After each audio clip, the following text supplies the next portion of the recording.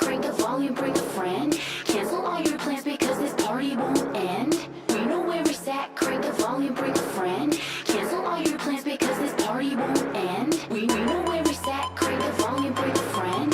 Cancel all your plans because this party won't end. We know.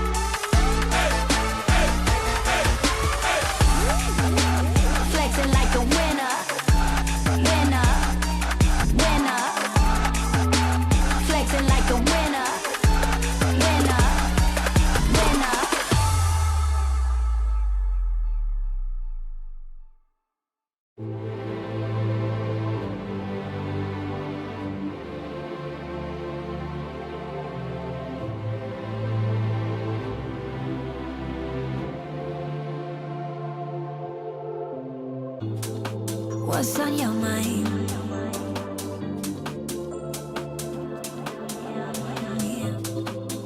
Can I read it from your eyes?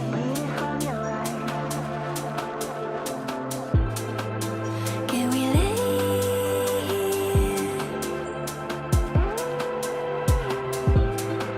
and make the time stand still?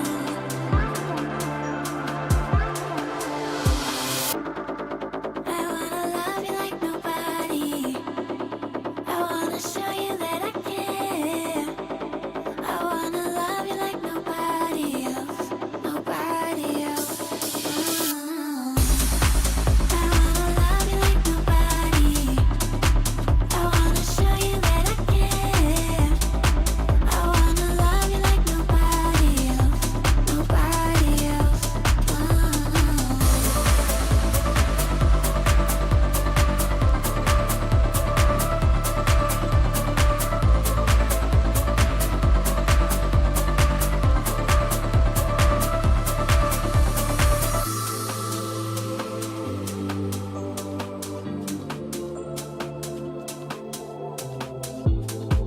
What if we stay here, pretend there's nothing else?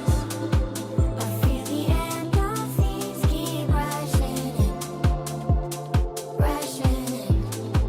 I feel the endorphins keep rushing in, rushing in. You show me light in the dead of night. You show me light in the dead of night. You show me light in the dead of night. I wanna love you like nobody. I wanna show you that I care. I wanna love you like nobody else, nobody else. I wanna love you like nobody. I wanna show you that I care. I wanna love you like nobody else, nobody else.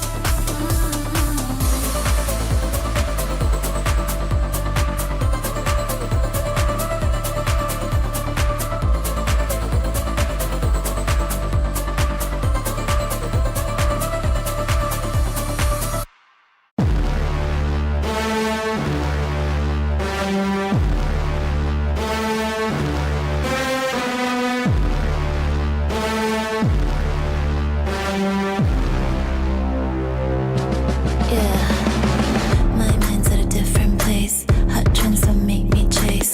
Too busy paving this way for you. My words have a different price. Exclusive, you can't subscribe. Save up if you want advice. You do. If you come at me, you better bring your A game. Step it up, step it up. If you think you got this, don't you hesitate. Run it up. You can't compete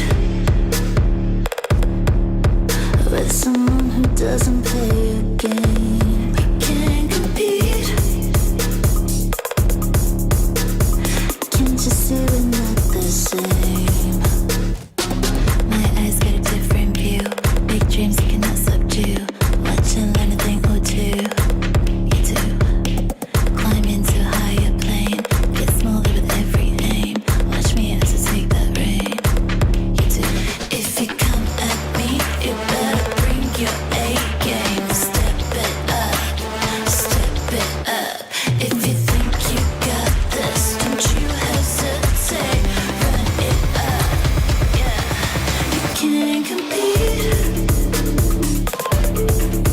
with someone who doesn't play your game. You can't compete. Hey,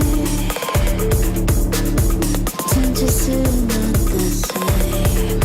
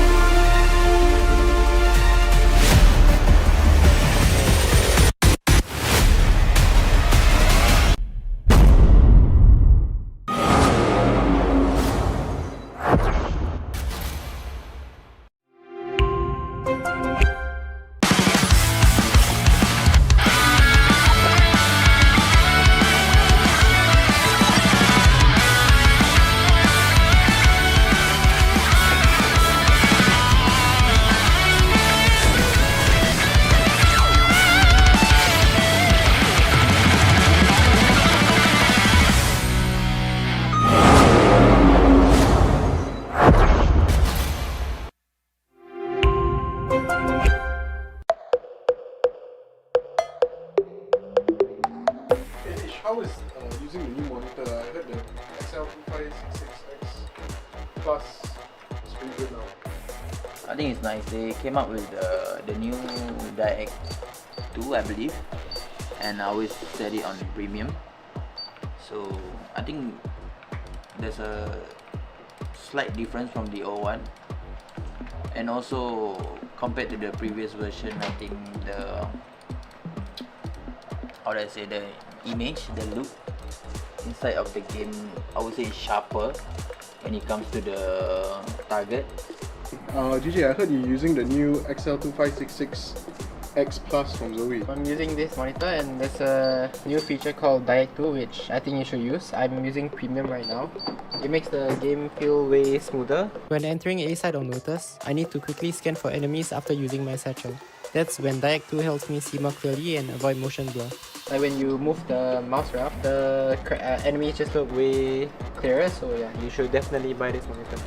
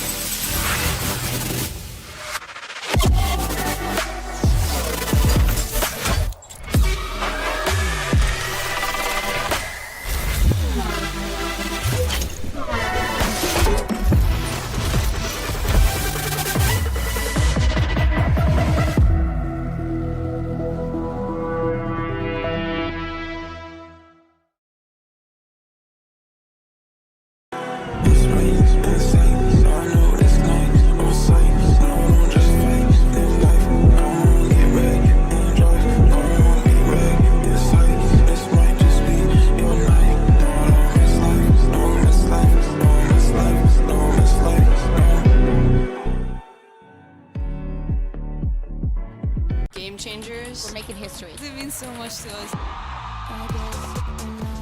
The beauty of gaming is it doesn't matter who you are, but as long as I'm good enough, I can go as far as I want. 全世界都会知道我们的厉害。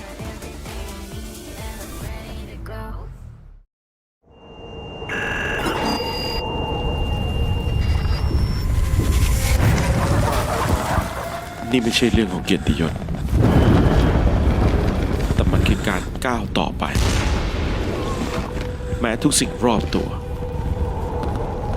บอกว่าเป็นไปไม่ได้ ไม่มีเสียงปรบมือ ไม่มีการเฉลิมฉลอง มีเพียงหัวใจที่ยังเชื่อมั่น ความแข็งแกร่งไม่ได้มาจากชัยชนะ แต่มันมาจากการไม่ยอมแพ้ แม้เส้นทางจะเต็มไปด้วยอุปสรรค บาดแผลไม่ใช่ร่องรอยของความพ่ายแพ้ แต่เป็นเครื่องยืนยันว่าเราก้าวข้ามมันมาได้ เราไม่ได้แค่ยืนยันแต่เราจะประกาศให้โลกเห็น ว่าที่นี่คือที่ของเรา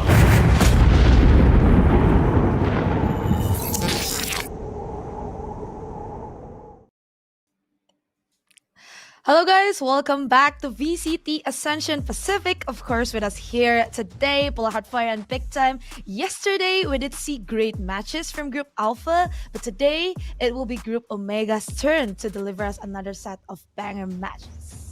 Yeah, like you said, we had some great matches. It's really getting to crunch time in the tournament now. Playoffs can be locked. Teams can get eliminated. This is the pinnacle. This is where we're at today. And like you say, this is all about Group Omega. We'll be seeing the top of that group and then also down near the bottom of that group start to compete today. So I think there's a lot more online on the stakes for these teams. Yep, as we can see here on our screens, the standings currently from Group Omega, NAOS Esports, they have been very amazing. Like, well, Yeah. maybe they are not the best coming into this tournament. Like, maybe there are names like Boom, like Nongshim, but NAOS, they definitely surprised us with their performance this far.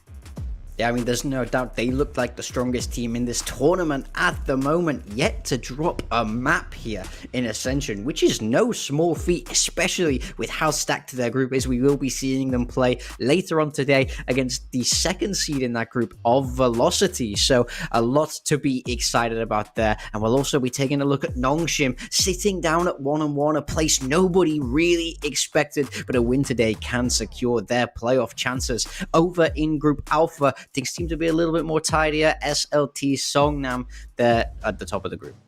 Yep, and as we mentioned earlier, today's matches will be, for match 1, it will be Nongshim Red Force versus Riddle Order, and for the second one, NAOS versus Velocity. And yeah, for match number 1, actually, this is a very intimidating match, in my opinion, for Riddle Order, because they have been again unable to gain a win this far in their series, even though they looked promising so far. Yeah, I mean, Riddle Order need a win today to keep their chances alive, to keep their dreams of Pacific still going. A loss today, and they are eliminated, so all to play for there. And like we say, Nongshim, even though it's not been the tidiest group stage, a win for them will get them out of it, and we'll see them in the playoffs. So really big stakes for both of those teams here for this first matchup. Yep, this first matchup.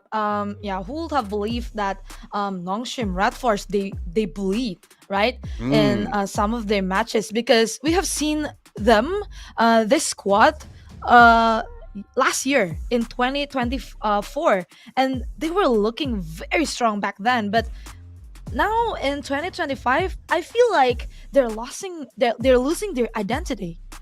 Yeah, I think that's the perfect way to describe it. Of this team has gone through changes. It's not the same team that we saw last year at Ascension that were so dominant, that were not dropping maps, that were looking so clean. They've been through a lot, and we've seen them change and adapt their styles now. We know how RB is liking to call from that DRX history, and you see it in their gameplay. They're not as fast, they're not quite as aggressive, they're making role changes. We've seen X-Ross come into this roster. It's a huge period of unpredictability for this Nongshim Red Force team, and it couldn't have come at the worst time. They need to make it all the way through the tournament to get themselves back up to Pacific. So really, I need to see a change of form for them. I need to see this new style start to click, or I'm going to be feeling immensely worried for them moving forward.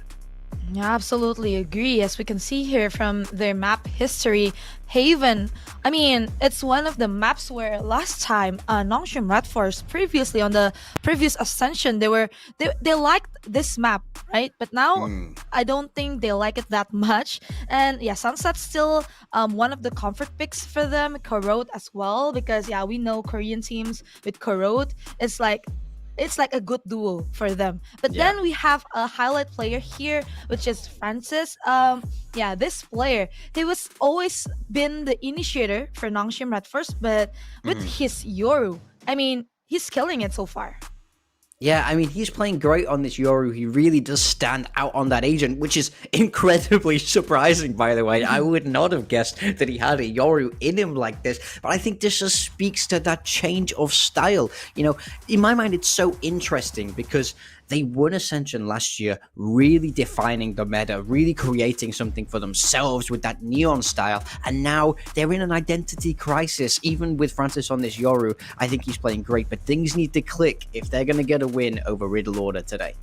Yeah, for Riddle also, they have to win because they want to still have a chance to go to playoffs, because if Riddle lost today, their playoffs contention will be gone. And yeah, we have seen yesterday teams unable to cope with pressure, but we hope to see Riddle can overcome that pressure today. Like Soldam, he's a very talented player, as well as Kaede here for Riddle, Joxjo as well as the in-game leader. But Minty, he was playing great yesterday, but it's not enough for Riddle to win. Yeah, I mean, Minty was just mad on those TPs, absolutely sending it. Really loved watching him play, but I think the game against Velocity for me is really like, it's so crushing for this Riddle team because they were so close. Map 3 going all the way into overtime. They know that they could have got that win. They know that they could be further up in this group with just slight changes to how they execute. And now their backs really are against the wall. And you got to do it against a team like Nongshim Red Force, who are so experienced, who have had that time up in the Pacific League, cutting their teeth against the best. I think this is not where they want to be. Very much so. They need a change of fortune. They need to turn their own look around today to continue through to that playoffs. Yeah, I feel like Riddle Order is very similar to Full Sense by the way they play. Like, they are very promising, the way these players make decisions, the way these players can make a play inside the game. But yeah, they just lack that something to close out the game. lack that essentials that we've talked about before. To to win a game. But yeah, kinda here as the highlighted player for Riddle, his Waylay in some like some plays that he made, it was actually aggressive with it, which leads Riddle to be able to take some space in some of the maps. But yeah, not his best performance though with the Waylay. Besides that, his Viper was convincing enough. Yeah, I really like him on the Viper. I do think that they're in a bit of an identity crisis as well, where they're really trying to adapt to this new meta. They want to run that Waylay, they want to run that double duelist, but I don't know if it quite fits the personnel that they're bringing into this tournament. So I think, again, they need a little bit more time. Things need to click, and ultimately, that's where you see the problem of closing out games, because it only takes a little bit of being uncomfortable for that to then grow and expand the closer you get towards the end of these series. And I feel like that's what we're seeing for them. It's all just about settling into this tournament, because they played so well last year. We know how strong the core of this team is, but we're not seeing it. They're not closing the games, which is absolute heartbreak for everybody. All the Japanese fans, they've not had the greatest year up in Pacific either, and I think they will feel good coming into Ascension about Riddle or his chances. But now they have to win today against the real big dog of this tournament, or it's game over for Japan. Yeah, we've seen teams in Ascension Pacific, especially yesterday. Again, they couldn't cope with the pressure. They couldn't win the maps that they want, even though it looks possible for them. So, in your opinion, like these teams, what should they change? Like from the way they approach the game to be able to collect or to claim the victory. Because again, even though you can make plays, even though it looks like close, it looks winnable, again, you have to reach the W. Yeah, I mean, I think this is a huge question that so many teams have, so many players have, and there isn't one right answer. I mean, my school of thought from coaching is always lean into your own strengths, play to your own individuals, because if the players are on an agent and on a map that they're very comfortable on, in those clutch situations, in those big moments, that they're gonna feel more comfortable and more natural. We do have the agent select coming in now, and we're seeing Nongshim select Lotus, and then Riddle answer back with a pick of Bind. Yeah, this is actually interesting for the map veto between these two, because Nongshim, they banned Haven, right? Like from we discussed earlier, they don't like Haven. It's kind of like an insta ban for them, because one time they played against NAOS as well, and they lost 7-13 if I'm not mistaken. Yeah, and Riddle, they banned Ascend. It's like kind of respect ban, I feel like, as well for them, because we saw that agent select previously from Nongshim. It was also kind of frustrating to go against. Yeah, and for the first map, I believe we have Lotus. Well, Lotus, this is actually a map that was very much liked by Nongshim, I feel. Yeah, very much so. I mean, we've seen them play this a lot over in Pacific. I do think it's a big open map. It can suit their style, and maybe their newer, slower style, which is a lot more macro-focused, mid-rounding focused. They'll have the space to work that map. We've not seen them play it here yet in Ascension, so I'm curious if they've made any changes and what the roles will look like as we head towards Lotus. Yep. And of course, before we start everything, we want to thank all of our sponsors. We have Acer Predator, Intel, Zoe, Imperial World, TT Racing, as well as Syndome for making this event possible. Well, and yeah, going back into our discussion, for Lotus, we also haven't seen Lotus for Riddle as well for a long time. The last time they played was on July. Yeah, I mean, that's a while. That's a lot of time to change things for these teams. So I do think that we'll be seeing some new stuff coming out. I think it's strange for these teams. Well, not strange. I kind of like it in a way. The way that they're approaching this veto, both teams are taking it in a relatively unknown direction so that they can show new things. They're not prioritizing the maps that they'll have prep on their opponents on. Instead, they're playing to their own strengths, looking to just, almost brawl it out in the server, I want to say. They're not going to try and get too in their own heads about fancy reads, and it also gives a lot more trust to the IGLs in the game to make those calls, to make those adaptations, as opposed to big amounts of heavy prep coming into it. So I think they want to lean on their own individuality here, which I do love to see. But like you say, I think the meta has grown, it's changed, and we're seeing the teams try new things on these maps. So I'm very curious what when we get to that agent select, who knows what's going to happen. I mean, this whole tournament, the agent select phase has been crazy. So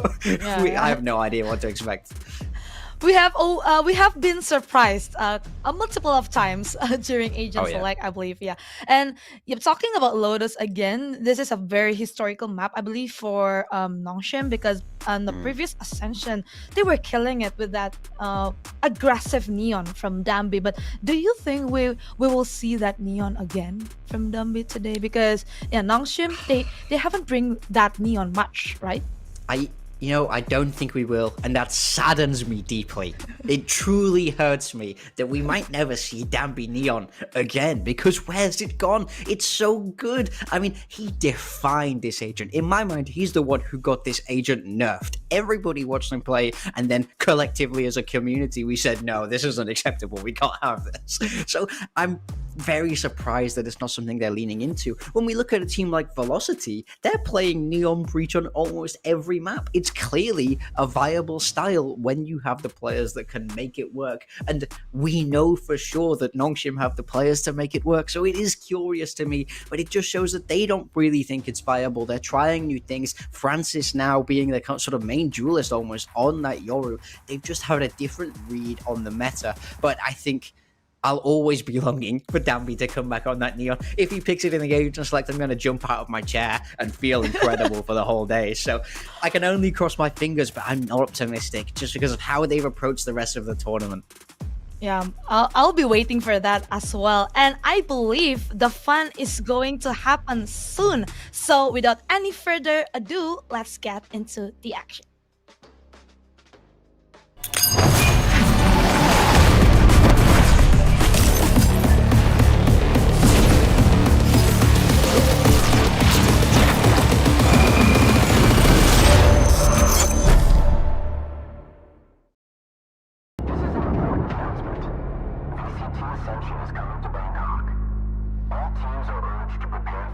Winning always feels good, but we never forget what we are really after. And here, we found what we've been looking for. 過去にとらわれずに、今この瞬間に集中する。戦いで負った痛みも傷も。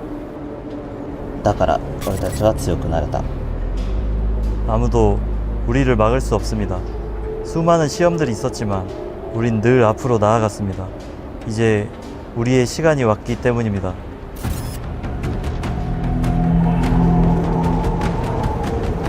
อาจจะไม่มีใครพูดถึงเราพวกเราไม่ได้มาเพื่อเป็นแค่ตัวประกอบพวกเราจะทำให้ทุกคนเห็นว่าเราไม่เป็นรองใคร ปีที่แล้วเราได้เรียนรู้อะไรมากมายทุกแมตช์คือบทเรียนและทุกบทเรียนทำให้เราแข็งแกร่งขึ้นตอนนี้เราจะแสดงให้เห็นว่าประเทศไทยคือบ้านของเรา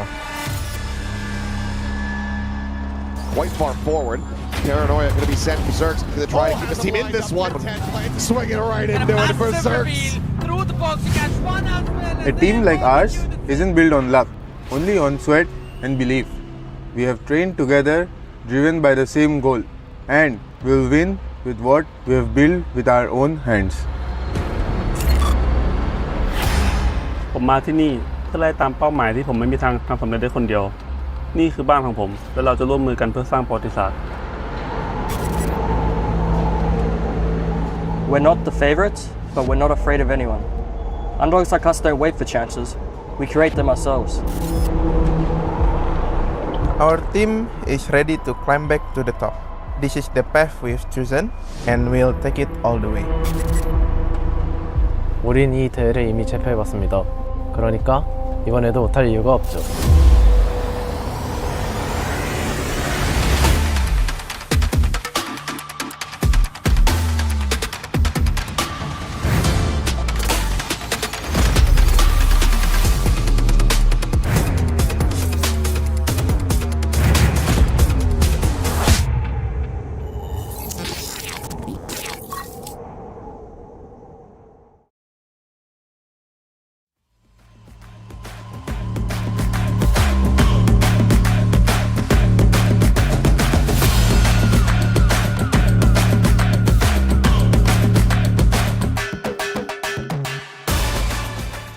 Namsham Red Force.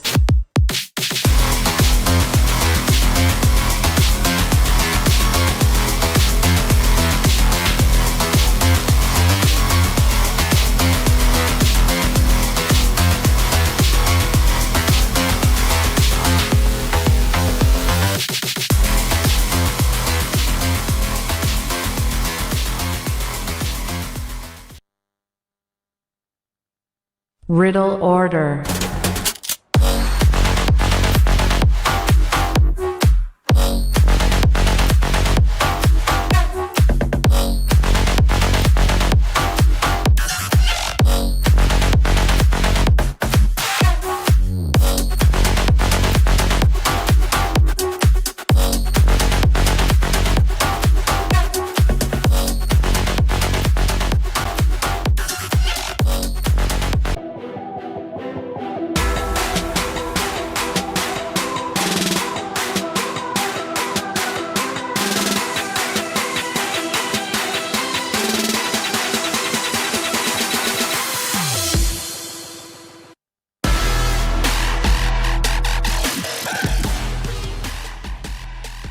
Riddle Order. This is a very crucial match for them. Everything is on the line.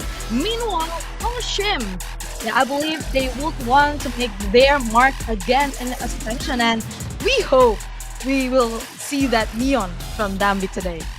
I mean, I would love to see the neon from Danby, absolutely, but I'm not sure. I mean, when we talk about this Nongshim team, we see a real clash of roles, we see a real change of style. They've not won a map here at Ascension, while Danby has not been on the duelist. So is it working? We don't really know. They're figuring it out. On the side of Riddle Order, they've been so close. You could argue they should have beat VLT. They had every chance in that game, but it wasn't meant to be. Now they're sitting right down near the bottom of their group. They need a win today against the big dogs, the favorites of this tournament, in order to keep their hopes and dreams alive. Yeah, but we have been mentioning about it before, that we've seen these giants, these big dogs bleed. Nongshim and Boom Esports, of course, yesterday. So I believe this is enough motivation for the teams coming into Ascension. Like, I believe they are optimized. I mean, they are like positive. Optimistic. They have the optimistic that they have the chance to make it through to Tier 1. Yeah, absolutely. This tournament is more open than it's ever been. A lot of people came into this tournament thinking it was an open and shut case, thinking it was simple, thinking that Nongshim will have a stroll in the park through this tournament, but that's not how it's played out. Every team knows now anybody can beat anybody. They can get a slot if they work hard enough. If things go right for them, it's all possible. The dream is still alive for the players on Riddle Order over here, and they know that this is a winnable game for them. They've seen Nongshim fall, so I think they're going to be feeling fired up, ready to give everything for their last shot at Tier 1. Yep, and this is it. Agent select. Oh, yes! You're gonna jump from your chair. Come on! I'm stood up. I'm standing. Danby's back on the Neon. It's a double duelist approach. Danby on Neon. Francis on the Yoru. This is a very similar composition to what we saw them play last time. The only difference is they're swapping out the Deadlock for the Vice there, as well as obviously Viper in out for this Yoru for to make the double duelist work. I love this. I love that they're playing to their own strengths. Watch for Danby to go crazy here. Yeah, this is going to be fun. This is going to be electric, of course, from Danby. But on the other hand, we have also to discuss for Riddle as well. They have no changes from their composition from July. But then again, this is going to be a fire match. Will Nongshim be able to make their mark again here in Ascension? Or will it be Riddle to finally claim their victory after their long wait? Of course, bringing you the action today, Konki and Komodo. Well, ladies and gentlemen, we are back with another day. It is day number 5, 6 now that we're rolling into, which is crazy to me so far. There's been so many storylines. There's been so much electricity in Komodo. A quick one for me, right? Full Sense, they're out. E-King, they're out. It's the Riddle hype train for me, baby. Let's get it. Get your noodles and your smiles on, everyone, because this one is going to be a banger. And for Nongshim, we have been waiting to see them actually be the Nongshim that we know. If you can't beat T1 last time you played Lotus, how about you take their comp to see what changes are going to look like? And I'm so glad that Danby is back on this Neon, because we need Danby playing comfortable. And look at him already slotting into that realm straight through mid. There's 3 of them down there already. Got to be careful if you're Kaede with a little bit of a back turn, but it's actually going to be the posturing over towards A Komodo. The duel is going to open up. There's one, but Jojo finds 2 back. RB will be able to afford 1, but Minty immediately denies. So it's a 3-on-2 in advantage for Riddle Order. And they already pushed Francis back as well, remember, because outside of the breakable door, he got haunted. So the questions are that the C site should be right for the taking. Xros usually over towards this A site, and he's going to just make his merry way over as well in this deficit retake scenario for Nongshim. Oh, a little awkward there. Minty getting taken rather low. Xros going to be able to find it, but Kaede gets it right back. That's all left onto Francis. Cruising his way through on this Yoru. Sheriff in hand. Soldam taking a little bit of a look around the corner, but they're going to slot in nicely. Beautiful crossfire. They can bait and switch through here. Kaede is going to be the first one to take point, but it will be Francis to get the opener a little bit late on that recon bolt there from Soldam. It's awkward. It's dangerous, but Soldam will be able to find it. The Korean Jet now rebranded to the Korean Neon. It's actually beautiful to see. It's always an interesting thing when you come into a series like this as well, on what maps you feel like are going to be brought on out. How are you feeling on the day? What are you banning? What are you opting for? So it is a little bit of a surprise for me that we do get into this Lotus pick specifically from Nongshim, because it's not a map that we usually associate with them being extremely well-versed, extremely comfortable, changing the agents up as well. But I'm going in the mindset that they have to have, you know, preparations just for Riddle, because it's a strong Riddle map. So I'm expecting a lot of antis to come on through. Absolutely, but Riddle, right? You know, they haven't been putting in the performance that you would have been expecting for a team like this that did make it quite deep into the competition in Ascension last year in Jakarta. Very, very hype moments that we did get to witness. 4th place overall. I mean, in that series as well, Lotus was played against Boom. It was mega overtime, 17-15, the opener in that one. They lost that overtime, and then they lost the series 13-3 on the second map, and that knocked them out of Ascension. So this kind of feels like Ascension Lotus. It could be a bit of a problem, but they are very strong on this map currently. Ooh, a little bit awkward there from Yatsuka, though. Soldam, Jojo able to pick up the pieces. Couple more members walking out towards Mound here, so they will be able to duel on towards Xros. Nicely done, well cleared. Good ideas. They make it a solid little go, but ultimately, Nongshim not going to be able to play the rest of this one unless RB's got something to say about it. Spike planted. Maybe some damage. Can polish off Jojo or Kaede, maybe. Expectation that he's going to be coming, and I mean, he's already been seen by Minty, hasn't he? That's a good round to come through from Riddle, despite some shenanigans afoot that could have happened at Mound with the sheer presence from Nongshim. Now that those 2 rounds are done and dusted, we'll see what the buy will look like for Nongshim and how aggressive they're going to get on this defensive side, or maybe how assertive they're going to be, right? We're starting to see really different looks from them with the change of the IGLs, with Persia out and RB stepping back into it. A lot of a slower paced scenario. I'm kind of seeing in these previous games that they are looking just awkward, right? Danby's strength is this Neon. Danby's strength is taking the duels in your face, and he's kind of been isolated from being able to do that so far. The beginning of this round, man, same thing. It's like, you know, coming into a competition like this and the first agent that you see him play is Omen. Like, definitely not what we're expecting after the most dominance in Prisa run up until that grand final. The team with experience now starting to come in. Yatsuka caught off immediately. Great pick from Danby. Soldam's going to have to reposition as well. Straight on out. Kaede does spot 1 towards the back of C. But quickly, Ivy will slot back in towards the site. There's a lot of work for Ivy to do. Nice difference to the deadlock. Trying to bait out that sheer wall, but it's not going to be at the front of the site either. Just the thorns. Allows them plenty of time to reposition, right? Not over-rotating, though. Going to still keep a keen eye over towards B, but it does look like they are very much ready to rock and roll. They have spotted a little bit of an elbow over to the other side of that dark cover, but now the utility has slotted back in. Francis with a nice little opening there. Ivy has been dropped, but now they try and explode in. Francis with another on the top of the site. Oh, hitting Soldam out of the sky. Beautiful stuff from Francis on this Yoru. A clean 4K to convert the first buy round for Nongshim.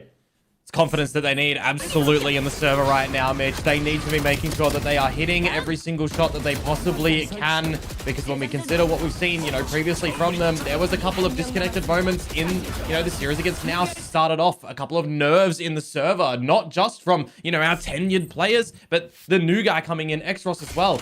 We're trying to still see how he is really situating himself into this roster on a agent style that is generally not what he's known for. So there's gonna still be some learning for him on this Omen role, which is going to be crucial on this map. They almost catch up. Francis immediately off the rip. This is Soldam taking names.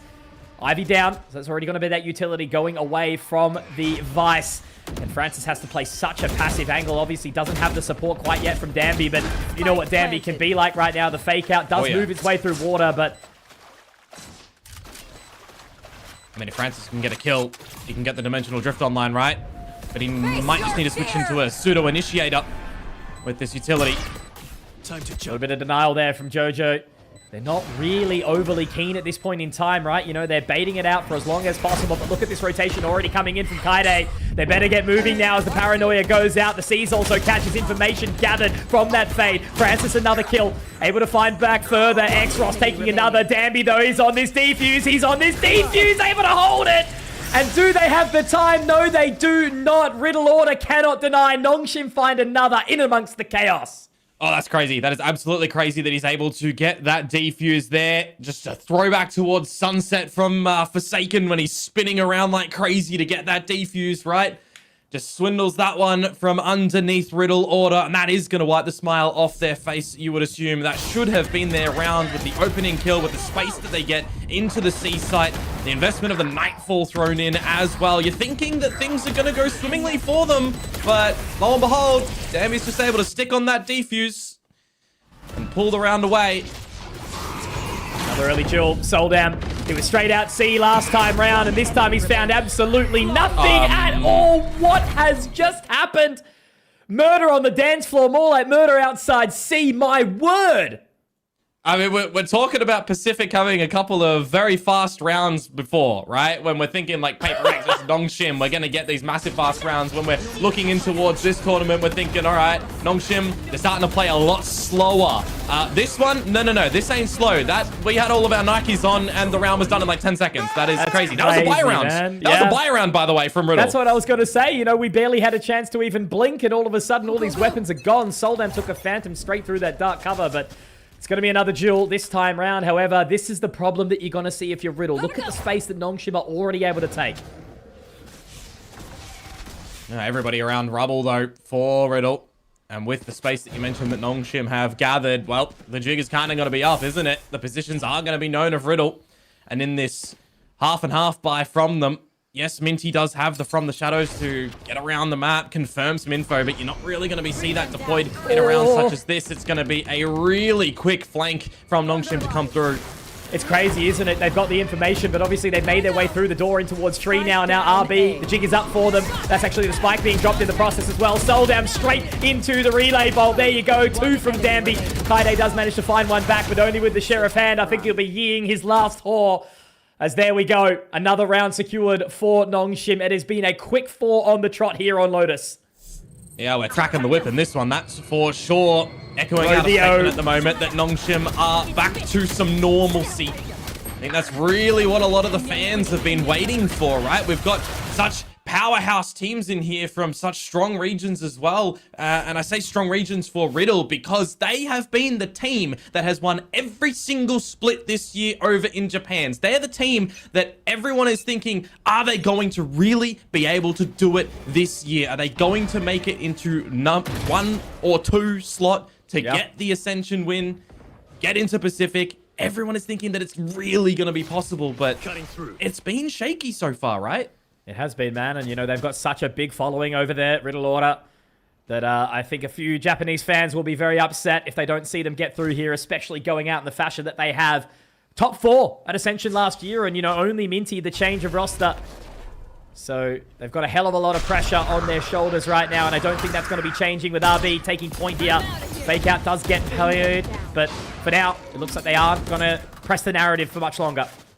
Yeah, they stalled them out of the pillars, out of the B site, trying to funnel them in towards the Vice utility of Ivy that's switched back up towards this A site as well. So if you're trying to coordinate Riddle into a bit of a trap, this is the best way that you're wanting things to happen at the moment. Pop that shear down as well, so they're going to have to make a little bit of a journey through a fair bit here. Starting to make their way through. Razorvine does fade, and there's already a couple of members here. Ivy does get caught by that relay bolt now, but it does look like they're actually going to shift it up. Head straight through Breakable. Yatsuka dropping the head off of RB. In Minty gathering further information on Extros too. That's a little bit of control taken of this B side, but look at Francis. No! Yatsuka absolutely ready for it, denying the flank, and it's further movement as well here. Danby trying to get in towards position, but Yatsuka not going to leave it. He's going to clear the right side.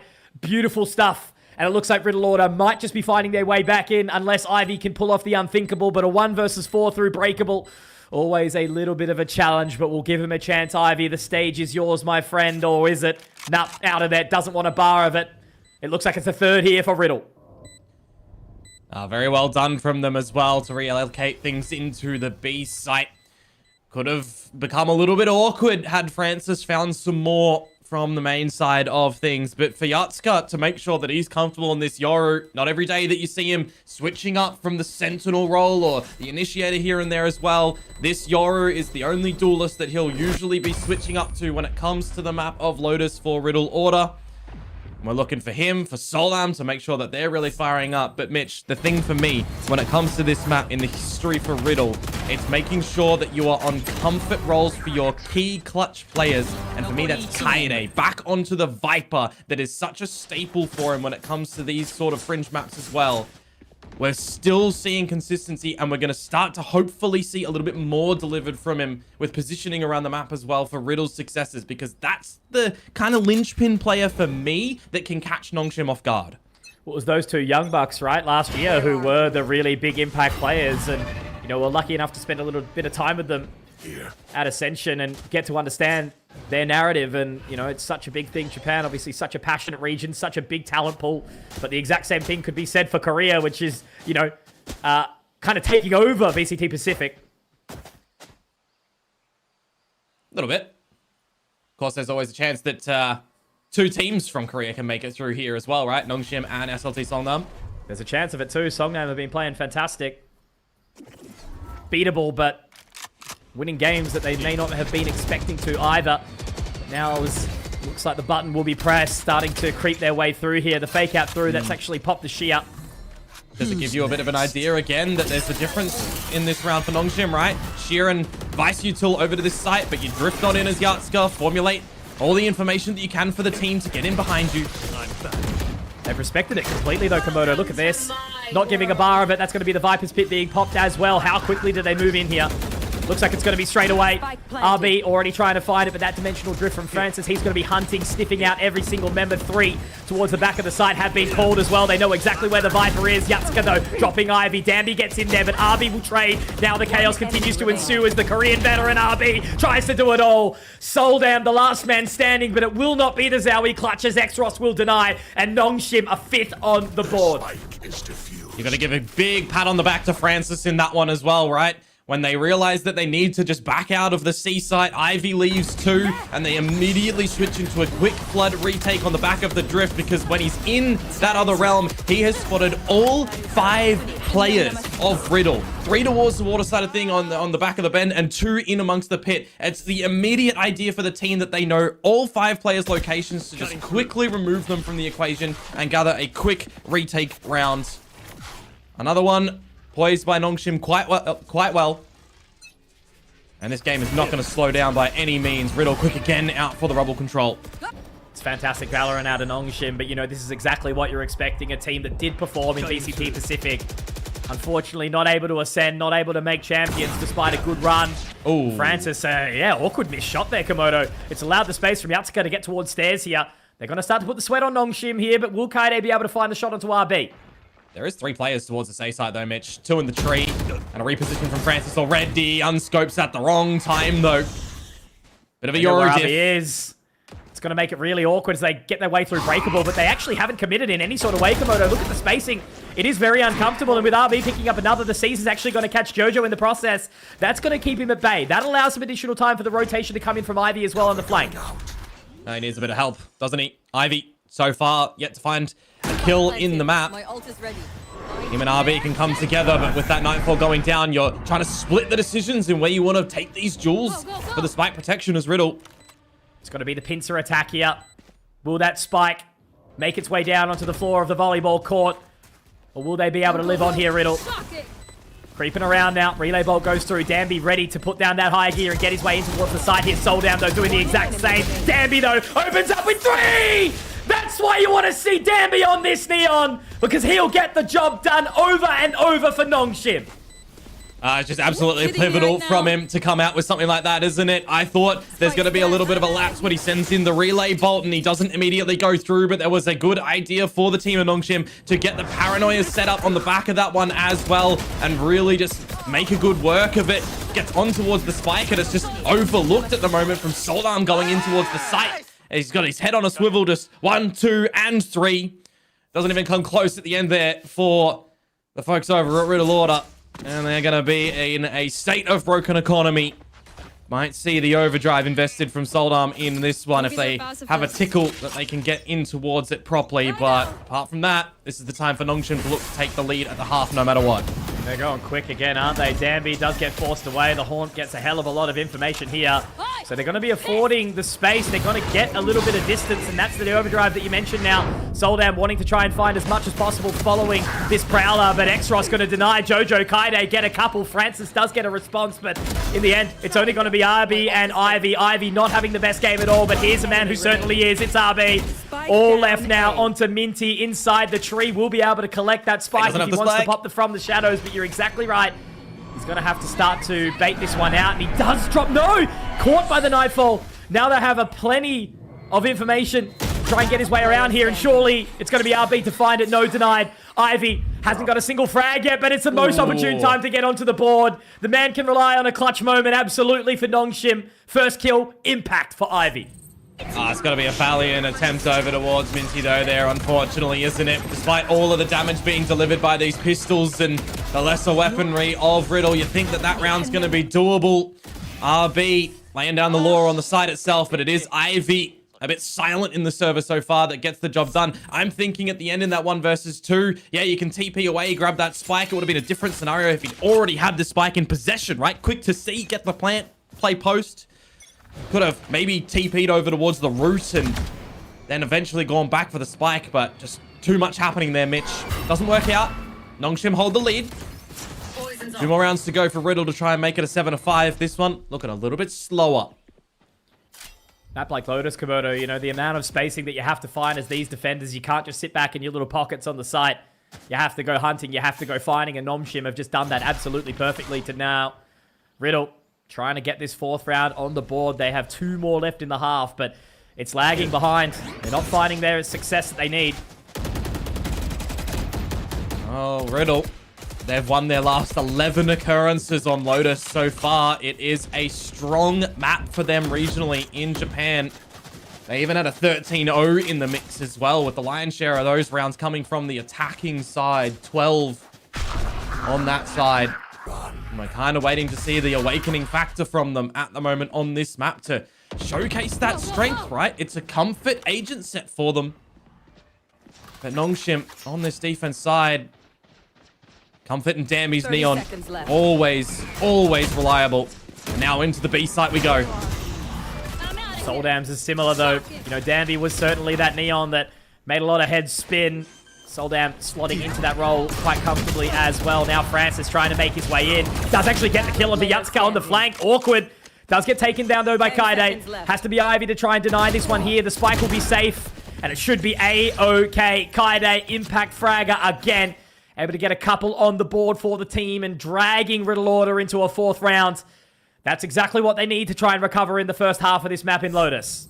Oh, 100%. Definitely didn't want to see a world in which this one ends 9-3, despite how close a couple of these rounds have gotten. You'd feel a little bit hard-pressed for the guys over on Riddle, especially since we've already had, you know, some really close series come through from these teams as well, right? Are we going to get something close again, or is it going to be a little bit cleaner, right? Riddle that 3-mapper against Velocity, and same can be said for Nongshim against Full Sense. These teams are getting into full rounds of regulation, into lots of overtime. Shouldn't expect any difference for it to be close here.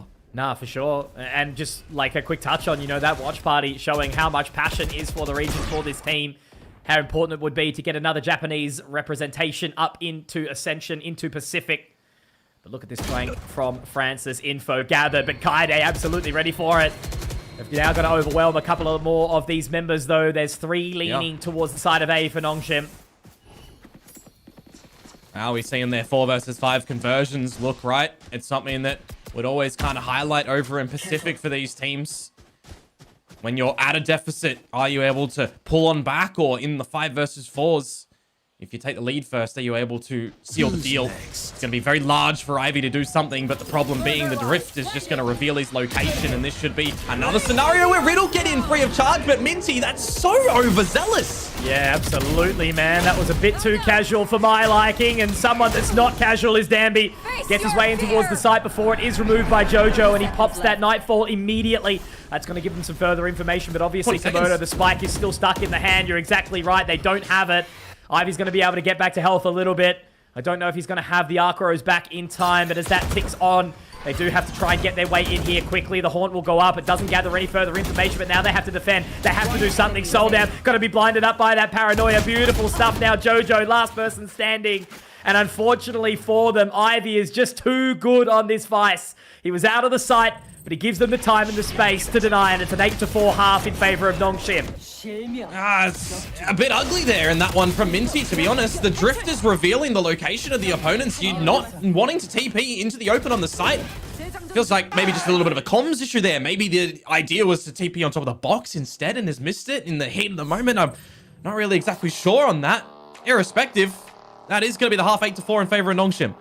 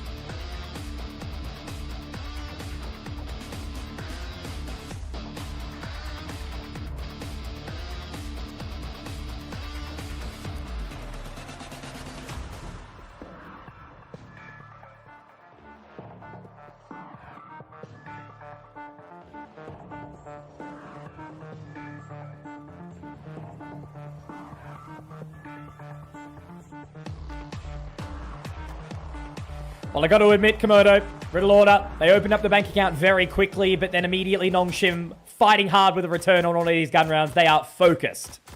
Yeah, absolutely. You've got Francis doing what he needs to on this Yoru that we're seeing be a new fresh eyes for Nongshim. You got Danby. Finally, everyone's been waiting for him to come back onto this Neon. And now they get onto the attacking side. Are they going to be able to dictate their way to close this map? Or are Riddle going to be able to answer back on this defensive side? Danby looking to be the one to do it again. It's going to make it so uncomfortable for Jojo, who's already had to be falling back. Ivy finding a couple more. Jojo does get the response quickly, but now they have to rely on to Soldan, but it's actually going to be the battle of the Neons. Danby getting two very, very quickly. Minty trying to get his way back in, but Francis denies very swiftly. Oh, man, you got to be hurting for Riddle Order. That was way too easy for Nongshim. Yeah. A brilliant round. Yeah, a little bit of tickle damage over at that A site to start off, but then straight shooting in towards B, just setting up Danby with what he does best, get up close and personal, as I've highlighted as well. This map pick coming in from Nongshim of Lotus. They had an idea from what they've played so far in their 2 series on this stage, The agent set that they've come through, not looking too comfortable. Let's change it. Let's put Danby back into his premium role. And it is looking so much better for Nongshim. And I'm kind of waiting for the penny drop moment for Riddle Order to see how they're going to shut this down, right? Because you've got Francis and Danby, the Neon and Yoru on Nongshim at the top. But the same agents for Yatska and Seldom. Not the same impact on Riddle. They're at the bottom for that team.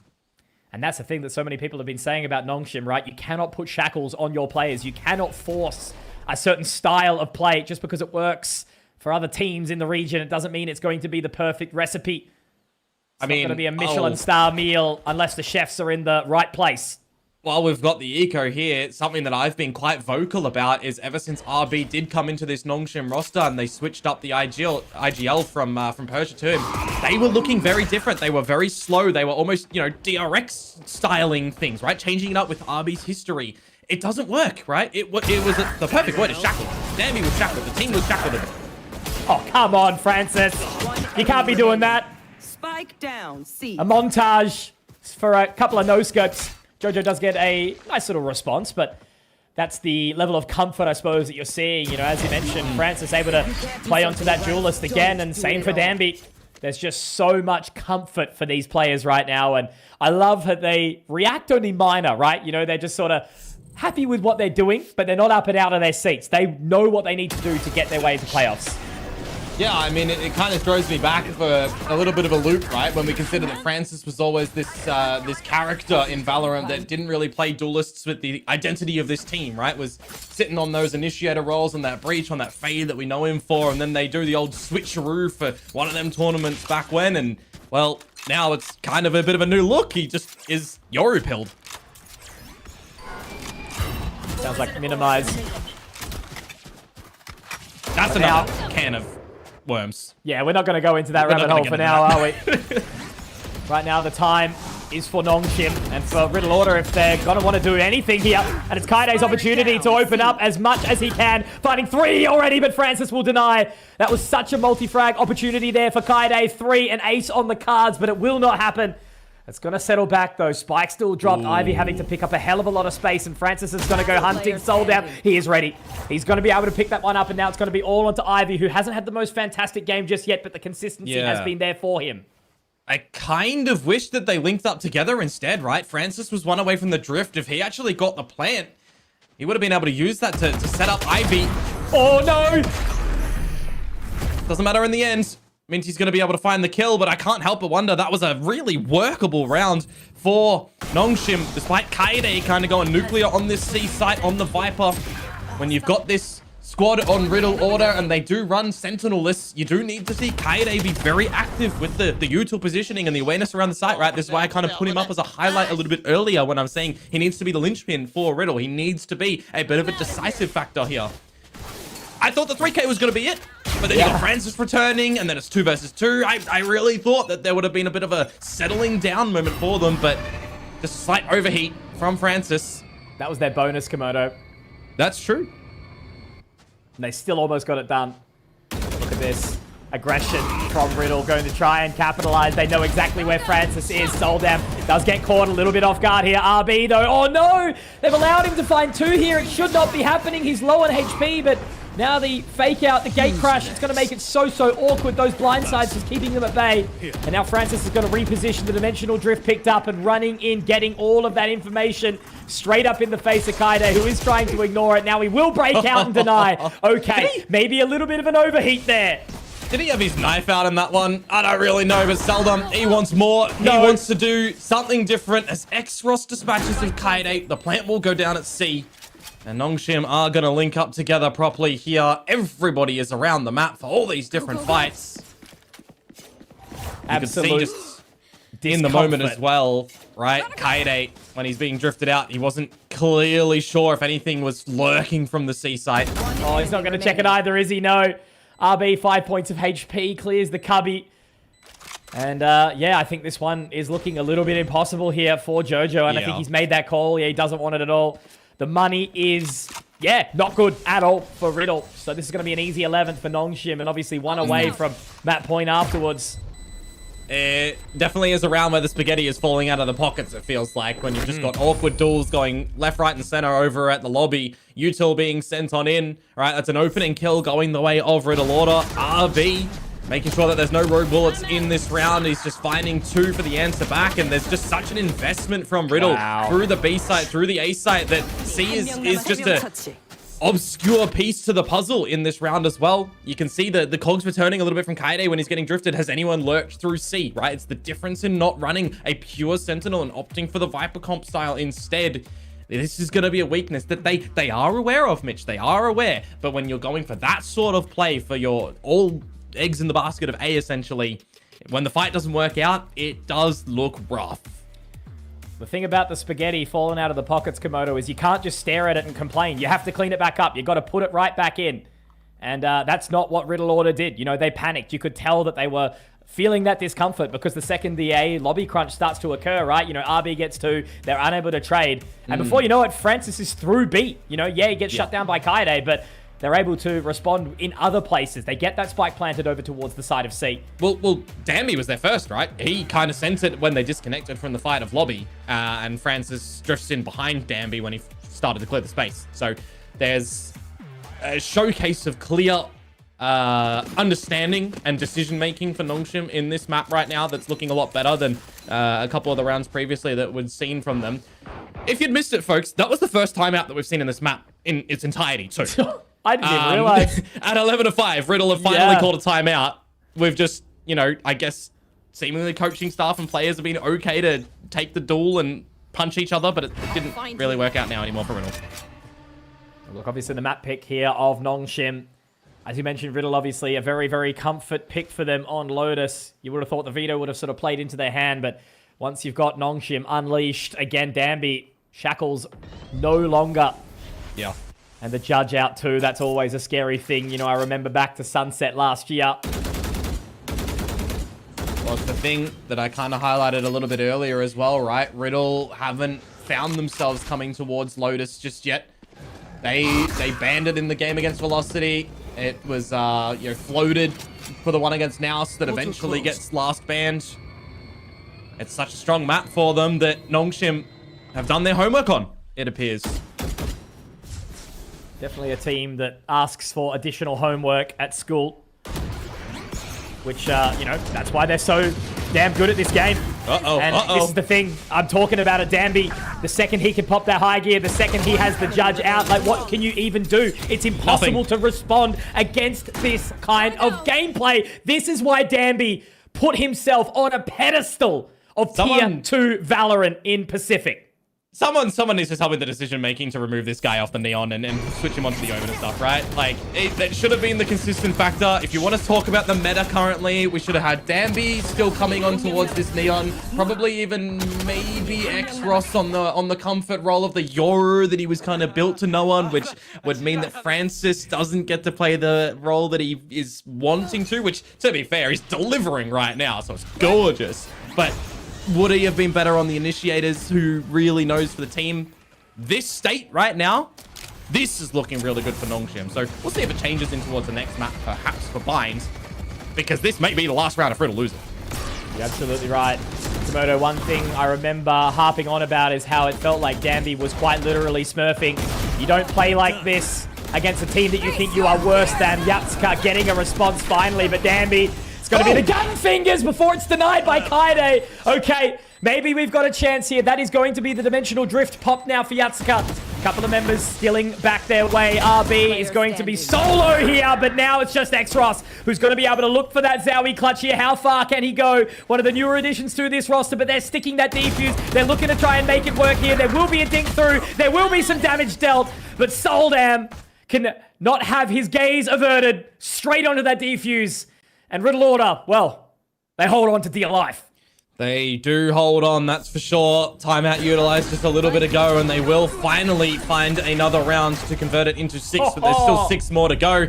Can't help but think as well, the plant location was probably the wrong one if you want to have someone playing in from the tree at the end there for the deeper space that Nongshim were looking to play for, right? Getting into the drop, looking to get up towards the heaven as well with the overdrive, but gets clotheslined there.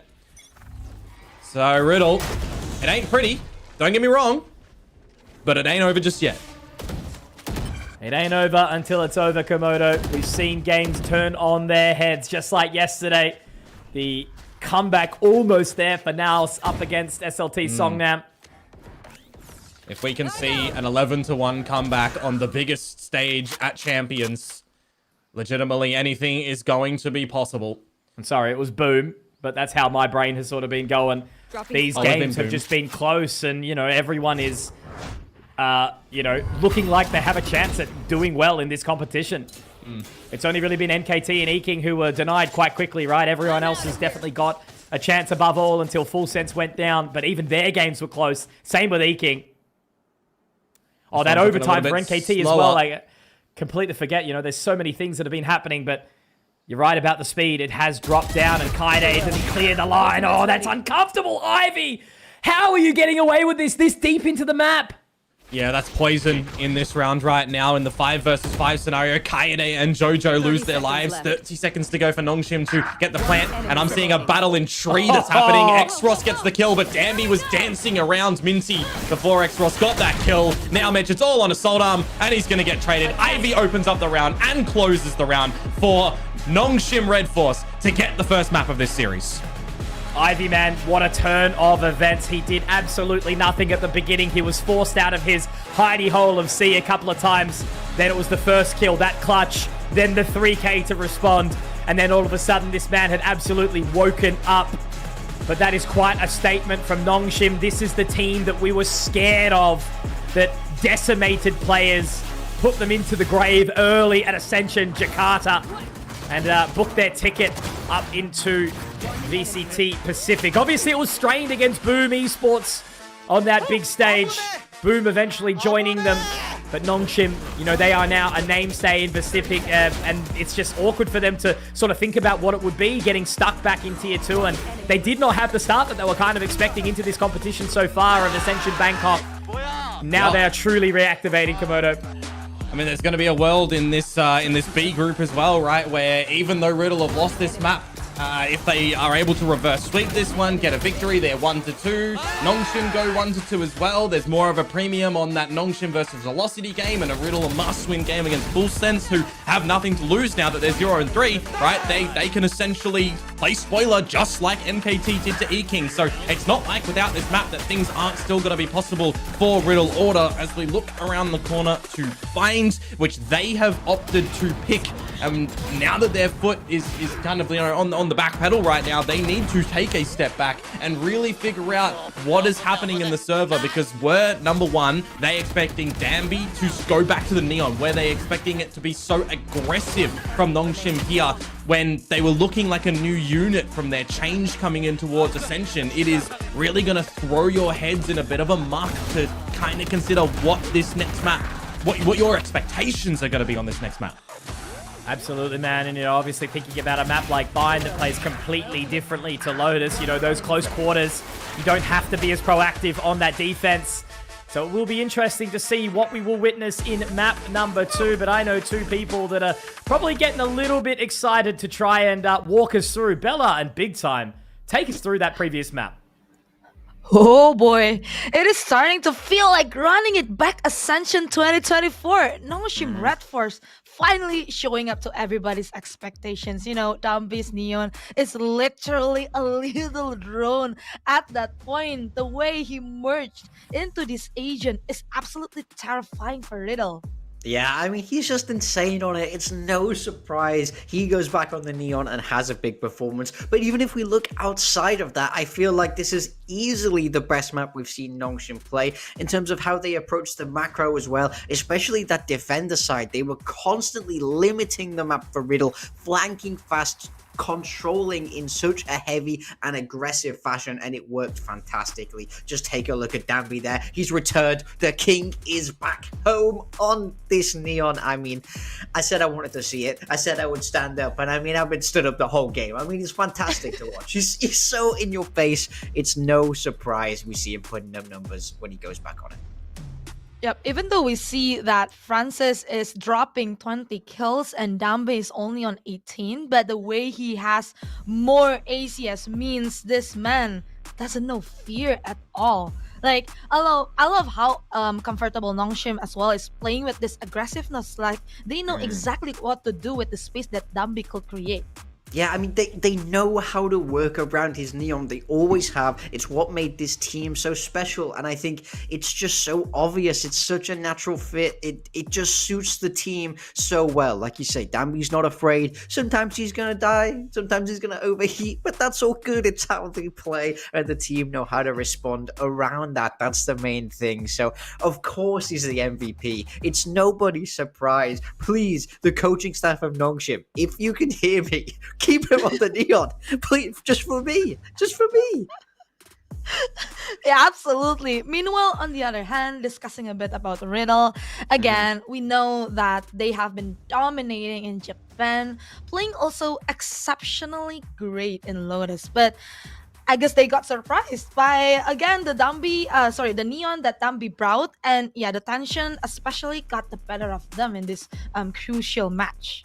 Yeah, I think they got caught out by this agent composition, something that they probably wouldn't have expected Nongshim to bring. Now they haven't been using the Neon really all tournament, so I think they got caught off guard, and I also think Nongshim just played a very smooth game. Nongshim looked like a tier 1 team again in this game, just the way they worked the map. It was very, very beautiful to watch. Riddle could not find the answers there, but they need to bounce back quickly in map 2 or the Pacific dream is dead for them. Yep, this is the last chance for Riddle, but before going into map number 2, we will break for a while. So, see you soon, guys.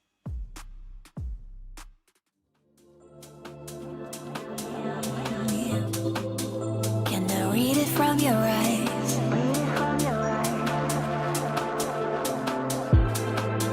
Can we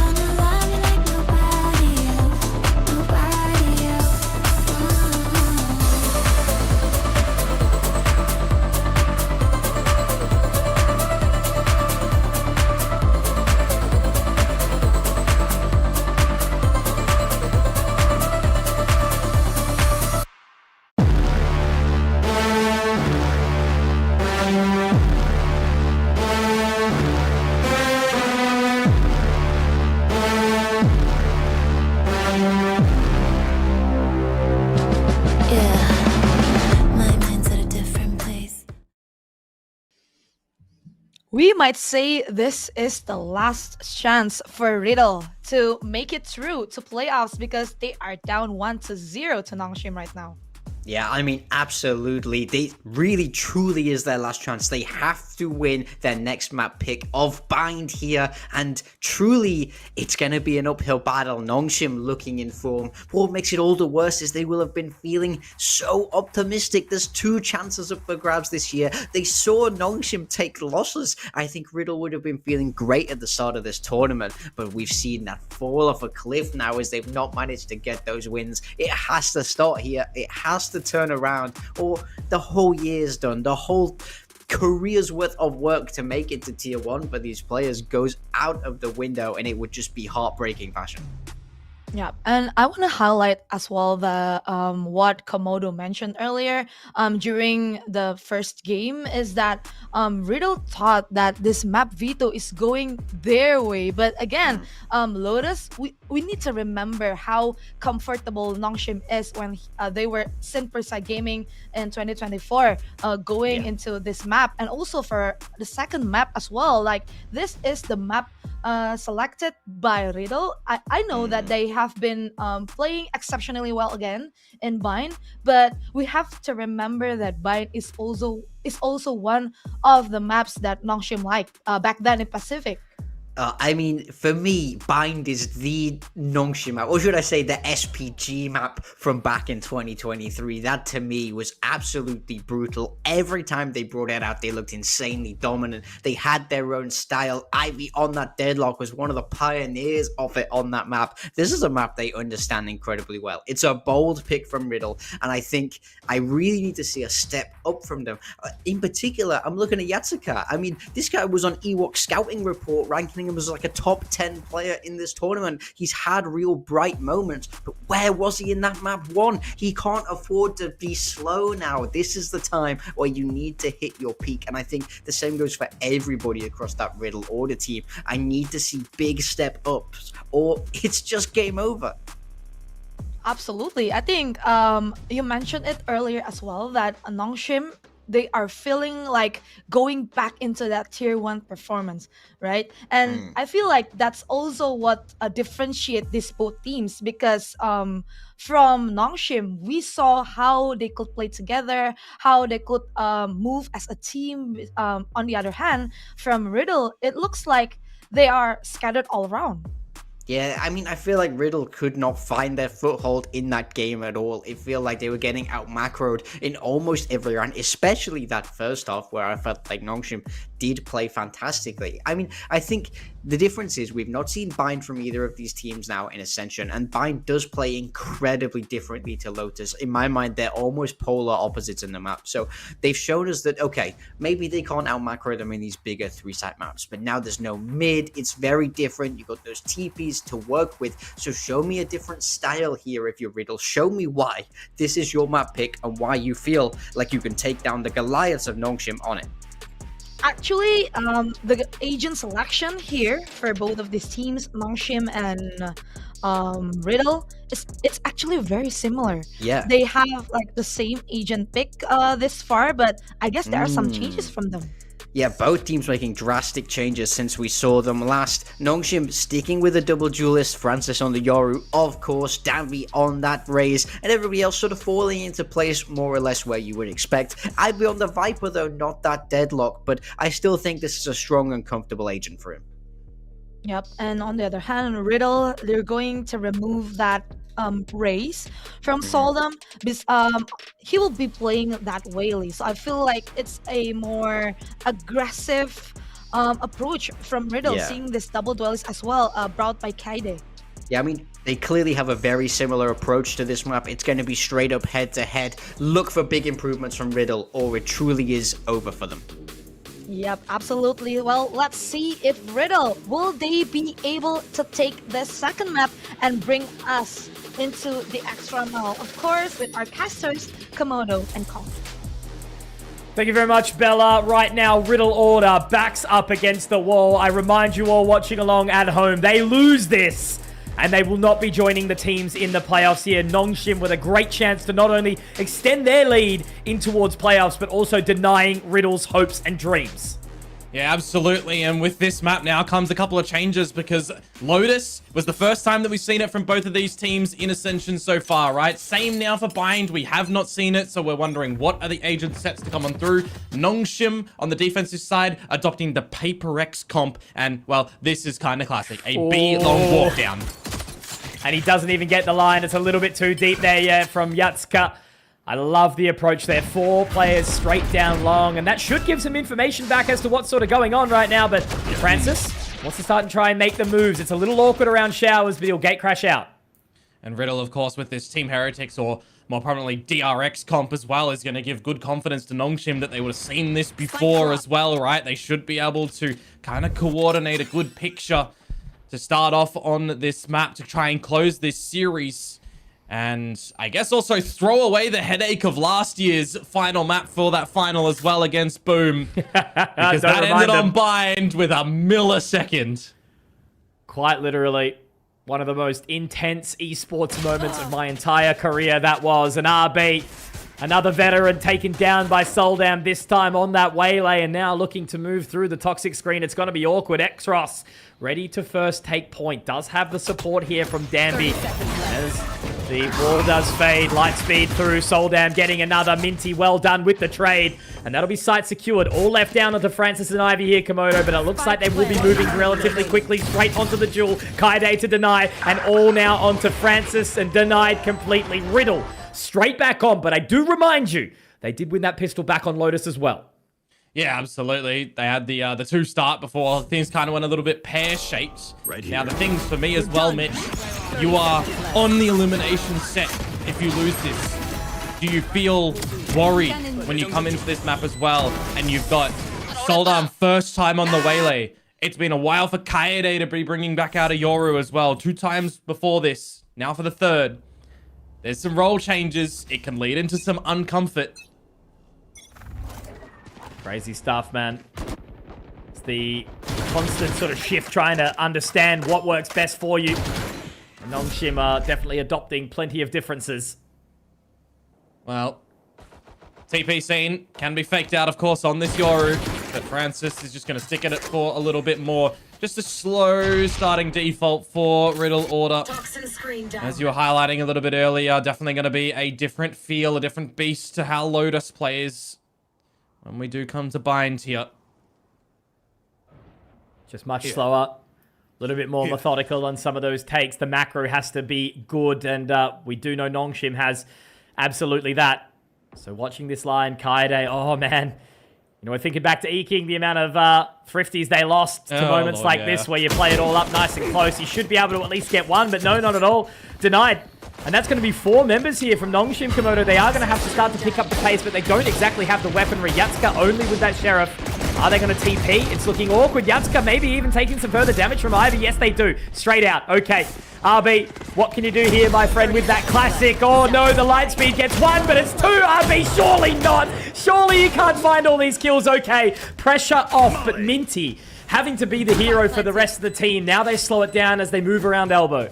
That's crazy. The martial shot actually looked like it connected on towards Minty from the model, but apparently not. 2 low players, Jojo and Soldam.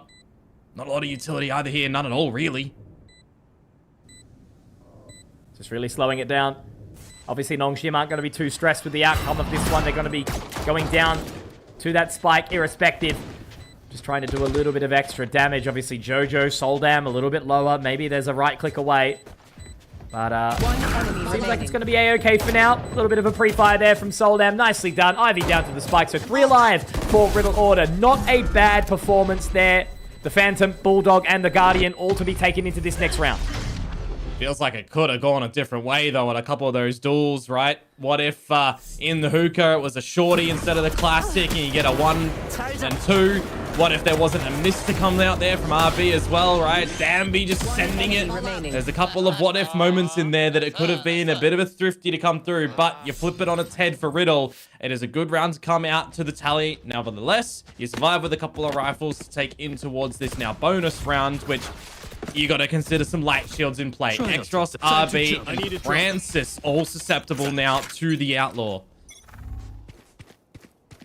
Straight on in. Looking deep towards the showers, and it's going to be the duel, the brawl early on. Denied. Francis, see you later, mate. Taken down immediately. That's going to be one of those impact players that they desperately need to deny here. Danby creeping around the side, and Kaide can get out safe.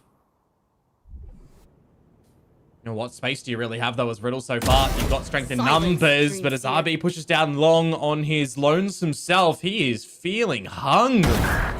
Ross also in a similar sort of position, right? But he does manage to get away with one, almost two. Minty does get a great response here, but RB taking advantage of that positioning. Surely they've got to be aware of this.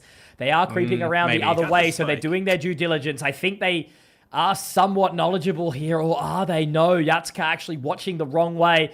So I think they must have thought that he's gone back towards the garden bed, which means that RB should very well find one, but he doesn't clear it. Doesn't check his angles. They leave it all onto Danby here.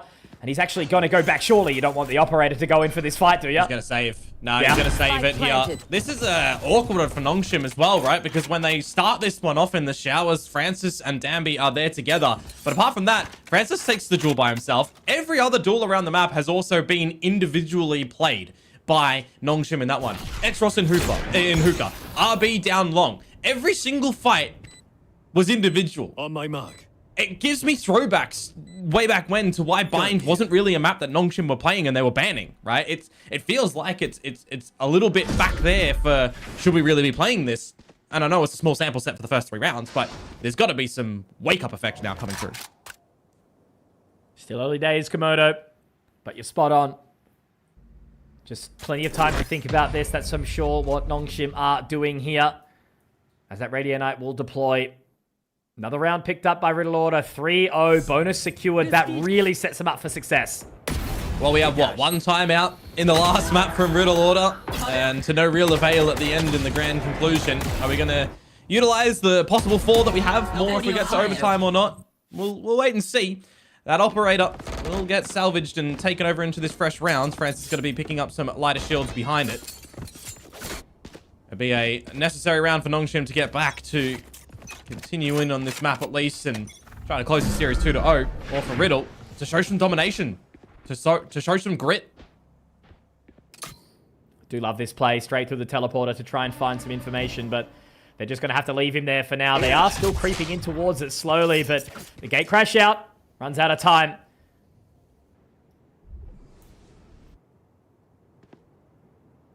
The way to get in though together for Nongshim, hold some crossfires. Danby, Divey. See what they're going to be able to do, but as they are smoked off, it kind of gives an isolated fight from Danby's sake. Soldam immediately spotted out as well, so he's going to have to refract out. Danby getting that opening onto Yatsuka, but traded. So one of the impact players down, but obviously still that operator up for Francis, respectfully though, on the other side of the map.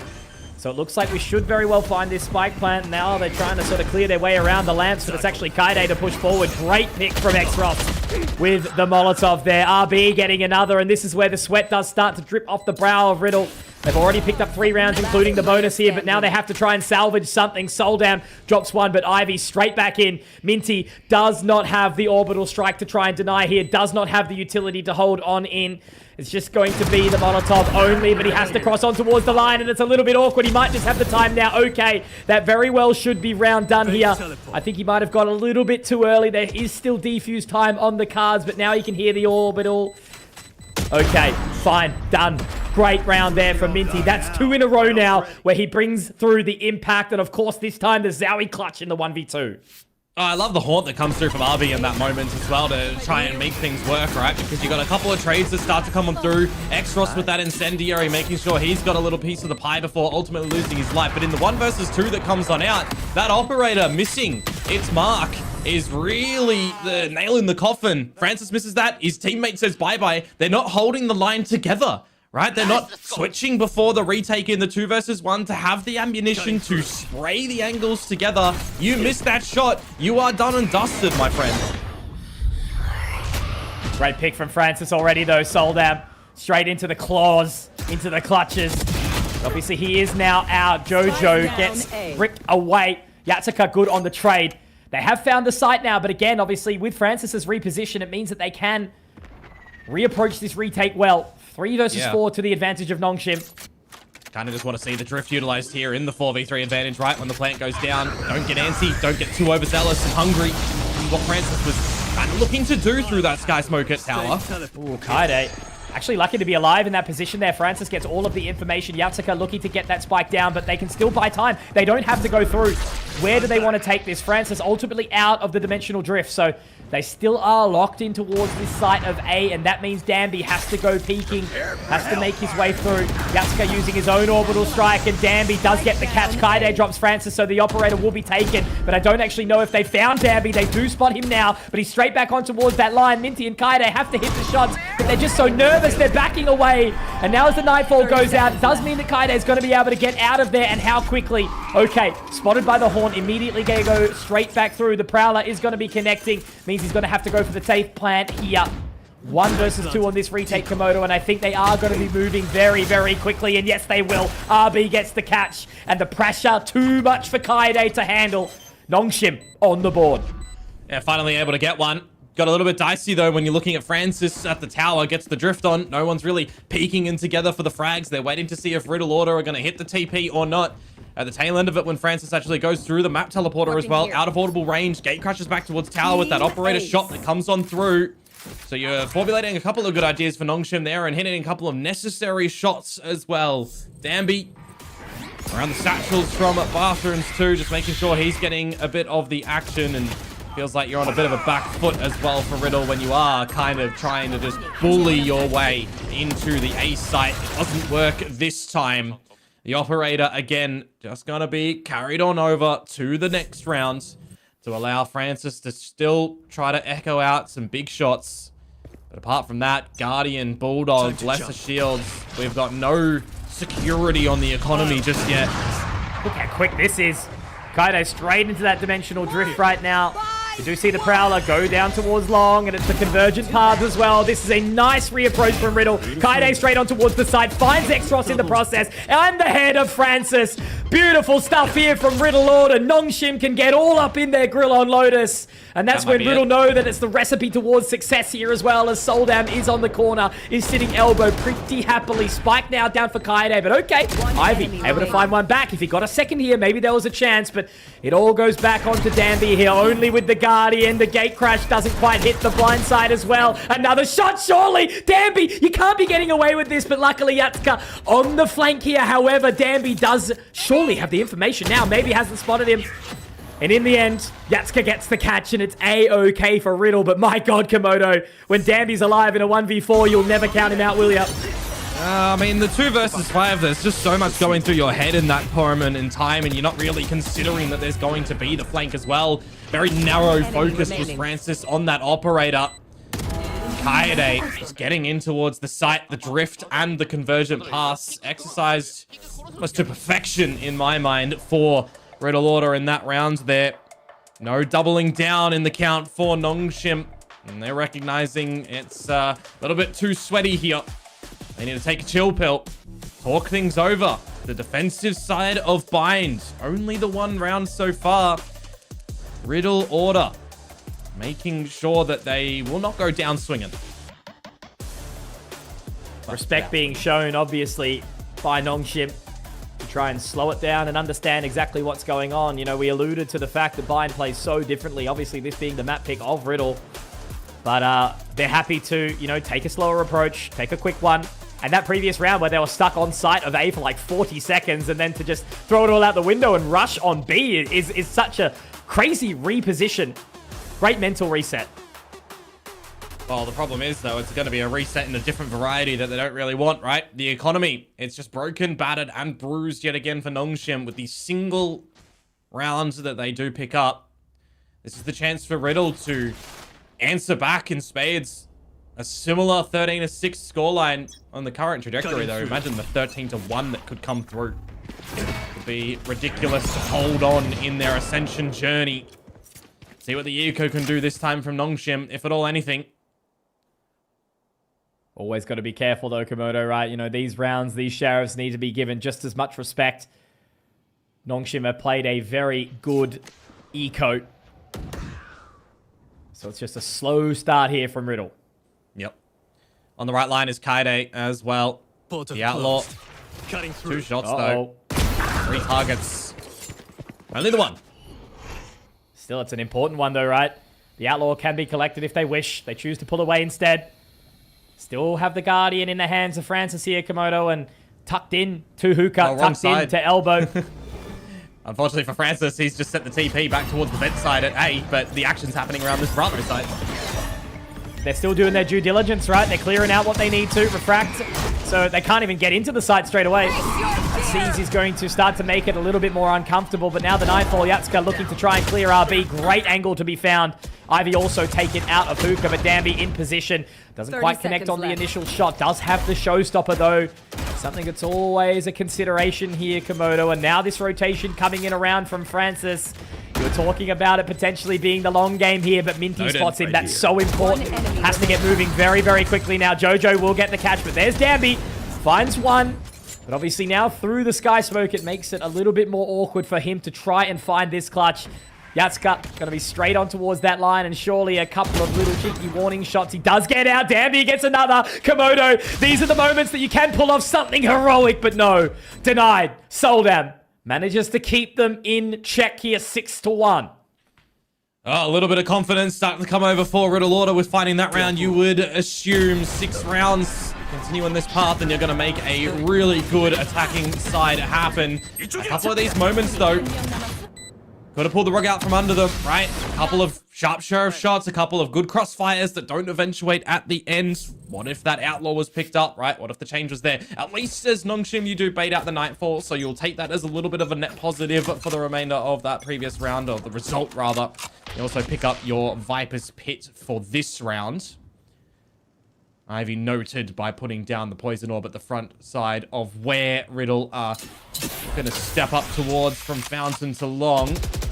That utility is just absolved it now, but Ivy does find Kaede to start off. Yeah, fantastic opening pick. Also, the Saturate not exactly catching either, so Ivy's found 2 absolutely for free here, Komodo. This is such an important and pivotal round for Nongshim to try and get back, and now RB will be here solo for a short minute as Francis does commence to rotate back around on towards the site, but Riddle Order have pumped the brakes. They're not going to overinvest just yet. Yeah, no operator as well for Francis to get on that line and just look to lock down Long. Just on the Vandal. A bit of utility that he can play to and fro with RB on the site.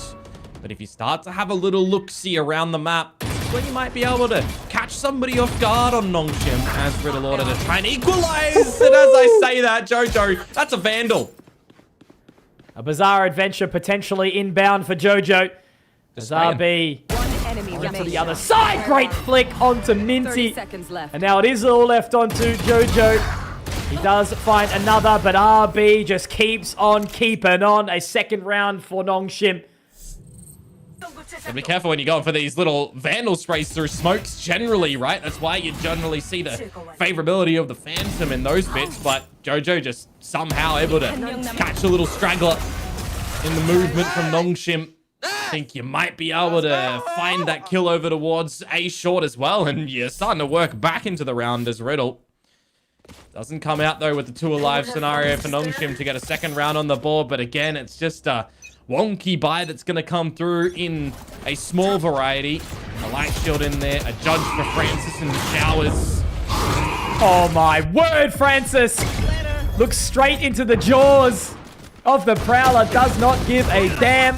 And he's even going to be looking to find an additional shot onto Jojo too, but he does pull away in the end. The only sort of respite here is maybe that X-Ross and Francis are somewhat low, but Yatska caught lacking, caught slacking. Now it's going to be such a challenging reposition for them here. Again, obviously just an eco round, Komodo, but Soldam is getting a little bit hot under the collar there onto that Molotov, and he's going to get caught by Danby now. This is a very, very scrappy round, albeit, again, an eco. Yeah. How is that Bucky of Soldam not finished off X-Ross? It went into the face in lamps, mate. That shouldn't be happening.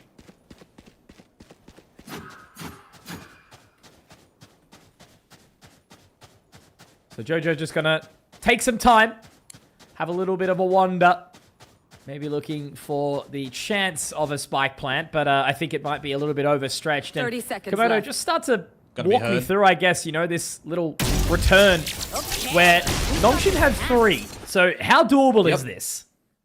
I mean, Bind, you know, the attacking side that they'll switch over to later on is generally the side that they do dictate a little bit of sway.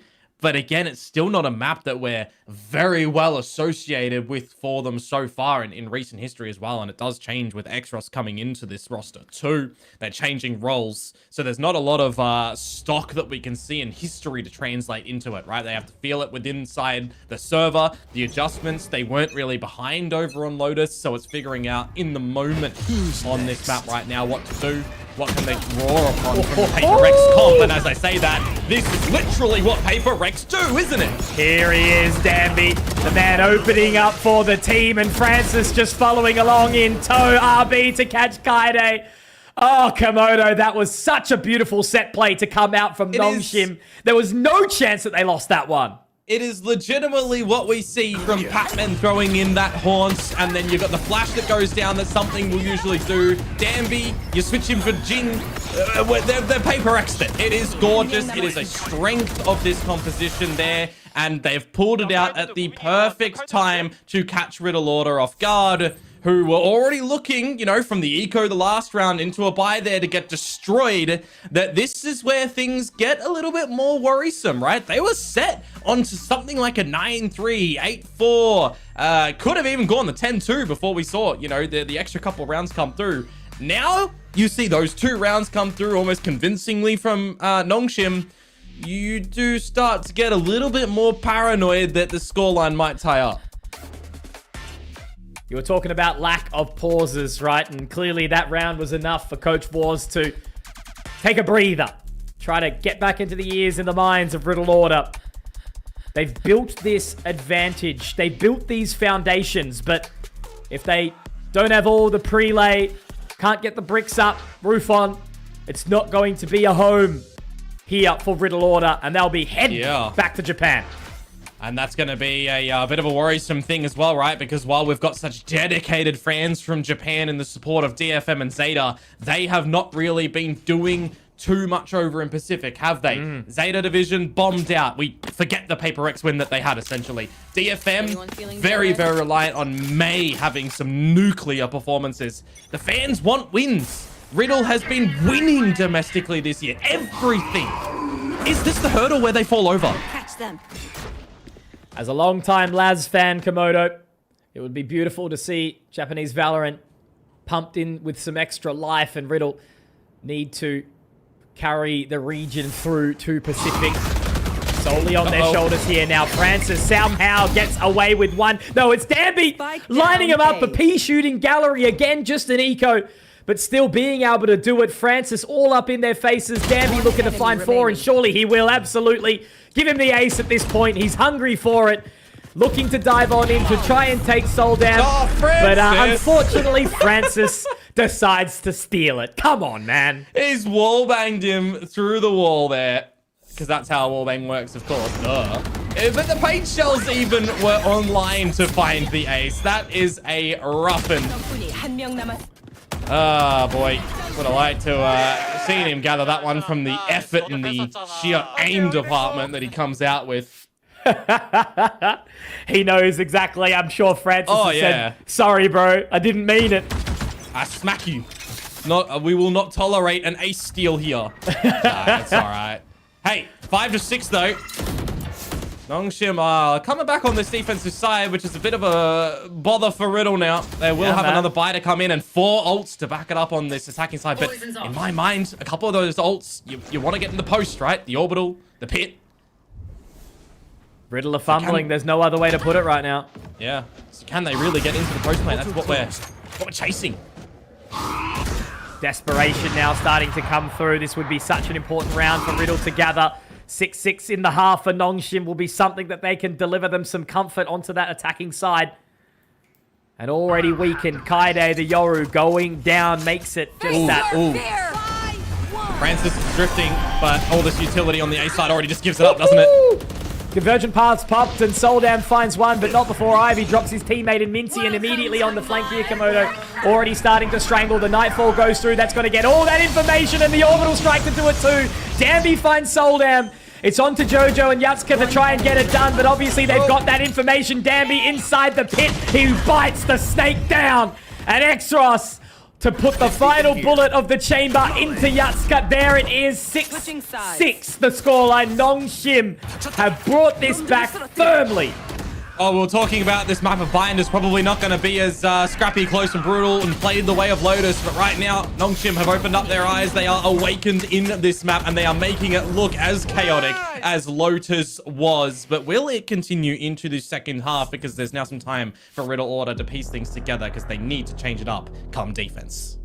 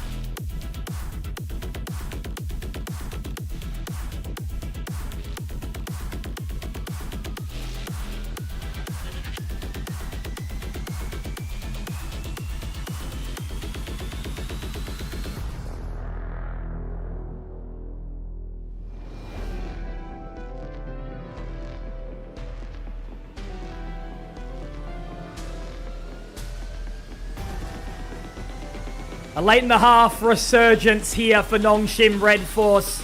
Not just a pack of noodles. Instead, they are bringing some tier 1 Valorant to us right now. 17-7 for Danby. I'm still losing my mind that they tried to leash him onto some different agent selections. The duelist is where he belongs. And it's quick. Sure. Oh, and it might just be over with that one, isn't it? Just Jojo now over in the grave of his teammates, and Yatsuka's going to meet them in a different postcode as well. Look how separated they are now, Komodo. It's awkward. Minty gonna have to try and do something inside the sky smoke here, but Francis, I think, is going to start to creep on through. Okay, he gets the catch at 2-on-2 now on the table. Next Ross. Gonna go for the plant, Ivy for the protector. They're not gonna choose to TP instead. They know where Minty is. They know where Jojo was. To group up and link up together. Has to be a tandem play, right? Takes two to tango. Sitting back, Exros. Paper thin is that box, and I ain't talking the caster. Making their way through now in towards the cubby. They do swing out together, but Exros is just too good. The newest addition to the side of Nongshim, getting it done with a 3K on the Brimmy. Oh, I'm sure a lot of people would be questioning, right? Nongshim, why are we changing players? Why are we getting rid of Persia? He's adopted a style for this team for so long. He knows the ins and outs of every single player. He was the leader for so long. We changed it up with Margaret out, Navi in. We changed it up with Persia out. The top performer of Ascension last year, by the way, gone for this year's Ascension. And X-Ross to come on in, looking hit and miss. To come out with something like that, even just in the 2 versus 2, to get the double there, to take the lead for Nongshim, instill individual confidence for him. It's the biggest propeller for a new guy into a squad. Couple of warning shots there from Francis. Doesn't quite connect, however. So a good recovery of the orb, bit of control, trying to get a little bit more proactive whilst they've got not much to work with. Toxin screen down. Yeah, should be the freebie round for Nongshim, right? After Riddle finding first both maps. It's a good start, at least. It's a good answer onto Ivy. It is. All three as a peak together. Down short, Komodo. It's a beautiful start. But now these both members in hookah for Riddle. They are a little bit sort of trapped in towards this corner here. But, you know, it's a free entry into the site. It's going to be a pretty tough settle in for Nongshim here.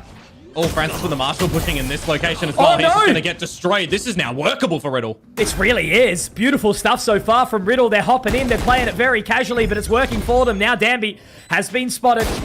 It's Going to be a little bit of a feel back here as they all start to swing in towards elbow now. And the wrap in coming in from the garden Komodo. The flank is occurring, but Danby has found 3 in the process. Molotov's still here.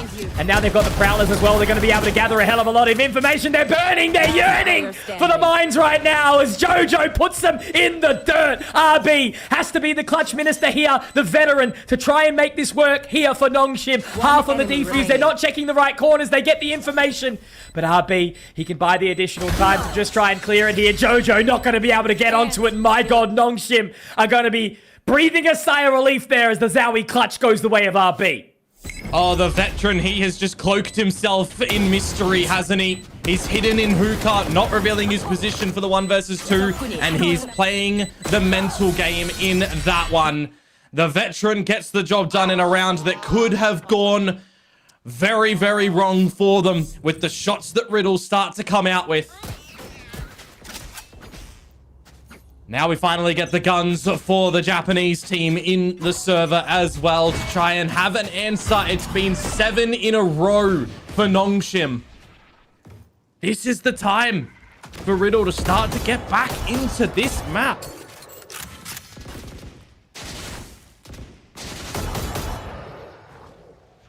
Riddle really need to try and capitalize from here. They lose this and all of a sudden you might think that their journey through Ascension might be departing early. I mean, it's kind of been the biggest thing, hasn't it? The performers throughout the year, the performers from last year's Ascension, not delivering kind of a little bit as expected. The second one as well from RB, right? You know, they lost basically every single weapon in that previous round, but with only some pistols, it wasn't really too much of a stress. Yatsuka does manage to get one back, but now Minty's going to be hearing all of the audible. He dodges the Prowler. He manages to slip the net here. There's an opportunity here now, Komodo, for Minty. It's only 2. RB gets it back, and all of a sudden, this round is workable. Sold down on the site. The Seas goes deep and a little bit too far. Ivy now needs to be the snake. How sharp is his bite? 21 points of HP. They wait for the rotation of Yatsuka to come on now. High and over the top, but Soldan will collect the bag. 7 for Riddle. And you can see how much it means to these players. Up and about, out of the seat. Fantastic play from Minty. A little bit too wide at the end there for Ivy to be able to allocate either of the prey there. But you're exactly right. In the sky smoke, just dancing around that one. The Prowler dodge, not going to spot him. Some really big shots to coming out in a necessary round. I highlighted it just before, right? 7 in a row that we've seen there for Nongshim. Finally, Riddle, get one back. And they still present a pretty decent buy coming into the next round. The Bulldog and the Guardian, sure. But a battle already throughout the showers. They are going to win as well. Francis, again, being sprayed down by Kaede on the Yoru. Such an important pick onto Francis. One of those impact players, but obviously Danby's still alive. One away from the showstopper. Soldar has picked up the convergent pass for this round too, Mitch. Could be quite vital to stall and gain good favor. He's at the right spot too of the Nongshim members around this. Oh, I was going to say the orbital strike has been removed and the convergent path gives an additional time to Soldam. Great catch. And the refract out as well, so he will be living on for a little while longer. However, X-Ross has caught Jojo in the process, and that's his own orbital strike. Nobody inside the lamps. But it does give them that space on towards the site. But Komodo, again, it's this big flank. There is no of that utility to try and watch them. They do start to creep their way in. I don't know if Ivy's going to be able to get into position in time. And Soldan gets the catch, but it's Danby alive in the clutch. The refract out, the fake out has been destroyed. But Danby, he slips the net around the back of triple here. They line up for him, but Yatsuka's going to deny. Riddle have tied up the scoreline again. The beast has awoken. That's really big. That is really big for Riddle Order in this one. Bopping around the map, winning the opening fight, not even seeing your opponents. There's a reason that I highlight Soldam getting that convergent pass online as this waylay, right? Individual plays are very possible when you've got that ult and light speed there, and it's such a narrow focused laneway that your opponents get caught in. No way that both of the Nongshim members are getting out of that situation. Very good on the quick recognition front for Riddle there, and a great close as well, not giving Danby the opportunity. The economy gets a bit broken here for Nongshim. This is the best time for Riddle to regain control. Really need this round.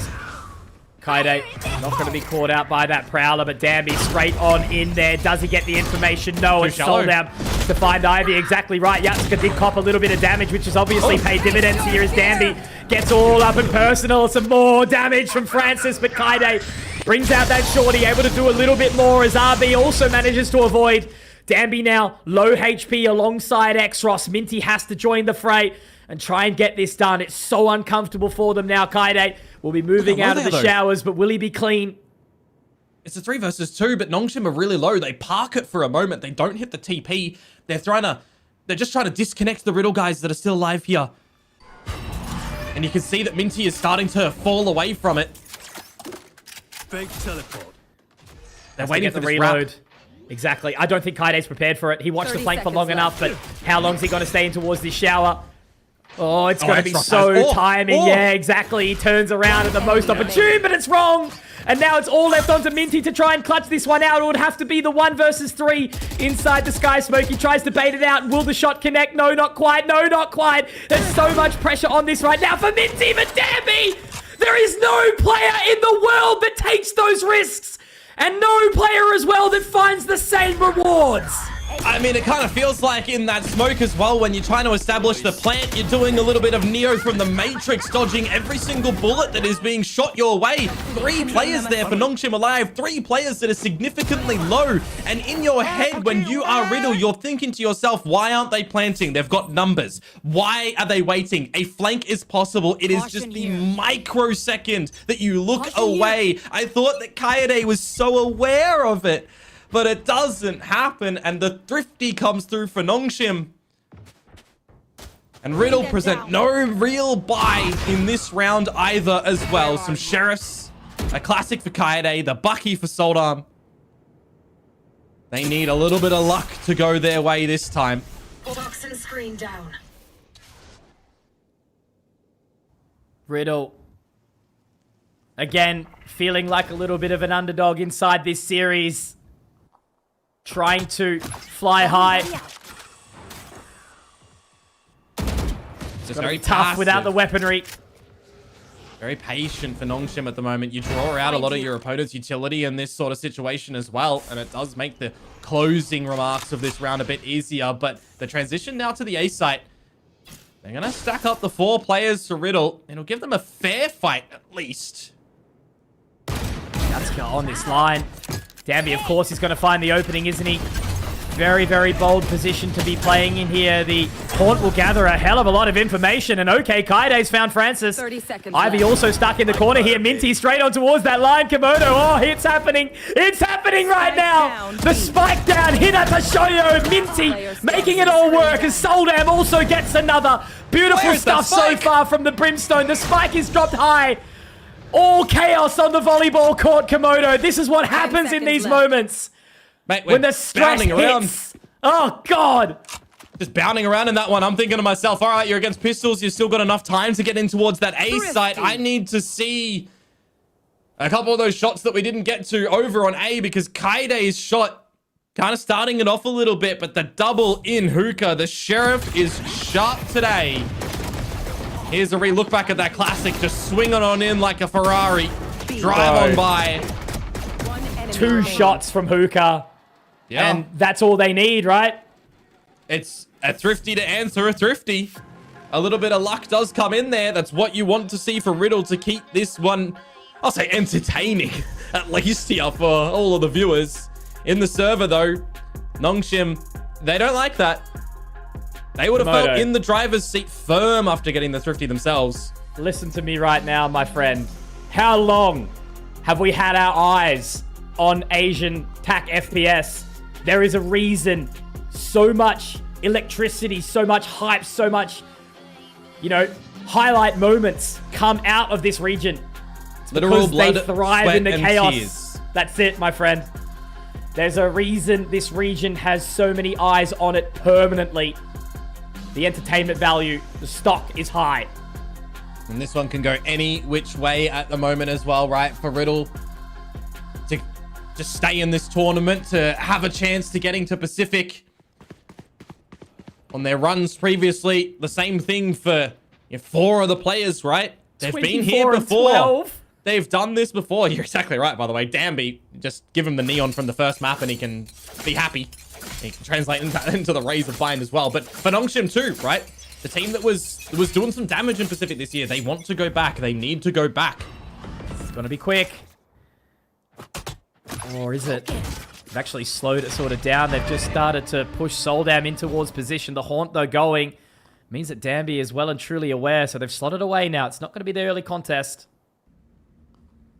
Oh, grouping up together as Nongshim. You do have the buy into this round as well. You've got the drift for Francis that can be sent in first or later. He's just on an island by himself towards the showers. It'll start to go on in. Meanwhile, keep an eye on Soldarm. He's going to be here for a quick flank. Oh, Kaide gets the information, but unfortunately doesn't quite connect onto the shot there, and Francis is finding a hell of a lot of information right now as he heads in towards the lamps, but will he be able to capitalize on towards this position? The convergent pass pops as well. Soldam finding information from the flank, and he dives quick over towards the top, but the problem is with that shorty, damage at a distance is not its friend right now, but at the other side, it is Nongshim dismantling this Riddle Order defense. Jojo trying to get in towards position. Minty will find one, and it's on to half, but denied quickly. Francis still living, thriving in the moment.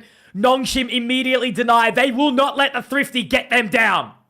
We will not go into the night with any clean and concise Valorant gameplay right now. It is chaotic. It is dancing around the site, and it is just getting dirty in the mud. Soldam overcooking. The nightfall that goes on in was the perfect time for Soldam to get that flank happening. He pulls the pin on it a little bit too early in my mind there. Only able to get the one. Overheating, as you say, in the moment there, but it's just the recognition from Nongshim that they need to protect that spike as well for Francis to get on in and seal the deal. Now the freshie operator is out for Kaide. The lockdown showers, the pit to do the same for the front side of A short. Does this incentivize Nongshim to look to greener pastures over at the B site now? Riddle lose this, they likely lose the game, Komodo. Toxin screen down. It's going to be an important one for sure. Spike. Money in the bin. It is a necessary round for Riddle right now. And while we know that pressure can make diamonds, it can also just absolutely crush you. Need to be able to handle that pressure to get the outcome, Komodo. When all this weight is on your shoulders and you've got a wild Danby heading up in your place, you need to be like Yatska showing up to the fray. Soldam also dropping Francis. Two very important members as Yatska continues inside this pit. He is the Shogun. He is the leader. From high up in the Osaka castle, the man gets the job done. Ivy, last person standing, 10 HP. No hopes, no dreams, just the crosshair of Kaide. And he will connect. But it's Yatsuka, the hero, once more, ruling upon Nongshim. Oh, I wonder if that's a case where they feel like the Viper's Pit is going to be a little bit weaker than it seems, right? When you've got the Stinger in play from Yatsuka, you're thinking that there may only be one player around it, but Soldam is there to help out the situation too. A little bit one-dimensional to come through from Nongshim in this round, to be honest with you, right? 5 players to go through the Viper's Pit, taking all the toxins through their bodies. Not the greatest clearance in the world. Now we tie it up. They go in for a half buy. Some stability for Riddle Order towards their own money, with the result of that last round being a situation where it's flawless, right? All 5 alive, really big. Soldam's picked up the convergent paths again. Feels like he just damn well used it.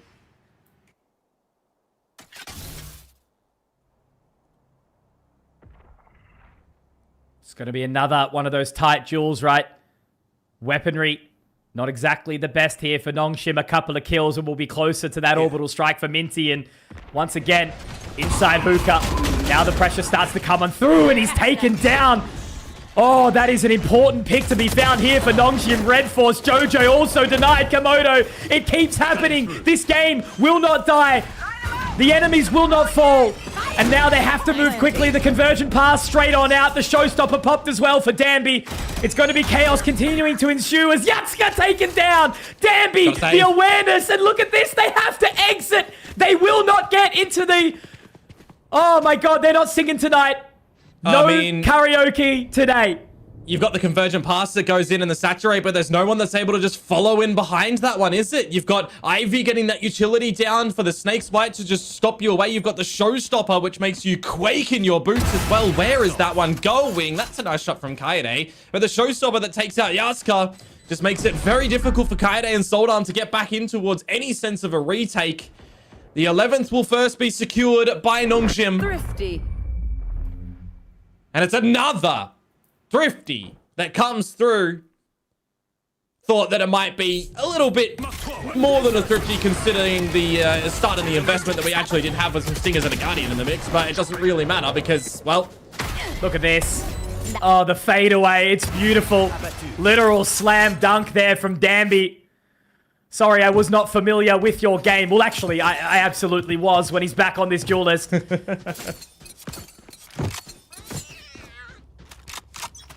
Another buy, though, here for Riddle Order. This is going to have to be everything for them, because if they do drop this one, yeah, they've got a couple of players still with the money, but it puts Nongshim on series point, and it puts you red in the face as Riddle. It really is. That's one of your most pivotal members going down as well. And oh, Kaede straight into the crosshair of Ivy.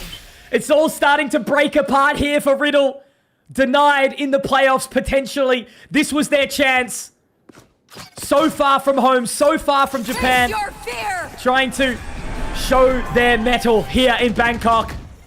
And it's all Nongshim at this point in time, unless Yatsuka can be the hero once again from his home. Initial calling, found, cross. But now, Danby's looking to get activated as well. They do have the flank ready for Minty. Again, that orbital strike surely on the cards. But as they keep on walking, Komodo, they're still making their way in. Minty with two! There it is! That's the time, the opportunity now! The high heavens will open up, but Danby denies. Yatsuka goes down. There's still a moment, still an opportunity. Unless Jojo has something to say about it, but Francis on the flank! He narrowly misses! Minty gonna try and hold on. The sky smoke to go down. The Molotov to just shake them out a little bit. Up from the heavens now, dropping in towards the side around triple Minty. The shorty is there, but he crosses it around, and it's going to be RB to put the nail in the coffin. Nongshim, hold on. Elimination point here for Riddle Order. Mate, this game has so much in it. Soldarm and Kaede dropping to Ivy. He is stabbing them in the chest. But really, for me, the fact that Minty gets the double when the pit starts to go down was the moment in time that you think that this might be doable for Riddle, that they might get back into this one. But when the smoke goes down to try and get the defuse, it's just too difficult for the clutch to come out from Minty at the end.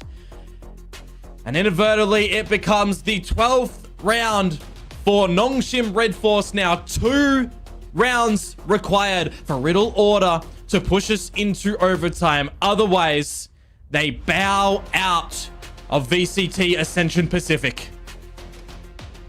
Both teams feeling this pressure, Komodo. Neither is full throttle, full focus. A little shake there from Francis. You know, Minty overheating slightly, just unable to take the right angle. Admittedly, my God, the pressure. You lose your 2 duelists straight off the rip. But now it's 12. 2 to close the gap, to take us to overtime. And also, right, the orbital strike that Minty gathered there, Gone. used in the round. Imagine if it wasn't, and you had it in this scenario. This has got to be an absolute heartbreaker for Riddle, but at least they have a buy, right? They've got some primary rifles. They can start to at least try and manage the situation as best as possible with, you know, it's not like we're in an eco state, right? An opening kill, though, you feel is going to be absolutely required. One singular chance per year to ascend. Well, the tagline this year, as well. Komodo, exactly. Come take it. Riddle need to do exactly that. And they can't miss a beat right now. Jojo going to secure a little bit of information that B Long needs some eyes toward it. Similarly, over in the showers, a Prowler that comes out there from RB containing some info in the showers. That there's a bit of a double peak at the moment. Who falls first in the next 50 seconds? Kaide. Buy some time. Kaide, yeah. Oh, he gets the shoulder. He was the first to go down in that previous round with the operator. But he gets one back. Important. RB down. It's important that he gets the kill and gets out as well, right? Not being too hungry to try and do a little bit more for the squad. He's now one away from the drift. Picking that up would be quite massive. Some more information on the back of this B site, but it's all a ruse to try and draw a couple of rotations away. So I was about to say, it looked like Soldan was going to try and get his way through that one, but Minty at least able to deny Francis. Refract out. He will live on for a little while longer inside the lands. Kaide, oh, this could be big if he's able to find the shot, but no. Vulnerable. Has to be careful. Needs to play this one with the team right now. 4 versus 3, and look at the big flank. That's another flank. We always see a flank from Riddle. Dambi in position, though. Kaide, got to be watching his 6 right now. Soldan ready to get on in with that light speed. Ivy around the bend, though, will be able to get the first catch of 3. Ivy! He might be the one to deny the hopes and dreams of Riddle. Unless Yatska, one of the players that we've been talking about, only with a stinger. With the Viper, you know it can bite, you know it can strike, picks up the Vandal, has the time, but has to check the corner, has to find his position now, looking in towards that. But what would you have it any other way? The Predator Ace from Ivy.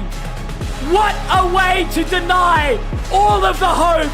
Head in hands will be Riddle Order, but Korea, Dongshim, formerly Sin Prisa, show why they have made their way to Pacific once and they're looking to do it again. Pure poison and precision to come through from Ivy in that moment there. Nongshim will be locking playoffs with this victory, and because they win, it is also going to be Velocity Gaming that will lock playoffs with this result. Full Sense eliminated previously, and now Riddle Order will be bowing out as well. I think you said it the best earlier, Conky. The whole year is what we build things up to. This moment. 3 stage wins this year for Riddle Order. The time at Ascension, they know what this stage was last time. They got 4th previously. But now, not even into playoffs. The tears will roll. The stomachs will hurt for them right now. They know how close they have been in so many of these series, in so many of these maps that have gotten extremely down to the wire. But unfortunately, we cut that wire right now. As we bid adieu to Riddle Order, and for Nongshim Red Force, we once again welcome them deeper into VCT Ascension Pacific. They are looking to claim the victory, the gold medal once more. You've got to feel this one, Riddle Order. Understand what it means to lose. Understand what it means to exit this tournament early without being able to show all that you've worked on. But, you know, you're spot on. Winning 3 stages and then getting eliminated before you even have a real chance to strike. But it was certainly close. It certainly was not without strain from Nongshim. They had to really play into their hand, really show why they are looking to return to VCT Pacific. How demoralizing to get there, you know, to find your way in as the most dominant force in Ascension last year, to get so close to champions, only to have to be removed and fight again for it. That's why this team is built different. That's why these players like Dambi, like Francis, like Ivy are able to find their way back towards Tier 1 again, but it's still not done for them just yet. So to all my Japanese fans, I feel you right now. But keep on cheering the remainder of these teams inside this competition, because we are just heating up. We are just getting hot and heavy inside the server, Komodo.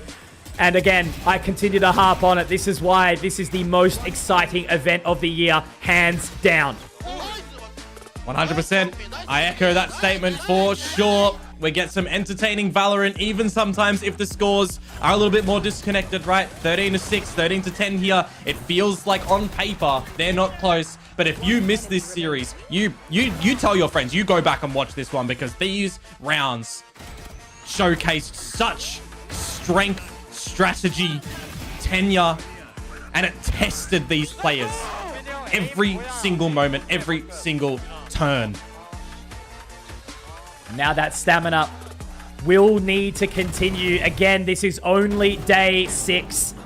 Sure, we're starting to get some understanding, starting to see some results about who is going to be making it to playoffs, but There's still plenty of Valorant to be played, ladies and gentlemen, and two people that love Valorant just as much as we do are going to be Bella, Heartfire, and Big Time. Because, guys, I want to hear what you have to think about that one. That was incredible.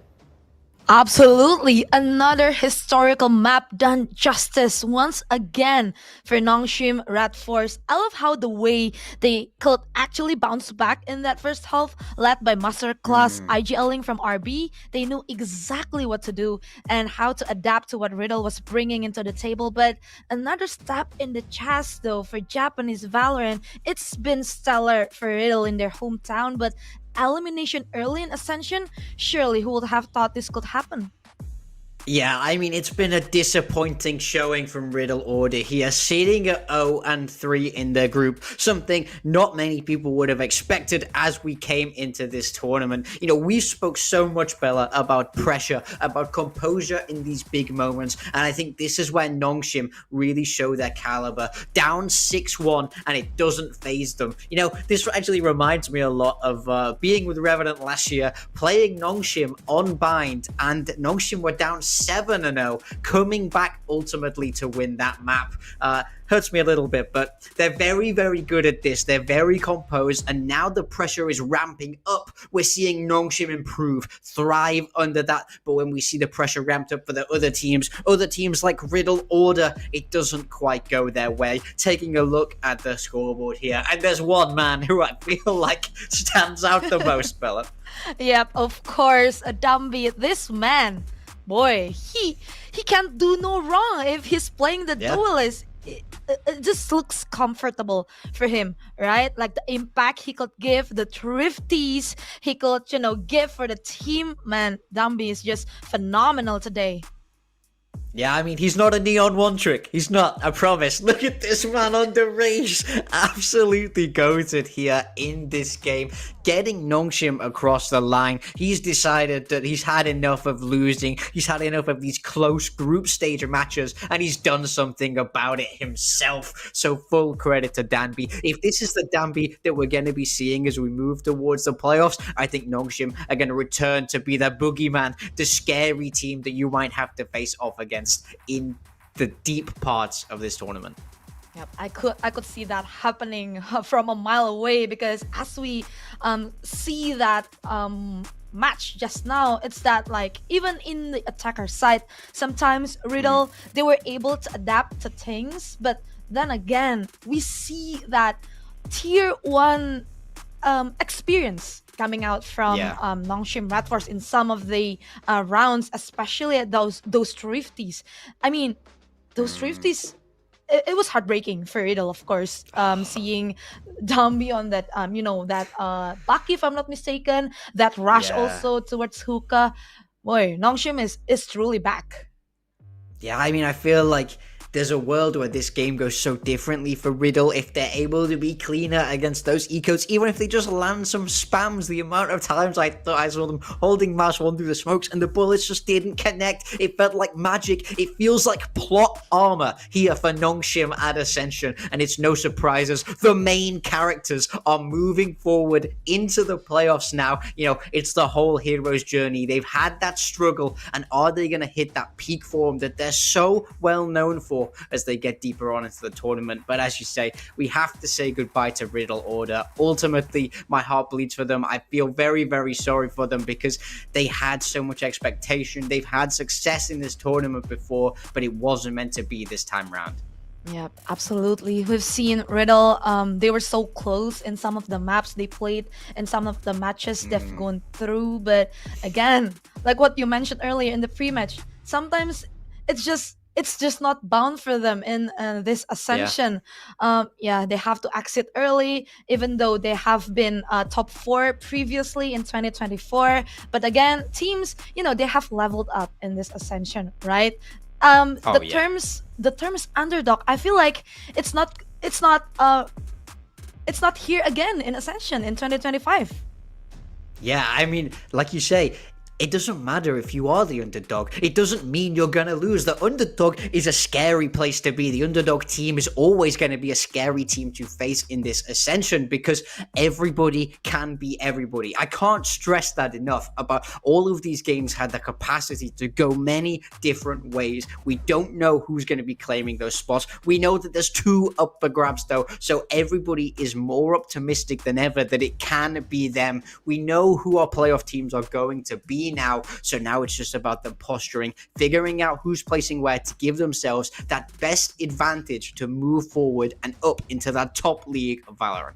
Yep. And with this result as well, it means that the teams have been locked, like what you mentioned earlier. So we will see Nongshim in playoffs, of course, because Full Sense and Riddle are eliminated from Group Omega. But yeah, we've been discussing this a lot from 2 days, even 2 days before, is that these teams, they are actually have that capability to, to make something, right? In like some of these maps, but it's just they are missing something to have that win for them, and it's really heartbreaking for them because we have discussed this a lot. Like they have been practicing for 1 year. They have blood, sweat, and tears.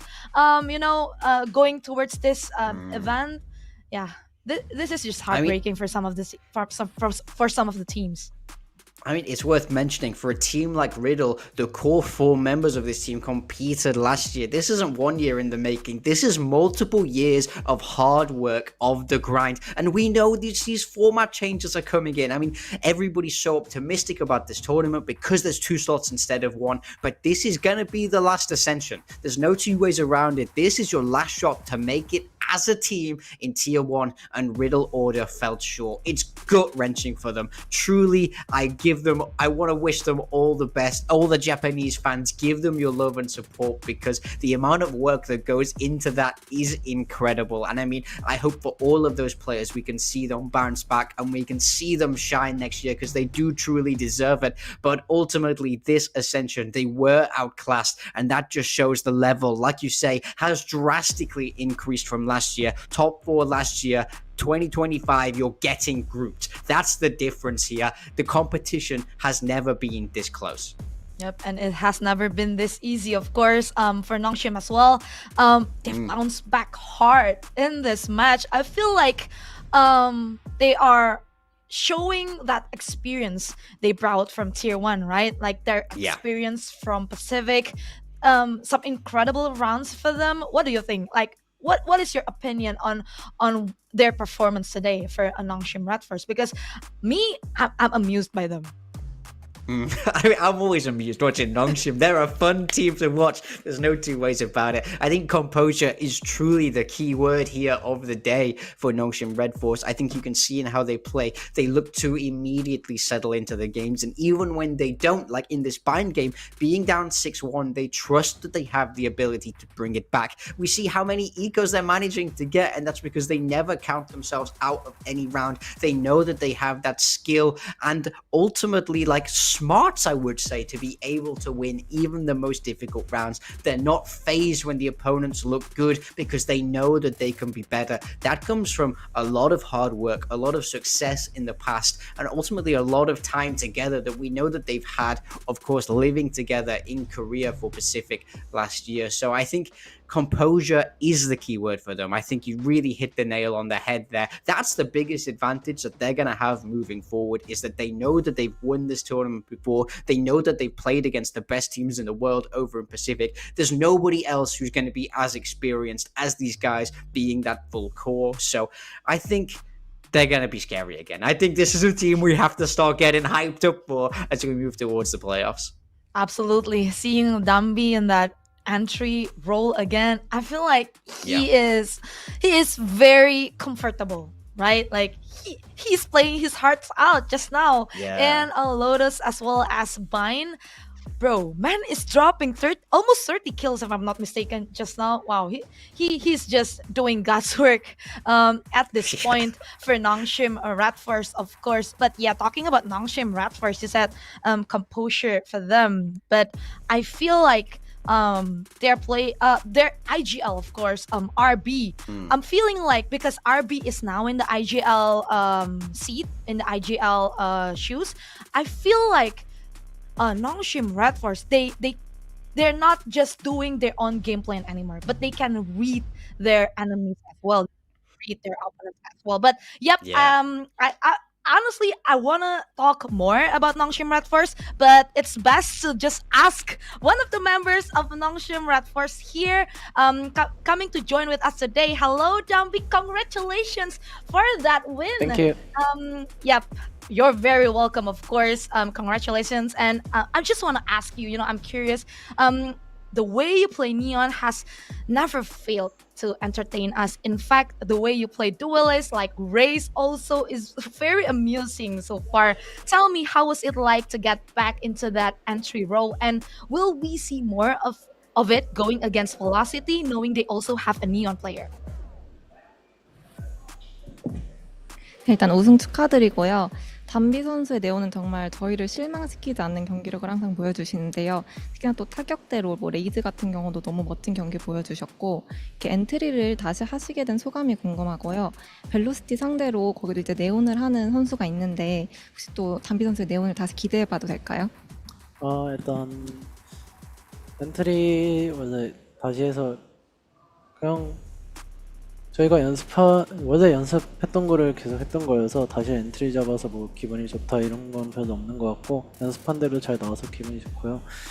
일단 이제 그 벨로시티가 남았는데 거기 다마라 선수라고 저가 경쟁에서 만났을 때도 잘한다고 생각하는 선수이기 때문에 그때 네온을 다시 들 수도 있겠지만 안 들 수도 있는데, 만약에 다시 하게 된다면 다마라의 선수와 경기가 좀 기대가 됩니다. Well, I've been practicing this entry role, so it's not like I'm happy that I did it again, but I'm happy that it turned out well as we've practiced. And in terms of facing Velocity, I think Damara is really good at doing the Neon. So I'm not very sure if I'm gonna be on Neon again, but I'm looking forward to the match. I mean, you certainly made your case. Finally, I just want to ask you, who are you most excited about to play from the other group? Now we know you're going to be moving forward to the playoffs. SLT Songnam said that they would love to play against you guys. So is that the same for you? 이제 플레이오프 진출 확정 지으셨는데 혹시 가장 만나시고 싶은 팀이 있으신가요? SLT 성남 같은 경우 이제 농심을 만나고 싶다고 하셨는데 혹시 똑같은 마음이신지 궁금합니다.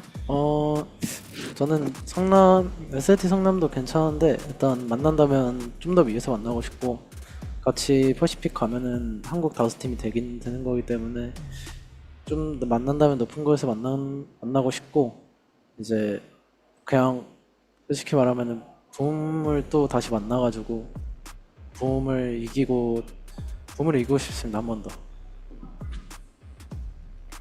Well, yes, I also do want to face against SLT Songnam, but I actually want to meet them in a higher position, because if we both go to Pacific, it's going to be 5 teams of Korea.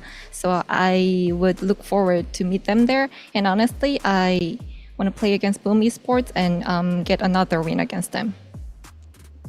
All right, sounds fantastic. Once again, congratulations, Dambi. Thank you so much for your time. Well, I'm gonna let you go now to your team. Thank you once again, Dambi.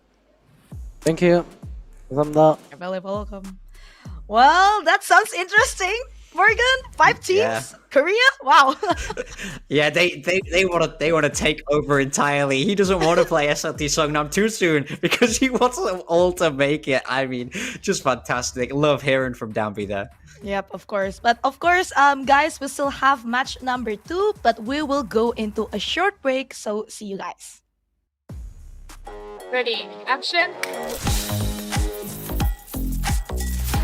Alright, let's get into it. Alright, let's go. Okay, you guys are now 3-0. Jam. Yeah. You had to drop a map. 6-0 on maps. You just beat Full Sense, who people also expected. They've been a little bit underperforming, I feel like, this tournament. But they've had some really good maps and some close maps. So just, can you take us real quick? Take us through how that map was? Honestly, it was a lot closer than we wanted it to be. Yeah. We were screwing up on like very minor details. And I personally felt like pretty nervous, especially after like the first two rows. I put some pressure on myself. I see. Which I won't let it happen again. Yeah. But it's now, well, there was a little bit of pressure and it doesn't matter. Like, it doesn't matter if it's like a little bit close, you guys were 3-0. Yeah. That's playoff secured. Yeah. Right? So now, what does it look like going into your next couple of games? Or in the next game at least? Are you trying to go for that top spot, or you guys maybe save some stuff now? What's the thoughts? I think we'll probably save some stuff, honestly. But I'll still want to win tomorrow, regardless. Yeah. I'm curious with PTC, is there anything in terms of like tips? Is there any advice for playing against Full Send? He gave us some like intel on how they played and how they manage, especially with their coach. But I think what he brings to the team is just mentor. Yeah. He like leads us a lot, even when Harvey can't. Yeah. He's like the backup, which is really good. We can hear you guys. You guys are quite loud. Yeah. Yeah. You guys really feed off that energy. Yeah. Is that something for how often if they're screaming? Is it you? Who's the loudest one? It's Harvey, then Nakia. Then it will be me. Nakia, and then you? Yeah. Okay. What type of round is usually if you pop off or something, then it's when you get loud? Yeah, it's like when we pop off our clutch. Yeah. That's when we get really loud. And you guys really like using that energy to try and keep yourself going, because I can hear you guys cheering, whatever. And then I can see when the energy goes a little bit down, then sometimes I can see the rounds maybe don't look as convincing. Yeah. Just from an outside POV, it sounds like when you guys are loud and having fun, you guys are playing the best as well. Yeah. It feels like that in the game as well? Yeah. Okay. It's the same. Can you guys hear each other, the two teams? You guys are kind of shouting across the stage. Can you hear if they shout something? I don't hear if they shout something. Yeah? I can't hear. Okay. We're just shouting for fun. Yeah, just shouting for fun. Yeah, for the sake of it. Okay. I do want to ask you also a couple of questions about yourself as a duelist player. I'm curious, how is the transition? There's three things I want to ask you about, and it's you as a Waylay, as a Neon, and as a Omen, right? Yeah. So with the Neon, you've been playing the Neon the most, right? Yeah. So much Neon, so we keep it to this game. How's the transition when you go play the Neon? You're super aggressive, a lot of like first engagements, and then you go play the Omen. How's that transition for you? For me, it's pretty seamless because I'm used to it now. Since I've been playing like the Smoker role for almost a year now, I think. Yeah. And I don't mind playing passive. Okay. Baiting is nice. Yeah. Especially after I keep entering and dying. Yeah. So that is also something which I noticed on the Waylay as well. And when you play the Neon, you do have a lot of first engagements. You do go in first a lot. Is that something that is your style? As a player, you want to be taking those, or is that something that is for the team? Because for us, Moniet is sometimes that guy that just needs to go, right? And open space. Doesn't matter if you die first, but if we can trade and win out the round, it doesn't matter. For me, it's mostly for my team. Yeah. It feels odd for me to keep running in first like that. Yeah. But I just do it for my team because it works. Yeah. That's quite hard on a duelist player sometimes, or as an entry, because you don't necessarily get that first kill for yourself, but you need to trust is what's best for the team. Yeah. Right? Yeah. And you guys do play the double duelist on quite a couple of the maps. How is that feeling if you're swapping from Neon to Waylay? Because sometimes the Waylay, you kind of need to be like a little bit of a scout. And then also for you, analyzing your games is you often get more of your kills on defense with Waylay than in the last two times you played. On defense than attack. How's the Waylay different to the Neon for you? Honestly, it's like you said, when I play the Waylay, I'm just acting like a drone. Yeah. Just info for my teammates to play. Most of the time, I dash in, try to slow and TP out. Or just dash in and TP out for the info. I see. Yeah, I'm not thinking about kills on attack side. I think that is something that is people quite undervalue in terms of a duelist and not being afraid to die or not afraid like being that scout at times when you're playing a double duelist meta. And I'm curious from Javi's calling, is there often, okay, you just go in here, go in here, go in here, or are you more the type to say, I need util here, I need util here? He's definitely more of the just, you go here, you go here. Yeah. But I think he's pretty good most of the time, so I don't mind doing it, that's why. Okay, well, it's been working. Yeah. So there's no reason to change, right? Yeah, exactly. I also want to ask about tomorrow you guys are playing again, right? Yeah. Playing against Velocity. They've been in pretty good form as well. How is that? You said that there's maybe some holding some stuff, maybe also you guys do want to be at the top of your group, but any thoughts going into Velocity? Honestly, not much thoughts. Just that I keep seeing they play Neon and Breach. Yeah. So in my head, that's an easy win. Yeah? It's an easy win. Easy win? Yeah. Okay. I also want to ask you, it's a little bit outside of just you as a in-game, but you're also the only Malaysian player at Ascension. Yes. Right? I want to ask you a little bit more in terms of Malaysian Valorant.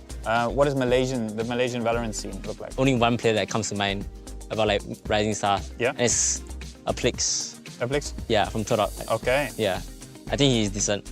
Do you feel a little bit of extra weight being the only Malaysian here? There's only Davai, also in Tier 1. Yeah. Is that some extra weight? Or is it, do you really want to make the Malaysians proud as well. Do you feel any pressure with that? I think I do. I feel a bit of pressure. Yeah. But it's not that much. It's not on my mind constantly. Yeah. Because I think it's quite a unique situation to be. Because a lot of the other players here, they're one of many of other players that's coming through the ranks. But for yourself, it's more rare to see Malaysian talent coming through.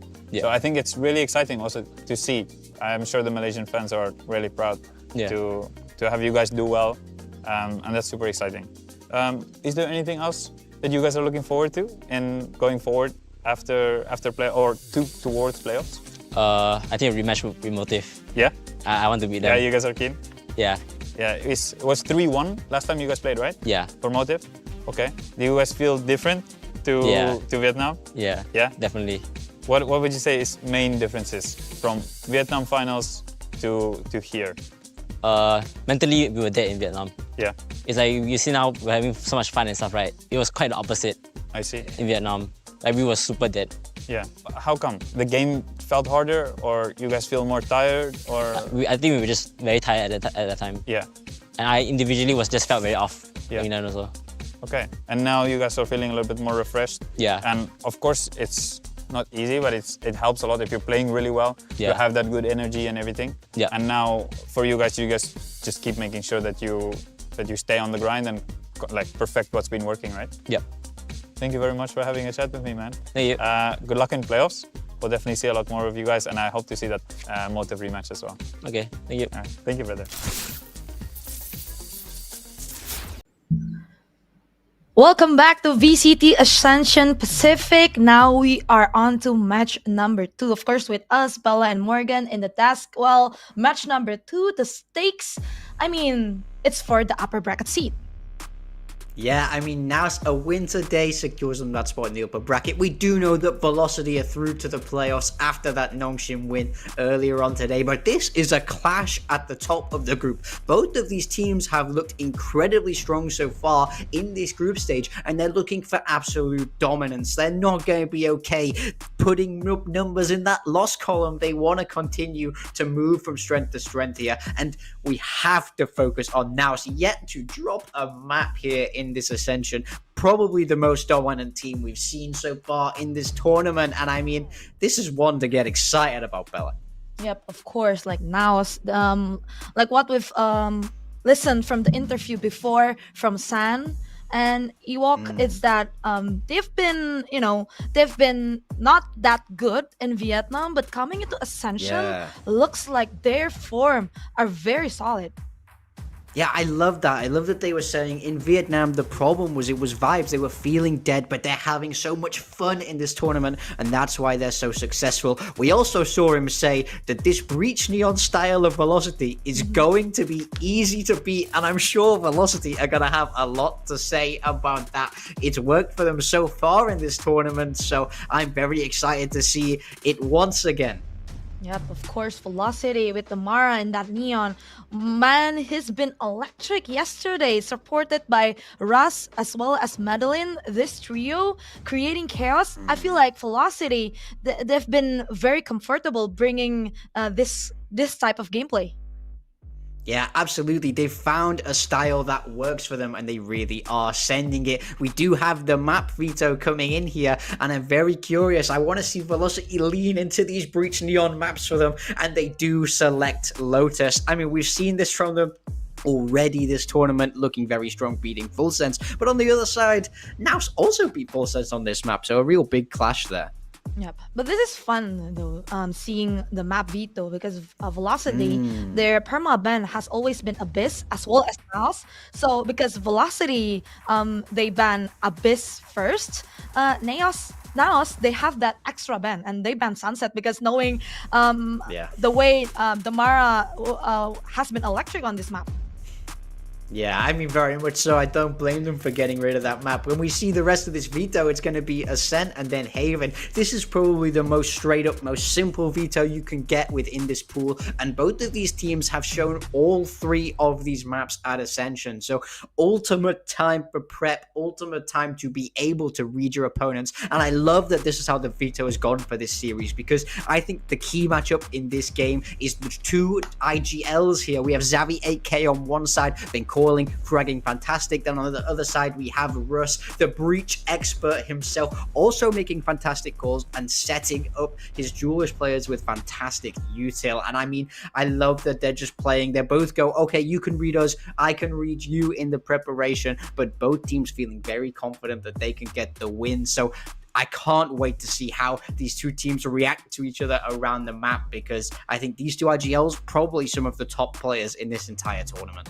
Absolutely. This is very interesting because how V has made his mark, as we can say, in VCT Ascension Pacific. He's coming into Ewok's radar, even in the scouting report. But like what you said, number one. Yeah, number one. Like what you said earlier, Russ, he's that type of IGL that can, make that combo work with that three players bringing in experience and that two players bringing in Velocity firepower. So this is Gaming. going to be interesting, of course, especially talking about Velocity Gaming. They have been relentless this far. Yeah, I mean, they're really leaning into their own strengths, and it's just working so smoothly for them. Just going back to Russ, this is a player that I know very well, worked with him for a whole year, and from my own personal experience, he has some of the best util and the best comms I've ever seen in my entire time in Valorant. That's what makes him special as a player, and you can see how it bleeds out to the rest of the team and how it informs this incredibly aggressive style. But on the flip side, it's NAOS. They play very structured, strong macro games across the board. Look out for their powerful double duelist as well, especially in this opening match of Lotus. So I think this is a real clash of titans over in Group Omega. And I feel like the 5 players of NAOS, they are very good in making plays, right? Like each of the member, they have the potential to turn things around in each round, going into map over map. So this is going to be intimidating, of course, for Velocity, because if Velocity, they were able to play that, combo, breach, neon combo, take that first lanes, but it can be turned by NAOS, by the way they can make plays in the game.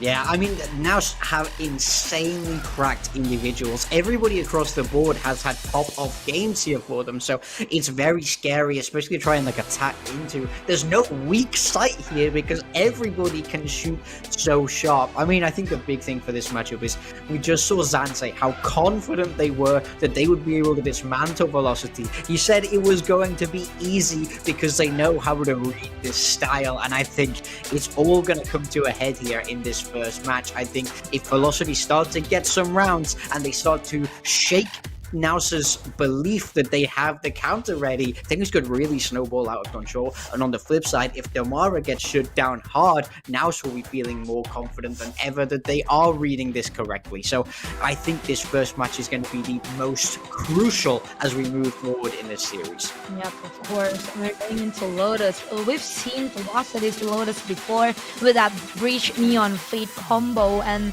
that chamber from Rossi. It was amazing to see that they could beat Motive, right? One of the Southeast Asia giants coming into Ascension, where NAOS, on the other hand, they were actually struggling when they were going against Motive on Southeast Asia Challengers. So it's a statement made from Velocity, but on the other hand, they have the time already to prepare things, right? And now they have the time already as well to see how Velocity played against Motive on the other day. Yeah, that's the big thing, especially for the coaching staff of both of these rosters. I can tell you from personal experience, you love it when you get a veto like this, when you've seen what your opponent is bringing on every map, and it's staying exactly as we would expect. The coach is going to be happy with this one, because VLT sticking with that signature style, Russ on that breach, setting up Damara on the Neon, and letting SK Rossi shoot like crazy on that chamber. This is what they're known for. Yep. Meanwhile, for NAOS, no changes for them as well. With Sun with that Neon, of course, and Moyer with that Yoru. We've seen Moyer making plays yesterday for NAOS, like the way he used that operator or the way he used that outlaw is very very hard to read, especially if Velocity it cannot do a great job in doing that. Yeah, it's going to be difficult for them to deal with. I want to see Velocity have smart util usage. They need to be forcing him off these lines. They have a breach and a fade, so lots of ways to do that, so you can't afford to make mistakes with your util there. Yep, let's see whether NAOS can continue their domination in Group Omega, or is it gonna be Velocity to once again surprise us and stop NAOS on their feet? Of course, bringing you the action, Conky and Komodo, please take it away. Now, Komodo, for me, a long year of Southeast Asia means I am very familiar with NAOS, whereas Velocity, for me, it's been a little while between drinks since I've seen Lightning Fast, SK Rossi get into the server. So, you know, with Coach Godspeed in front, in tow, I'm very excited to see what this team can do, especially with the explosive performance they've already had so far at Ascension. Yeah, I mean, we're talking about what they're doing in this area of gameplay as well, right? They've got their own little identity that they're coming through with this breach and the chamber, of course, so we're putting a lot of reliance on that, and we're also making sure that you're hitting your shots, because when you're not like that, you got to get out of dodge. And, of course, just while we are in this pistol as well, you're not going to see them change things, right? If teams are finding an anti, they've got into playoffs, they want the better seed, they don't need to change anything, but they want to just drill in what they've got here to be very, very comfortable. This is still going to be a very important battle as the storylines continue to rattle each other. And already straight down mid, Damara. It was spoken about by Morgan and Bella, I believe, how good he was on the Neon. And now we start to make our way through. So site will be secured by NAOS. A little bit of a late rotation from Zan. Oh, plant goes down. See what they're going to be able to do in this deficit. Zan's talked a big game in that interview, right? We'll see. He really did. Now Moja straight on towards the line. So Damara already finding that opening. Second in the round for him. Nakia looking to take the position back, but the Horn got to catch him. Russ picking up that additional frag. So Zan, you know, the guy that we've had our eye on so much throughout this competition, he's going to get information for free. One, not the second though. He did play it well there. Very, very smart, but SK Rossi able to deny. Damara with 3 and Velocity are going to open up with the first round here in the final match of the day here on Lotus. Yeah, that should give them some good confidence on that defensive side as well. It was the pistol round that they did pick up against Full Sense as well, and then the second one, they ultimately closed that map for those that might not have seen that one, 13-7. The reason that I mention it is because it's a bit of a litmus test, right? NAOS also played Full Sense on this very map of Lotus, same composition, but that went to overtime, and they won 14-12. So it's kind of seeing how they are in the server today, how they fare against each other, because we really have showcased so far in VCT Ascension Pacific that any team can beat any team. So many close games. You know, now that we have our top 6 basically settled, it's still been quite a, you know, tough story for the teams that have been eliminated already. Can't say everyone would have expected what we've seen so far. As it's a real demolishment coming through inside mid. Not really a surprise though, outside of the fact that there's only been 6 points of damage dealt over towards the side of Velocity early on. Very clean, very mean, and 6 on the trot for Damara already. Yeah, just going to continue with a bit of this destruction to come on through if they want to have a helpful hand at making sure they're winning this map cleanly. We are definitely looking for consistency from Damara, consistency from Madeline as well, right? One of the top performers so far that we are seeing in the whole tournament before today. Up there, though, is Xavi, right? He is sitting, like, second, essentially. Really close towards Shiro, who's currently leading everything. So we'll see if he can maybe even take over in today's game. He was Ewok's player to watch, I remind you. The battle stage of Xavi. Now SK Rossi looking to try and find a head. But they will not be hunted this time. Has to pull away with the rendezvous back towards the site, and it's a stalemate for now. Oh, Damara does have the ult coming in towards this round. That overdrive could be quite interesting if he chooses to deploy it. Great opening from Zan, though, finding SK Rossi very, very quickly. Now Moja trying to drop Lightning Fast and will be able to do it for free. He did have that support there from PTC as well. So it's a nice round so far from NAOS. 3 members taking the site of C.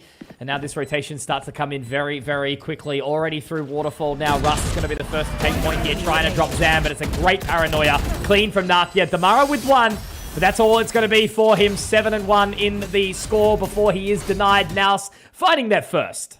Yeah, that's a very clean anti-bonus coming in from them in this one, only dropping the single player, making sure that they're kind of having the lurk where the lurk is needed, having the full focus on the site control as well. I say lurk, it's actually the double lurk that comes on out, so there's always an opportunity if they're getting a little bit too hot under the collar over at that C site that they're going to be able to get on out and go back over towards A. So it's in it of itself, that round showing something good. Now we get to see really what Velocity have for us with the rifles in their possession. SK Rossi on the operator at C as well. Moja already doing a hell of a lot of damage over towards Lightning Fast. 2 points of HP, and he has to Shrouded step his way back out as well. In tow with SK Rossi, not looking to drop that operator very, very quickly. We did see Damara take control of Rubble before, but they pulled away completely and rotated to B. A is open. Oh, Lightning Fast is 2 HP. Javi getting a little bit pressured at the moment. Good utility, though. The Caesar's going to allow him to live on a little while longer. However, SK Rossi's found Moja in the process. And now Zan, obviously going to be taking point over towards Breakable, but Damara is going to be the one to try and at least lock into that position. But I think they're going to play it wise. They're going to play the full 5-on-4 in the retake. Smart. And this is the difference as well, that having a breach available is going to provide, right? Fault line will eventually come back online, but the flashpoint, the aftershock, these can get you a little bit tricky in tree, so they're not playing there at least. It's bold from PTC as well. He's going to be able to find one. Damara dropped, no overdrive in this round, but Russ gets one back. And now as they move in towards the site, everyone is very much pulled away. It's going to be a late wrap potentially from Zan, or no. They are going to sort of start to play it from this position, a little bit distance, but obviously not exactly planted for them. Naki are able to drop, but Madeline does manage to get it to half here, drops a couple more, and now it's all in a Naki, or will it be? No. Great response here from Velocity, straight into it, 3 alive, and a third round on the board. Yeah, they're really holding some strong angles in that diffuse scenario as well, right? Getting up that one-way makes it a little bit more difficult for anyone looking to just spray and pray on towards the spike. You've got a little late alert coming in for the retake from SK Rossi on that chamber. Just holding the stairs, making sure there's no tricky business in the beginning stages of that post-plant scenario as well. Then coming in for the final sit-down and shutdown. Getting out that defuse Velocity to hold onto this lead. Really start to establish some strong confidence now in the new buy for NAOS. Zan's going to omit himself a rifle to try and pick up the overdrive potentially. But, well, Moja, he's just going to absolutely obliterate Damara to start.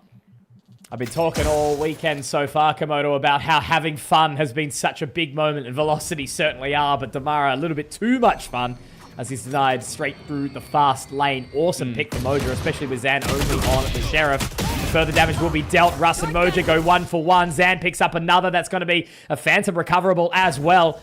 PTC not going to be meeting with Lightning Fast just yet, so it's going to be a classic 2 versus 3 on the retake. PTC with a late lurk. Got to dig deep here, especially with an operator in play for SK Rossi as well. You miss the shot, you get out that headhunter if you can. I almost don't want to see PTC commit heavily to this fight. Really play on the element of the later surprise. Xavi taken down as well, so ultimately this is a world where they can get back into this Lightning Fast.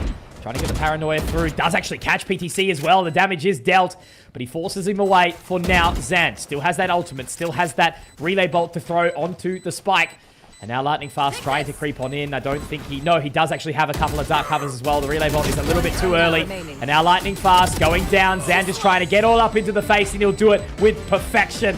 Great work there from Zan. A 3K, and now as quickly as they drop one, they're straight back with another.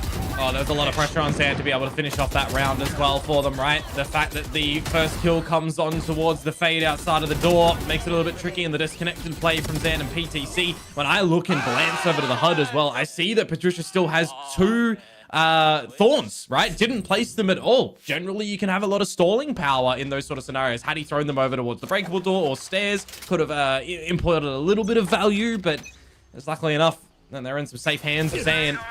Now they'll look to tie things up in the little lesser buy of Velocity. Spotting out once more that SK Rossi is again at this C-site.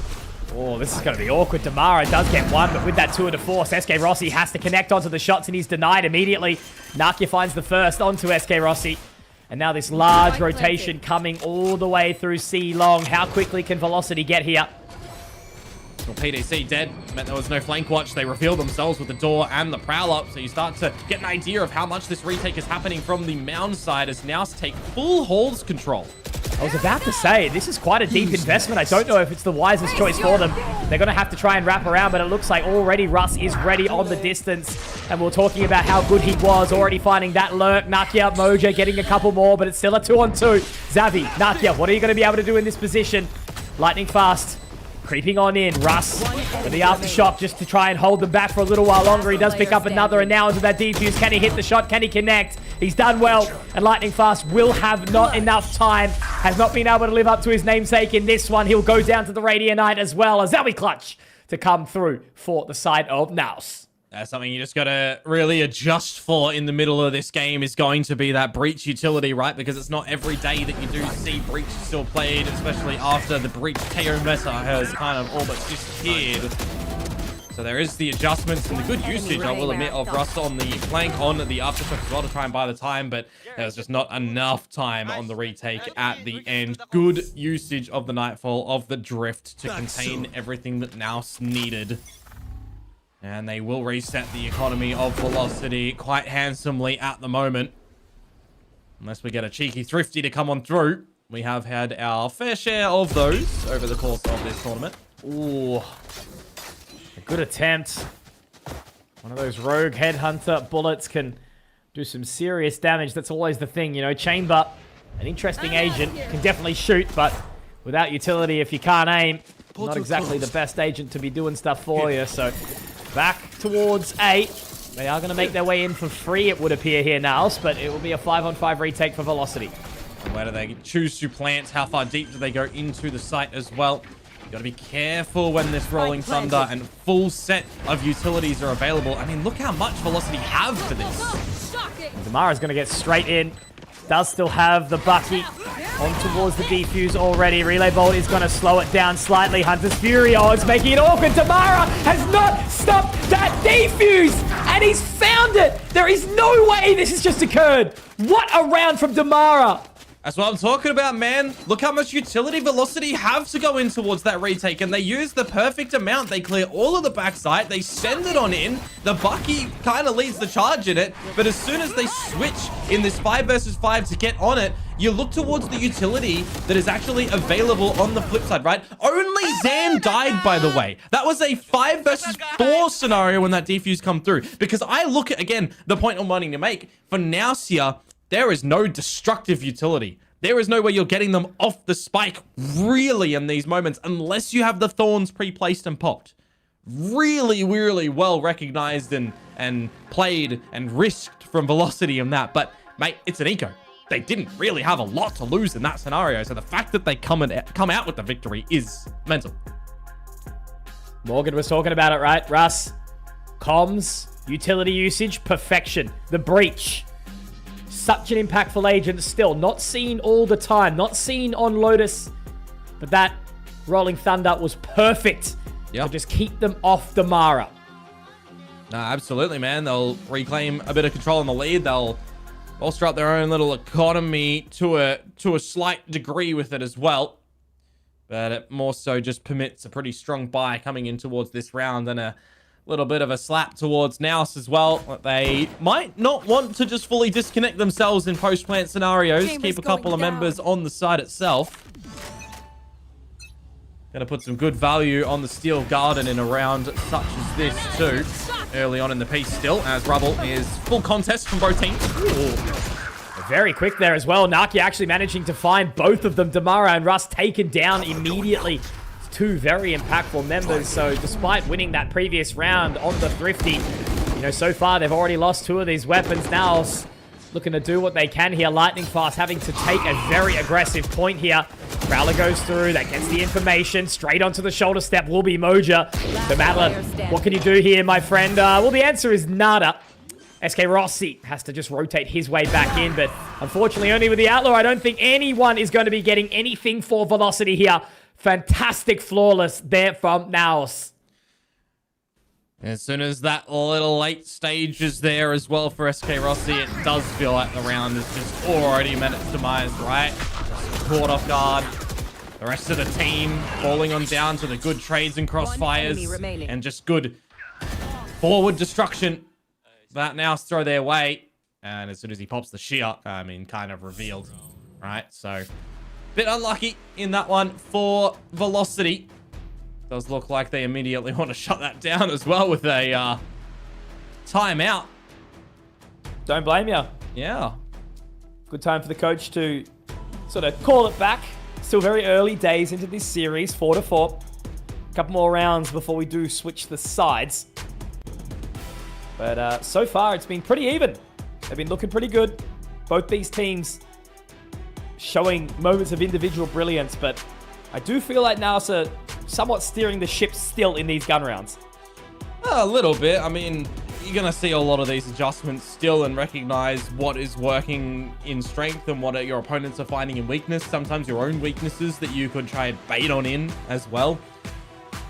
To a degree, right? These teams want to get the win. They want to be top of the group as well, right? Considering this is the last match that we'll see for NAOS in the bracket. We've still got that next one for Velocity coming up against Nongshim Red Force, which will determine a little bit more of the seeds as well after this. Don't want to reveal too much when you've got the safety net of getting in towards playoffs, but you also want to make sure that you are really comfortable. You want to get the victory, of course. Get more fans behind you. Oh, man, and just getting that upper bracket final spot, right? You know, not having to be on immediate elimination. Well, so, as long as you're not third seed. First and second correct. seeds get into that upper bracket. Third seed, well, they're going to start a little bit more handicapped. Look, I'm just so jaded at this point in time, Komodo. If every team isn't taking every single series just as seriously as the other, I think it's so important for the momentum to continue into playoffs. Yeah, for sure. You're going to get another steal of a round here is Velocity, though. Put the red nose on if they're able to for now. Uh-oh. PTC ready for that to defend Emoja's honor. Still two members on towards this site to try and deny, but again, only with the classics. I mean, SK Rossi does have the headhunter, but the sheer down towards bottom mid. Zan just waiting to see if he can find it. Don't think the Horn's going to catch any further information, so they are relatively unchecked for now. PTC is going to be taken down very, very quickly. Moja tagged up in the process. Russ gets a couple, but it's well cleared towards the back of the site, and I don't think SK Rossi's in a position to do a hell of a lot from here. I mean, you say well cleared. I see that as a realm in which NAOS just had no consideration that there was going to be anyone backside. The Haunt doesn't clear backside at all. The Arc Rose doesn't go there. They're just expecting that no one is sitting backside whatsoever. They kind of overlooked that. Imagine a different scenario where there's a couple of weapons there, right? Could have actually turned upside down. So NAOS are making a couple of mistakes, but against the Eco here, that will reveal that to them. So they should actually take that as a strength. This is the time to have that little lapse to recognize it. They seem pretty focused right now. NAOS, not really letting anything sort of get too far ahead of them. It's always an interesting series looking at this one. The eye test says that it should go 3 maps, but you know, NAOS have been playing pretty lights out Valorant throughout the course of this competition. Now Nakia straight into the site. SK Rossi ready for it. So the From the Shadows denied quickly, but Zan obviously pushing in the Nightfall as well to force SK Rossi away. So they are going to lock in towards the site, but it will be at a disadvantage. Yeah, he was very ambitious to stick that From the Shadows, wasn't he? Just didn't really get to SK Rossi was around the pillar. Now forward space into the holes once more. My God, Tamara going to be able to be the first to get back in towards it as well. A second kill, but Xavi goes straight in. The IGL continues to be the hero for this team. He's actually not going to get caught by the Nightfall either, so all of a sudden, Moja, Xavi can lock themselves into a decent post plant, even at their disadvantage. Now the overdrive, the aftershock going through. Madeline does find one here, but Xavi, oh God, how long can he take this for? It's going to be so awkward. Does get an additional shot, but Madeline sticking that defuse does get off it in the end, but it's another round picked up by Velocity. Great retake there, obviously finding the opening pick, but that was just clean back into the site. It's a kind of stumbling roll of the stick of the Omen ultimate from Nakia there, and then you're getting Zan pushed forwards in the halls by himself with no real tradability. If you want to take this hall space, you have to do it commandingly, just like they did last time, right? You can't haphazardly just sit a player or two there and allow Velocity to come to you, because this breach utility, they're already showcasing in the previous series, in previous installments of this map locally, that they're very strong when Russ is able to call around his utility to set up the team to what they do best, what Tamara does best, and Madeline does best on these retakes. Now cannot afford to let them do that. It's exactly what you need from your captain, right? Someone who's going to allow everyone to thrive, to shine. Same from your coaching staff. Moja, though, already all the way through. Madeline is there to trade Russ quickly. Damara finding Zan in the process as well. My God, Madeline, the impact that he's had in these last couple of rounds. But PTC, oh, never count him out. The Vice making it all work here. Steel Garden available. Razor Vines in tow as well. You're talking about him getting them down towards stairs earlier. Yeah. Nakia will find that dark cover down for now. It's a big boon that both of the smokers are alive as well, because on 11 HP, PDC needs some assistance from Nakia. Block off an angle or two, and you'll be able to work a little bit better, but they're going to overlook Lightning Fast in its entirety. I was about to say, he does manage to slip the net for this Paranoia. The Arc Rose is up. He's got to hear the footsteps of SK Rossi. But what angle does he check first? What does he clear? He's played it forward, and he might be able to find two, but no, SK Rossi. It's a body shot, but it's a shot nonetheless. And when PTC's 11 points of HP, a gentle breeze could knock him over. VLT taking the lead back. It's just easy on the comms in that moment, isn't he? 11 HP, one shot, just bait and switch, jump in for the trade. Doesn't matter that one kill is lost in that moment. You got the round, more importantly, as Velocity, to keep things interesting, to keep things entertaining, to keep this one going, because this is your own map pick, of course, as Velocity, right? You always want to be getting your map pick. You want to shake off any nerves coming onto the stage. That works. This is a different scenario, though, when we look to this Velocity as well, right? How dominant have they been in South Asia this year? Couple of first trophies. One that's not a first, but it's still a top podium. They've definitely been looking good. And that's the thing, you know, it's a region that desperately needs representation in Tier 1. There's so much talent to offer. And when you've got some, you know, solid heads on the shoulders of these players. Yeah. PDC gone, so Steel Garden not available in this last round of the half. You can get the plant down, but it's going to be a pretty favorable retake for Velocity once again. If Russ gets a kill, that's Rolling Thunder once more. Force away off the line. SK Rossi now creeping on in. Just going to be defending for the time being. Prowler destroyed. Zan taken as well. This is beautiful from Velocity. Making their way in with Russ getting that kill. The Hunter's Fury, the Rolling Thunder pops their way through. And now he drops another. A third for Russ and a fourth. My word. There is a reason Big Time was talking him up. Russ with a huge round on the breach. Velocity, they'll sit 7-5 in the half on their map selection of Lotus. That's another really well-coordinated round to come out from them, to be honest with you. A couple of wonky shots from NAOS at the end there that don't get the job done, don't get the trades on in. You got the isolated kill against PTC. You also kind of question the back-of-sight plant, the Heaven attempts to get on through. You're just stuck in some awkward spots to try and defend that spike at the end. Not the right plant location, you think, for NAOS there. And the 7-5 they'll have in deficit. Velocity lead on the exchange.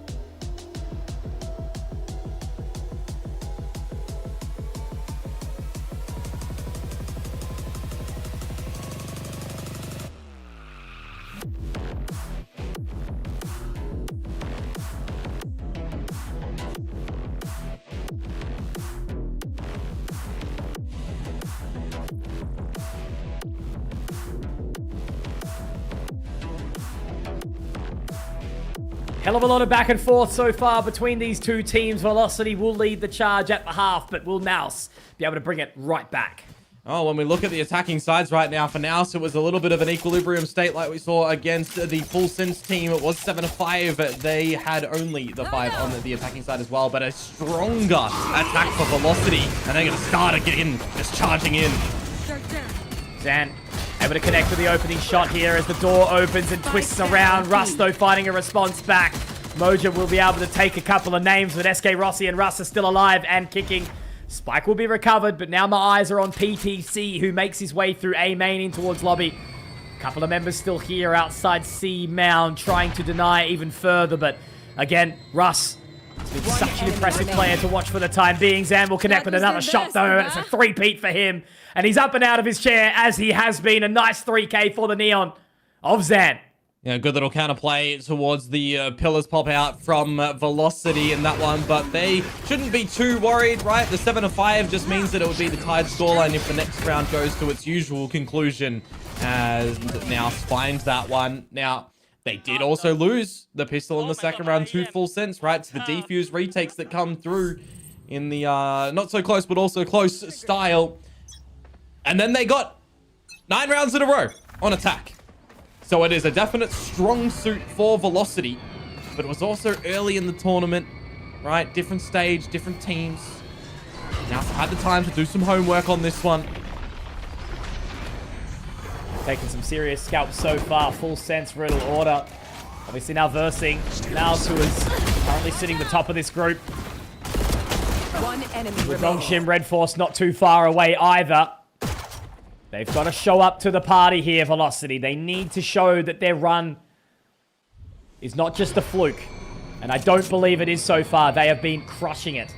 Oh, absolutely. Madeline still has the spike for now, but you're always going to sort of walk past these rounds unless some earlier things happen. Both of these teams making some really good decisions, hitting some really good shots, looking very well coordinated. Now essentially fighting for the top seed in the second group, right? In Group B. Madeline just going to maximize what he can in this round. Get a couple kills, get the orb. Get another one in death, get a little bit closer towards that nightfall. 30 seconds left. All the way back now. The spike plant would be absolutely brilliant and does get peppered down. Xavi does connect on the shot, so it's a tied up scoreline. But obviously now they have to contest with the bonus to see if Velocity can still hold on to this lead. This is going to be the time to see if Velocity are kind of going to get away with murder on the attacking side, in my mind, to see if NAOS are ready for a couple of the tricks that they have up their sleeve. When you look towards this team of Velocity as well, we do have a lot of emphasis on SK Rossi on this chamber too, right? When you're opting to stretch out of the norm of the usual Sentinels, you need to make sure that your lurks are happening. It's a little bit more prominent on the defensive side, which they were still, you know, they did enough on, in my mind, for sure. But on this attacking side, be with the team. Hit those shots. Ooh! I can't believe it. The Neons have completely blinked past each other, and Zan's going to be able to get one off the back of it lightning fast. Denied in his shrouded step. But Damara, obviously, on the other side, is going to be now heading his way towards Breakable. Xavi has to reposition accordingly. Doesn't want to fight that fight. Mojo, oh, that's bold. Not a good idea to get in there early. Just play the retake. And now we're going to see Velocity set up on the site as well. Something that now struggled to contain in the post-play scenarios. Damara still actually finding that kill, even after avoiding the fake out and breaking it accordingly. So far, NAOS at a disadvantage here. But look at this walkthrough. Xavi trying to play with fire around the other side of this dark cover. I think he might have been able to find some space. The paranoia, it doesn't quite connect on these remaining players. They are in some decent positioning now, but now the rat will start to come in from NAOS. Damara denying one, Moja getting another back, but that's going to be the rest of the falling.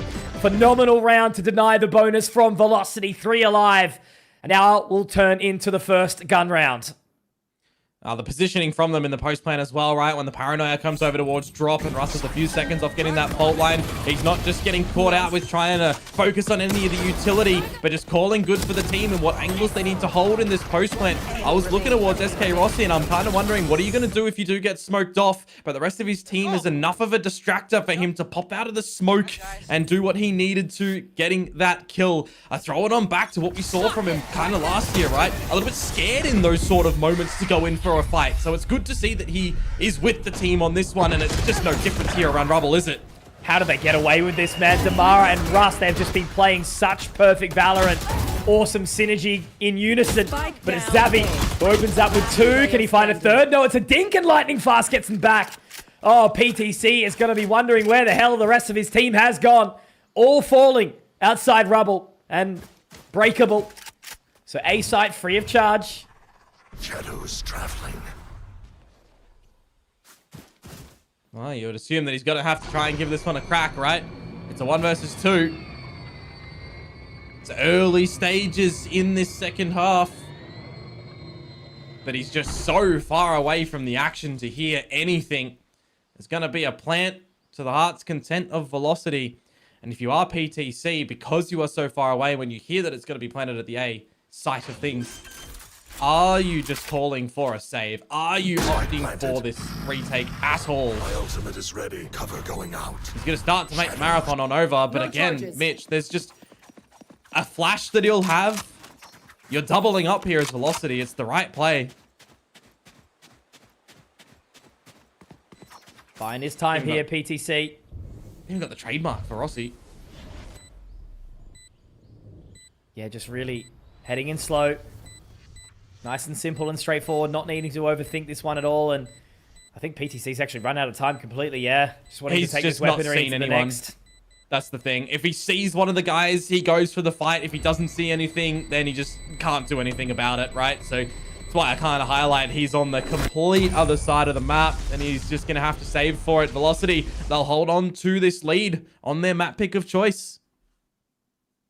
Well played. There's been a lot of hype around this roster right now. And obviously, you know, now it's a team that came in to this competition a little bit aggrieved. They definitely had a much better looking year last year in Ascension. It certainly wasn't the same look. They go international. They pick up players like PTC and Zan. NAOS have been playing phenomenally since, and I guess the same thing could be said for Velocity inside their own region. I mean, even over in that Vietnam finals for the SCA playoffs, right? Not the greatest look against Full Sense in that lower 5 final. Same can be said for the 2-0 that Motive dealt them in the upper.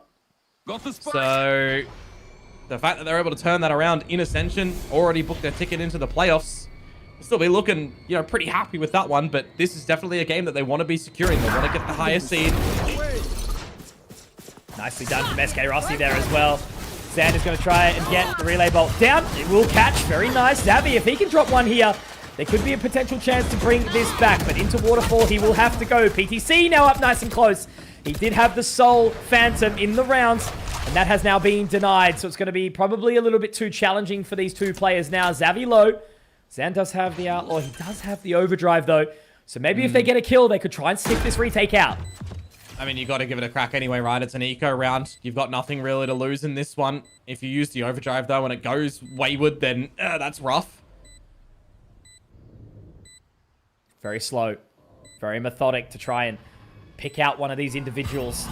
If they can get the 1v1, maybe there is a simple chance, but now as the information is gathered, they don't want to get baited out about it too much. Madeline goes to seize over the top. He's actually looking the other way, and Zan, unfortunately, has to pull away. Great time, Paranoia. Xavi picks up the Phantom. Okay, maybe there's a chance here. Now that's the overdrive pop. They're going to be moving in lightning fast, and Zan, who is lightning fast himself, the Neon, gets the job done here as NAOS will recover only just. And it's a beautiful round against them with not really a hell of a lot of weaponry, and it all started with Zan finding SK Rossi. Yeah, he's quick on that one, isn't he? That is the go mark. As soon as you get that kill for the 2 versus 2, you know it's go time. Get that overdrive out. Catch them off guard. Catch them. But they can't move. And in that point in time as well, Xavi just kind of turns into a little bit of a distractor, right? Make them look the other way. Really well done from him. A thrifty again to come through here. Zan Enough loves for a timeout. Getting out of his chair, but it looks like he was denied by his headphones in that moment. I gotta say, Siu Fat BB has changed these players when he started standing up earlier on in Masters. Everyone, dude, I saw someone stand up in round 2. Like, I get the hype and everything. Oh, it's good, We're man. standing up just to stand up sometimes, it feels like. I agree with you wholeheartedly, but it's so hard to not be excited. You know, even sitting here in the safety of my own home right now, there's been a couple of rounds where I've stood up out of my chair. It's just the energy that comes into an event like Ascension. As I said, you know, you grind out Tier 2 all the stages throughout the course of the year. Some have 2, some have 3.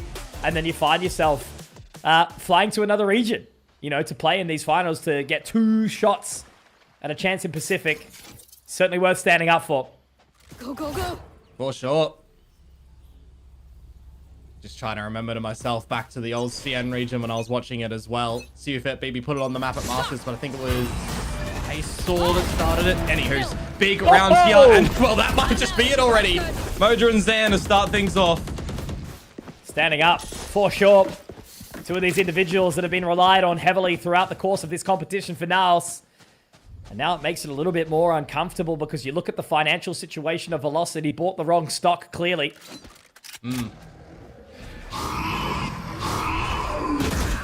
What do you look to do to get back into this round as Velocity? Because you don't really want things to tie on up, right? You drop the Thrifty, NAOS calls a timeout for themselves. Solid on down. Need to see a misstep from NAOS here, perhaps. My words. You know, it's just crazy, like, the impact ever since Neon came into the pool. You see these individuals that have just been able to play a completely different blend of Valorant. Just allowing that aggression to really be taken advantage of. The credits are looking a little bit in the bin right now for Velocity 2, right? So to save in this 2 versus 5 might be the optimum call. You're not going to see too much of a hunt, you'd assume, from NAOS either, because they're not swimming in cash for days either. So it will look to turn into an equal state. Man, a 30-second save. How crazy is this compared to the series that we had prior? Legitimately, I was just thinking that as well. You put them on the scales, and you've just got, like, chaos on one side. And this one, you've got, like, the moments of chaos, but it is a lot more measured in tempo here. This is where you start to go podcast mode. Yeah, I've had a good day. How about you? Yeah, it's good. All right. Yeah, I watered my grass. You are truly Unk. Yep. Man gets a house. Realizes there's things to do. Well, there's things to do right now for Velocity, that's for sure. If they don't want to be dropping this one, they're seeing a little bit more on this defensive side for now. Getting dirty in the duels, getting the defusers out in a thrifty variety as well. This is not the way that they thought this half would have started for them. Time to jump. When they drop the pistol in the second round, things are all right, but when they get the 2 themselves, they're thinking it's pretty cool. And cool is exactly what's going to be needed in warm Bangkok. So the early duel has been pulled away. Moja, not interested. Gonna play back from drop. Looking with the operator. That door is going to be opening. They are going to be heading in there. It's going to be very, very challenging to try and clear him here, but instead he pulls away. The gate crash out. And the old classic Okamoto, the good old 5 versus 5 on the retake. I mean, you got the Nightfall that Madeline has to answer back with the one that Xavi is preparing. Looks like Damara wants to still try and play all up in their face, and I don't blame him. The Prowler, though, does get the catch. Stan! Oh, he's slowed down by that Rolling Thunder from Russ, but now Lightning Fast gets 2 back for his troubles. Now 3 versus 2, only with the pistols here. SK Rossi's going to have to rely on that Headhunter beautifully. Cracks the head of PTC. And now as they creep in, oh, he's got a perfect wrap here. Madeline, it's going to leave it all on Anakia right now. 72 points of HP. The Prowler will be destroyed. And SK Rossi to put him straight into the grave. Beautiful stuff from Velocity. Bye-bye. That's the smart decision-making from saving those 2 rifles in the previous one, isn't it, right? They lead by example in towards this round. They get in towards the site. When you've got the ult to start the affairs from Russ in towards it, you off-put the operator that's down in drop. And then you just get out the shots. SK Rossi with the Headhunter, finding a very required one to make that a workable scenario. Madeline around the site as well, doing his damnedest with the bait of the Prowler back around the site. Really smartly done from Velocity. And now there's 4 players that start off over on the other side of the map for NAOS, leaving just PTC to take the challenge at C. This is tricky. You know, do you want to invest now? Arcro's destroyed, information gathered. Damara, though, taken by PTC. Lightning Fast does get the response, though, so 4 versus 4 it will stand. And are they going to get aggressive in towards spawn? I think they absolutely will. Up on the Seahall, Zan looking to get all up in their face. He crosses the line. Lightning Fast, though, with 2. Russ gets another. That does take the sweat off this team a little bit right now. Moja, Nakia having to find their way in. And with that gate crash going through, surely they're going to get some information onto the teleport, onto the location of this Yoru. Now the breakaway. It's actually the blind that comes through, but it's not going to matter when Lightning Fast is hitting shots like that. I love this right now. Velocity have responded with 2 on the trot, and they hit 11. It's a little bit murky for the Halls plays that's coming through from NAOS in my mind. PDC does well to get the first one towards Damara, but takes the second one where it's not really necessary. And then you've got Xavi and Zan peeking in before the paranoia even pops on through. These are the mistakes that you can't be affording to make. If you're sending in the near site, wait for it to actually eventuate before you go for the individualistic swings. Go for it together.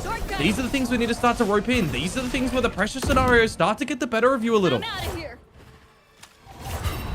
And Damara having a ball right now, doing damage, denying. The Velocity need to make sure that they do not lose this round right now. Zan with 1, denied quickly. And Moja also taken very, very low. SK Rossi finds PTC. And Velocity have played this to perfection, denying the counter eco. It's not going to be happening this time round. Moja with 5 HP. It feels impossible. Oh yeah, this one's just not doable. Velocity get onto 12 and map point for their own map in this best of 3. Of course, NAOS are yet to drop a map in this tournament, and now they finally may very well see it unless they can challenge back in towards overtime. Within the Battle of Rubble, with a couple of the lesser weapons, I mean, you take the knee for a reason, right? You want to play towards the overtime, which is why they don't have too much to fight with there. But now is the time to see if they are going to be able to hold on, because Velocity have their mojo back on this attacking side. They absolutely do, and mojo is ever so important in a game like Valorant. Having that confidence to flex onto the opponents. And already Zan is caught. The aftershock may have actually put him into the dirt just then, but it will not for now. Madeline, however, finds Xavi. That's the IGL gone down. Already an advantage found by Velocity. Madeline taken low in the process, but Banara dines also Moja. Another shot from SK Rossi as well. A solo walk from the chamber with the operator. Beautiful stuff now. He can start to creep through, lock them out, and 2 versus 5. This just should be the final round. It's the way to lurk. He's done it well again, Mitch, and now he's taken all of the space that's required to clear Waterfall fully. He's done a really good job at slotting himself into these angles to catch NAOS off guard. And now it's Zan and Nakia to see if they can win a 2 versus 5. Zan's certainly the man to potentially look to do it. SK Rossi slid on. Now it's going to be the overdrive popped as well. Maybe a chance. He does get the information onto Lightning Fast, but he's got to be careful that he doesn't overheat. And he absolutely does. Straight into the crosshair of Damara. What a return to form there towards the last few rounds from Velocity. And you can just see these guys right now. Don't overheat. Don't overdo it. We've only won the 1 map. If we want to take this competition even further, we need to do the right thing and keep moving forward. That's very nicely played out by Velocity, making some really smart decisions on thinking a lot on the macro and hitting the micro as well across the whole map. Don't get me wrong, a couple of slip-ups here and there, but really well played out, and I'm going to be the bad guy. I'm going to be the devil in this situation. A lot of the success that's come through from the guys over at NAOS so far has been Xavi, right? He's been sitting at the top time and time again. He's been leading, he's been shooting, he's been finding everything. Absent in this map, it feels like, down on the bottom for the team this time. A little bit broken for NAOS in this regard. Certainly unusual, Komodo. And with maps like Ascent around the bend, you hope that Xavi is going to be able to pick up and join the team. It was very much the Zan show there, wasn't it? Nakia, a couple of bright moments. PTC also able to do a couple of bits and pieces. But yeah, really, that was just Velocity who were playing very well as a unit. Great calling out of Russ, great control. SK Rossi hitting his shots as well. It was a very, very nice result. And Lightning Fast was also there to continue to deny on that Omen. So I think we're seeing a very, very good era out of the South Asian team in Velocity. But as I mentioned, it's not done just yet. These teams have all right now made playoffs. These teams know that they're going to be having a chance on the big stage. But obviously there's plenty more work that they need to do. Absolutely. Of course, Ascent is going to be around the corner. That is the map that is chosen by NAOS. Velocity going to be starting on the defensive side. Still, Russ is going to have to look to call a good game for Velocity. It's a different look, more so on Ascent, right? The Breach is carrying on forward. The Chamber's carrying on forward. We've seen really good slot-ins in this map of Lotus, but it does play a lot differently compared to Ascent. So I'm excited to see what is going to happen. And also, it doesn't really guarantee here with this win, if Velocity get it, that they get the top seed. That's going to be the results of what happens in the Nongshim game. But Mitch, I'm excited to hear what the desk has to say from this one. Wow, I will never get bored of being impressed on how well Velocity is doing this synced execute, whether it's in defense or offense. The plays made across the board, the hype shown by them, it is always entertaining to see them defy doubts over and over again. I mean, for everyone sleeping on Velocity, now is the time to wake up. People came into this tournament doubting them. So did their opponents. You know, we heard in the content shot with Ewok how almost every team ranked Velocity at the bottom of the group. And now they're very close to moving to the very top of it. An incredible Lotus from them. We saw Zan say how this game is going to be easy. They can shut down this VLT style, but they couldn't manage it at all. I feel like Velocity controlled the tempo once again, controlled the pace once again, and we didn't see the same level of strong macro that we've seen from NAOS in the past. They look rattled to me, Bella. Yeah, I absolutely agree with that statement, and this also marks the first time NAOS is going to drop a map in Ascension Pacific, and it's going to be Velocity that has done that. It's just amazing for this squad, because yeah, same like everybody else. I was very you know, I didn't believe in the breach that Russ is going to bring, but man, I was not familiar with his game. This guy is so good, and his breach, I mean, he helped a lot for Damara to set Damara up for these fights. I mean, that's the pairing that we're seeing time and time again. There is other util being thrown in by Lightning Fast and Madeline, but it's mostly that 1-2 combo of Damara with Russ. Damara is able to go crazy because the supporting players around him are so good. He gets so many favorable fights, and then even on top of that, he's winning the fights he shouldn't win as well. He's going absolutely crazy. So much to be excited for with this Velocity team. We will have Ascent next. They're almost certainly going to bring that similar style. So now it's going to be able to shoot it down this next time around on their own map pick. That's the question. Yes, the $1 question. But of course, before we go into the second map, we will go into a short break. So don't go anywhere. We will see you guys soon. Winner, flexing like a winner, winner, winner, winner,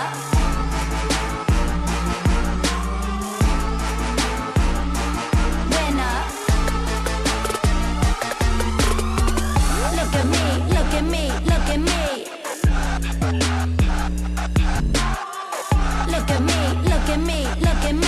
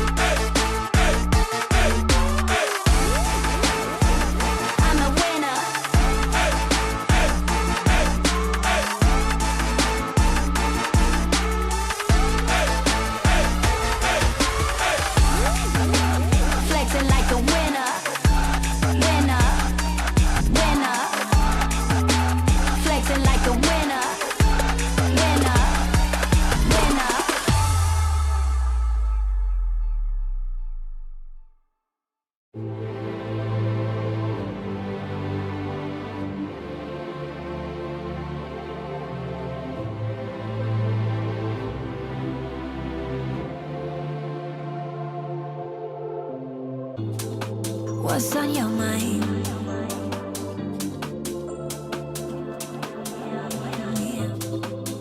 Can I read it from your eyes?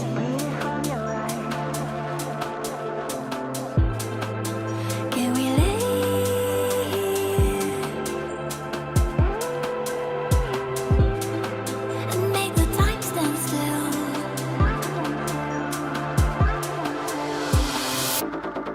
I wanna love you like nobody. I wanna show you that I care.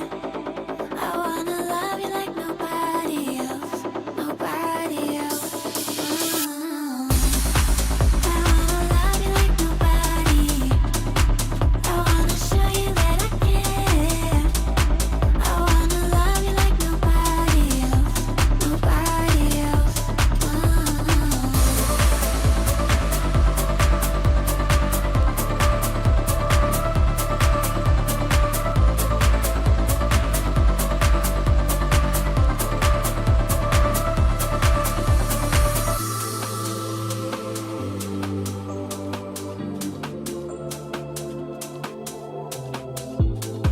What if we stay here, pretend there's nothing else?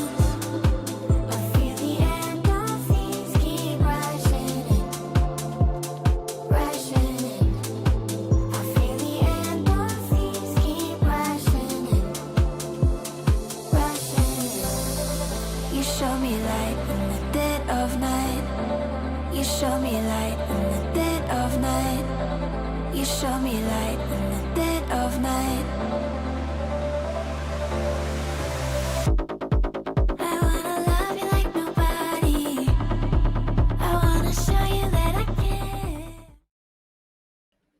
Alrighty, we are going to ascend with NAOS versus Velocity. Like we've mentioned before, NAOS, they are very strong in their individuals. They are very strong in taking duels. But again, Velocity, I feel like they have these small details that make them able to win these rounds. Yeah, this is the experience they have. 3 of their players have played in Tier 1, and to me, it really shows, like you say, in those little things. Think about that 2v1 where Lightning Fast jumps round the corner to make space for Rossi to get that kill. That's a tiny thing, a tiny, tiny thing, but you don't see a lot of players do that. It's easy to get caught up in the moments. They're getting so many things right that the top level teams are getting right, and that's why they're able to close out these maps. And I feel like the combination of that experience and well-drilled ability of this team paired with that explosive style that they've been able to bring out is really what's setting them apart this tournament, and they've just been so fun to watch. Like, I think they're bringing something that is totally unique. They don't care what other people are doing, and they're saying, hey, this is who we are and we do this better than anybody. Yep. And speaking about fun, it's a really interesting thing to see, right? Like, because I come from Indonesia, I have seen Damara play before in in Indonesian challengers, even like 2 years ago. He was this junior, you know, he never like, you know, like being hyped about anything, like he's just silent. But today, and for this whole Ascension Pacific, he's been very hyped about everything, and he's like having fun in that stage. I love that. You can see the confidence of Damara after every round. He's standing up telling his opponents to take a seat. He knows he could be the best player in this entire tournament. And like you say, it's so obvious how he's grown through his time with Velocity now. And I think it's coming to a peak. I think winning tournaments like this is all about finding your peak at the perfect time. And I think you could definitely make the argument here that Velocity look like they might have found it. Yeah, absolutely. Damara is one of the diamonds in the making, I feel, from Indonesia. But again, we also need to discuss about NAOS, right? Like, because earlier Lotus, it was one of the strongest maps from Velocity. So yeah, they were bound to win that map. But we are going to Ascend. We know how strong NAOS is in Ascend, especially with Salvi in that battle stage. Yeah, I don't think NAOS will be feeling too worried. Ascent is their map pick, and I think if they play that composition that we've seen from them in the past with the Vice and the Sage, they will be much better equipped to deal with the Neon Breach combination that Velocity are able to put forward. Because when you're running this double duelist, you don't have as much kind of stopping power utility, and your op on like the Yoru is just going to be a little bit less effective because they have all the tools. But now you think about being able to defend, that Vice Wall is going to isolate Damara as he moves into the site, and the same can be said for the Sage slow. So I think Damara might have to do a lot more individually. He's going to have to win some big crucial duels, but more importantly, I want to see NAOS just get back into that form, get back into that strong macro, and understand what your opponents are bringing. They were so confident that they could stop it, so you have to do it now. Yes, because we were talking about macro as well, like before this match, like in the pre-match, Russ, he's able to adapt fast, he's able to read their opponents, and yeah, there are of course no changes for NAOS here in Ascend because they have been looking promising so far in this map. Yeah, very much so. Sitting at 2-0 here. On the side of Velocity, also no changes. This is virtually the same as what we saw in Lotus, just with Sova in instead of the Fade. Now, I will say, this kind of composition is certainly much more unorthodox on Ascent than it is on something like Lotus. So look for NAOS to be able to exploit the weaknesses a little bit more easily here. I think NAOS still going to be feeling good, but Velocity brimming with confidence. Yes, absolutely. This is going to be interesting once again in Ascend between Velocity and NAOS. This is their map pick for NAOS. So let's see if they are able to adapt, if they are able to read what Velocity is going to bring. Of course, the actions are with your casters here, Komodo and Kong. Well, Morgan, confidence is a scary, scary thing. You should have seen how up and about I was when I outfragged Komodo in the playtest 1 year. It's a scary, scary thing, and Velocity are running with that right now. Komodo can now bring this one back. Maybe, but I'll have you know that one day I'll put you on my settings and watch you fumble. But fumbling is what these teams are not going to do here on this one. Ascent is the play. It's the same compositions that these two teams know and love. Velocity, their own style. NAOS can pull some strats and stuff from PaperX and from Fnatic, who run this composition as well. And this could be the time for Velocity to win this series 2-0 cleanly, to take that challenge in towards who is going to potentially get the first seed. For NAOS, though, if they are able to enter back, send us to Haven, try to win the series and get that top seed into the playoffs. No casualties for the early stages. Just a little bit of damage towards SK Rossi. Certainly would be a statement, Komodo. Velocity going 3-0, and then with the game up against Nongshim, which is going to throw some question marks about where some of these players end up in the competition. Xavi is going to be the nice one to find the opening. We've talked about this Battle Sage and how well it can do, but we've also talked a lot about Russ. Finds Moja, finds Zan, also a third. Very nicely done. Xavi denied, and Damara to get 2 to close. Velocity are on the board with the pistol. Oh, that could have got a little bit risky for them at the end there in the 1 versus 2, though, because the Thorns were activated on top of the rafters, and it is just the swing out from Damara. Could have got risky, but he still, even in the Thorns, looks to get the swing on out. You got a couple of kills that get started off by NAOS as well, but then it just falls a little bit as well. Velocity quickly in for the challenge, giving no respect over towards NAOS, and that's going to be one of the things as well, right? Nongshim got caught off a little bit by this one. Full Sense got caught off a little bit by this one when they were slowing things down. So if Velocity keep up the pace, it could actually be a good idea for the next couple of rounds. A little awkward for Rossi, though, if he's not able to get out of that. Rendezvous gives him some safe passage for now. Line also to catch, so he's going to find 2 very, very quickly here with that Outlaw. Nicely done. Has to move back in with the Classic, however. There's still that Sheriff from Zan. He looks to creep around, but now as we see Damara just straight all up in the grill, what can you even do there, can you? Straight into it. Velocity with 2. Nice and clean, only losing the 1 here. Yeah, and they'll pick up the gun to carry on over to the next round as well. Could have been flawless, but the little jump there to try and dodge out the bullets doesn't work on out. Good little stronghold, good reveal and tag as well, right? Just some good scanning on through. But I can't help but wonder, when we start to get into the proper rifle rounds, can Velocity continue it, Mitch? Because we've so far seen the good stacking towards A and the stacking towards B. It was the right spots 2 times over. What happens to Velocity when things change up around the map? Great opening. Damara may be getting a little bit too complacent there, a little bit overzealous. I mean, though, at the end of the day, the bonus, you've always got to play a little bit more risky. And lightning fast. Oh, you might be able to catch a couple of members off guard here. Moja definitely watching that top mid position. And now as we see Russ joining him, it's going to be an awkward line. Great opening. Lightning fast. Nicely done. Zan does get a couple back, meaning that we can still see this lead held for NAOS. Yeah, that's a very important frag that actually happens from Zan there. The fact that he gets both of them as well keeps it workable for NAOS. And this one, that would have been a good shot from SK Rossi to potentially claim the bonus. But now, just Madeline. Here's the footsteps. Your time to shine, my friends. You've been looking good in this series. If you can catch Zan, maybe there's a world, maybe there's a way. They're separated. Now he's split the wicket. He's found the shot. Madeline! Oh, I saw it coming. I was willing it into existence, but it does not happen. Denied. And all NAOS can do is laugh it off. Man, that gets super close though, doesn't it? He's isolated the right timing for that 1 versus 3, because you know what we always say, Conky?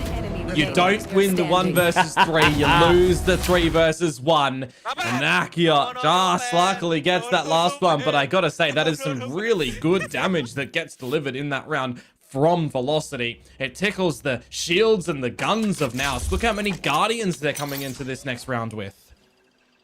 Certainly not the happiest of helpings. The financial pool is down. They're investing all the way. So just having a little bit of a look here up towards from mid-top. Creeping their way in towards short now. Nakia going to be trying to lay a helping hand. Rossi, head ripped off immediately. Very bold to be crossing that position so late into the rounds. Especially dry outside market. So now we're going to see NAOS slot their way in towards top mid.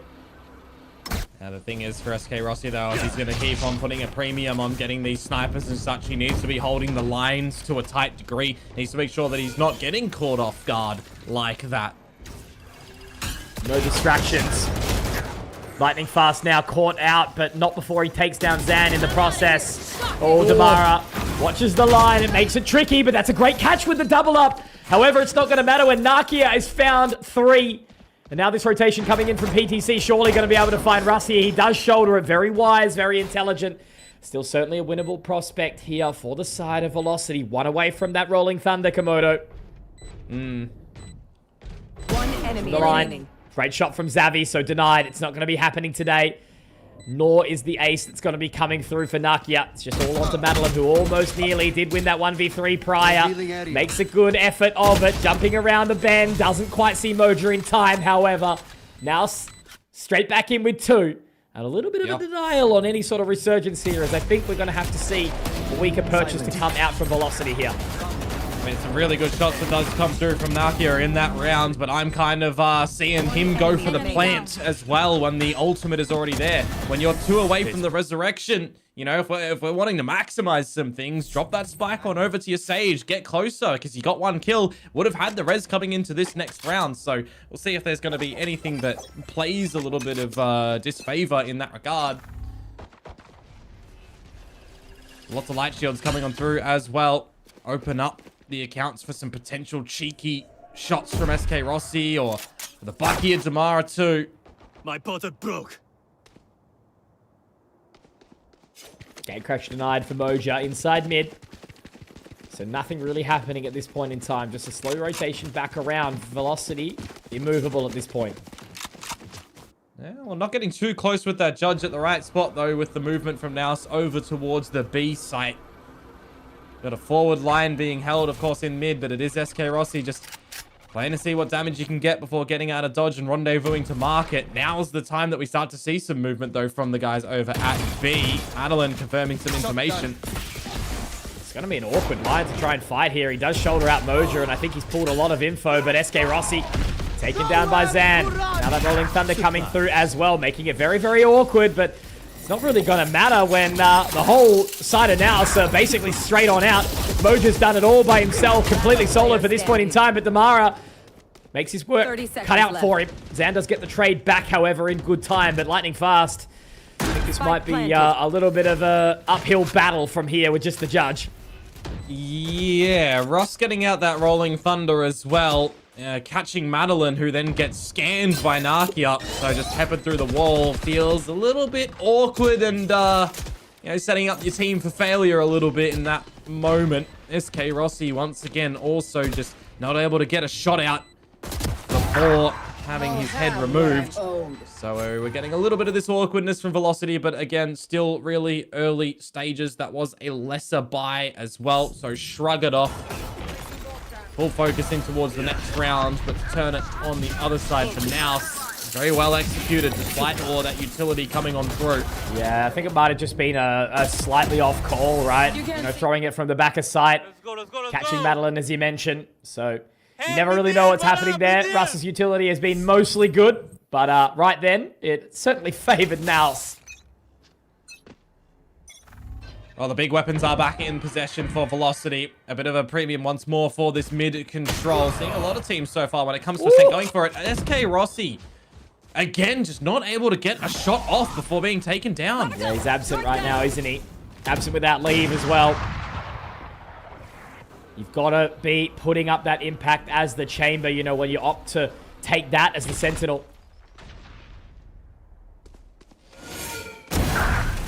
Great shot from Zan. That's a second.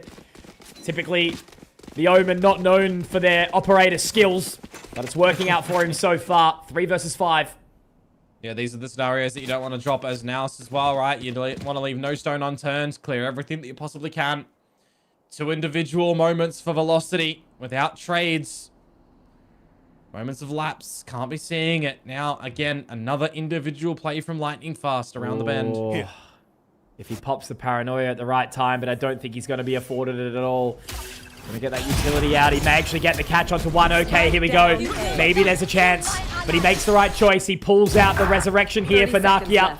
PTC comes back as well with another, and Russ unfortunately goes down, so it would have to be all Lightning Fast. And they walk out at the most opportune time. Perfect synergy through that dark cover, and all of them are up and about. No, no, no, they say. This is certainly NAOS back into the fray. No need to shift the spike over towards Zan and TP to the B site, for example. When PTC does get one in there, you've got a 4 versus 1 essentially on this A site. Just take it together and have that ult in tow for a little bit later on. Quite convincing of the round to come through from NAOS there. And, you know, we're seeing the same sort of things plague Velocity at the moment. I'm wondering if a timeout is in order to have the discussions, get the coach input, get the team to settle and really recognize what's going wrong. Damara clearly getting a little bit of his own medicine right now. And I think it's a perfect time for Godspeed to give the guys a bit of a pep talk. But also the exact same thing can be said for NAOS, right? They're certainly a team that thrives off the vibes. But you can't get too out of control, too out of order.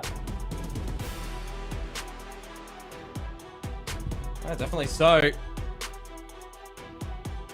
At least the safety net in finding the first map, but you got to feel like the way that they were sort of closing a lot of those rounds should give them still really good ideas coming in towards this map. And it's not like they haven't played this map throughout this tournament, right? Velocity did play this one against Full Sense. It did get very close though in the 13-11, and that was also the map, right, that they started off 0-6 down on their attacking side. I was going to say, we haven't had many of these. It's run pretty damn smoothly so far. Looks like it may very well have just been some sort of equipment issue anyway, so it shouldn't be too far before we get back into it. Who spilt the drink? That's like when you've had no tech issues and you're, you know, only into the second map. You're not seeing a mouse go flat, perhaps. Nah. Who's done something, but it's okay. We're good. We're away. Negative aura. It's fine. We're back immediately. I don't think any of the 10 players in this server have negative aura. You're probably spot on. Yeah. Just the casters. Yeah. But we're so far out of the playing field that it's like... Yeah. Anyways. Just the judge for Lightning Fast here. See if he's going to be able to do anything with that, or if the pistols can somehow be decisive enough to deal a blow, keep things close. Opportunity for the overdrive and a Hunter's Fury if you need, but it is the passive nature from NAOS that starts to clear necessary corners. Very, very slow and methodical, isn't it, NAOS? Team not known for taking these rounds too quietly. SK Rossi very much trained onto that point, has had a slow game so far. Really big opportunity for him to pick up. Great opening shot there from PTC with his fabled lurk. And now as they start to move their way in, fake out hit. And a couple of warning shots as well, but only 2 left in the chamber here, unfortunately, which means they're actually going to start to pull away here now. Now the focus set on towards B. There's a bit of a different look as well in where they're placing this shear over towards A2, right? Generally, you'd want to see PTC bring that into the B main control with catch velocity off guard a lot. Focus on the mid flanks, more often than the B main stuff on this eco now, though. Quick on in. This could get awkward, Komodo. 15 seconds. Yeah, exactly right. Russ has already found one on the Xavi, and now they have to get moving very, very quickly. Russ could keep going. Russ could do damage. He could be the hero that they deserve right now, Komodo. He's still alive, still kicking. Lightning Fast joining the fray. But how much longer is it going to be, my word? How does that even happen? Lightning Fast and Russ from the boat shed. They are salesmen. Beautiful stuff.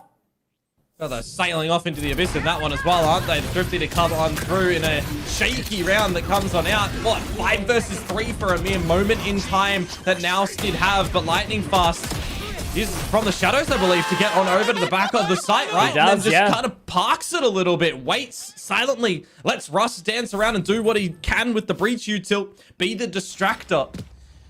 That is, again, another scenario where I'm saying, unless they can do something, you know, shenanigans afoot with the Thrifty, and it bloody well happens. Very, very clean, Komodo. Unlike the consistency against these Thrifties, but that's an awesome ultimate. The Hunter's Fury denying both Moja and Nakia combined. And that all of a sudden could allow Velocity to get back in towards this series now. The dark cover to allow some safe passage towards Wine, but will they be drinking? We'll have to see shortly. And there's no resurrection as well, right? That's just been previously utilized. So damage solidified. Bodies down. Oh man, SK Rossi's got such a tough task here. They do manage to find their way out. The barrier wall will be destroyed, which means that Xavi now just needs to get the slow orb up. Buy themselves some additional time. That spike is going to be planted, so still winnable for NAOS. Oh, PDC with the Steel Garden at the right time could be quite large, especially with Xavi finding that kill. Beautiful stuff so far. The double up in heaven, but Madeline might be able to get a rude awakening onto Zan. No, what am I kidding? Zan continues to hit these shots, and even when he's slowed down by the fault line, he's able to get a second in the round here. This was a 3 versus 5 here, Komodo, and now Damara being denied. It's all on the Lightning Fast.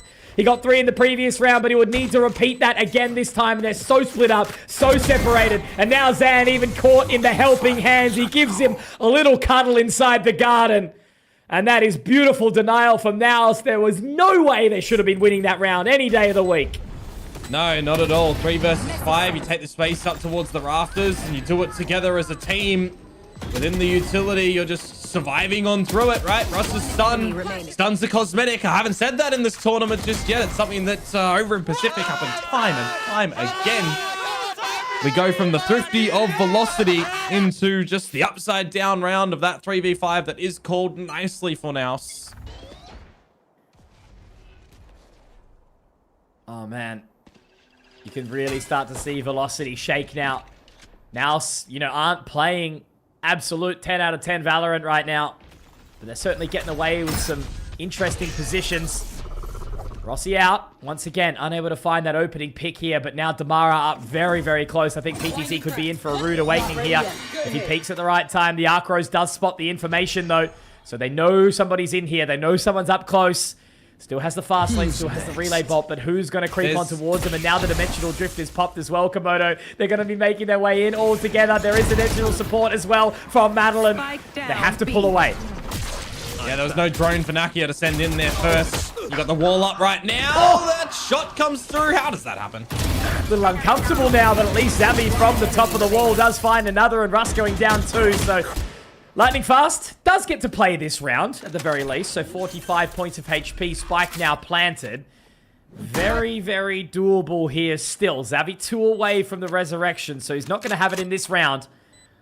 Lightning Fast Slowly creeps his way in to try and connect here. Savvy, he would have to find him straight off the rip, but the good damage is dealt. And now with the heal as well, I think Lightning Fast isn't overly interested. He's making the right decision here by pulling away. That's 6 for NAOS on the board right now on the attacking side of Ascent here, Komodo. Yeah, I'm looking at what's happening in B main as well there, right? You kind of got everything that you want. No drone that you can get sent in for your opponent's side to clear you. I was kind of waiting for the petty to drop for Damara to stun on in and slide with the Bucky, right? Or get set up with a dart from Madeline. We saw the shock dart come on in, but we saw nothing on the back of it. Like, if you want to actually maximize the chances in that sort of scenario, you saw the Archros. You know that PTC is there. Even if you're just using that utility to get that one kill, pilfer a better weapon, you should be ripping it in that sort of position because you allow NAOS to get close to the site to set up properly. They are going to walk over you. We saw it previously in the 2 series that they've played on this map. They are very clinical when it comes into their executions onto these sides if you allow them to do so. A very momentum-driven team as well. Vibes Merchants, as mentioned. That's why they've got such a backing here. Now Damara, great shot there opening onto Moja. Zan will reposition accordingly, and I don't think they're actually ready for this as well. Up towards the generator here, the 2 members now stuck inside A main, and it makes it so uncomfortable for them. Damara just having a little bit of a spot forward. Nakia actually up and over on the wall, but he's denied the rest of the team. I don't think that was actually meant to go this way, unless it was to try and pick up the additional orb here. One more kill potentially for Zavi, and he might be able to get the resurrection, but it's denied completely. PTC has to try and do it solo. The rotation is here. They would absolutely have to fumble this one. Velocity already coming deep in on the flank is going to be SK Rossi. So PTC is going to have... They can just sit. They can just sit. They don't need to hunt. They got to be careful of their own money too. SK Rossi has to hit this shot. And he will. PTC not looking in the right direction. SK Rossi back on towards the board. And it is a late resurgence into the half here for Velocity. Really well started as well. Dodged off the paranoia, and then you're just holding control of the mains choke. You kind of forget that Zan has TP'd in amongst the scrap as well, right? Because he's not revealed himself. You do have a sinking feeling that it could have been a fake, but Zan just didn't activate when he lands from the shadows. He was playing more passive, hoping that someone would come out of main, that he could catch the freebie. Very good realization from Velocity that they can still be very focused in towards the kind of element that they need to in main, right? That wall, I'll be real, is a little bit troll. You isolated yourself into the 1vx fight there over on NAOS' side. I think he was trying to get the orb, right? Like, surely there's no other way. He was 2 off, though. He was 2 off the orb res. So even if he gets that, he'd need a kill or go to the other side of the map where you've not got the proper lurk in this time from PTC. So yeah, just a right idea, wrong execution, I think. Yeah.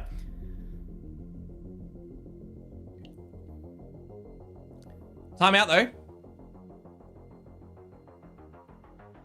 Have a good discussion to see what you need to do for the remaining 2 in this half. You got the weaponry as well back in possession of Velocity because they were backwards and forwards a little bit between buys.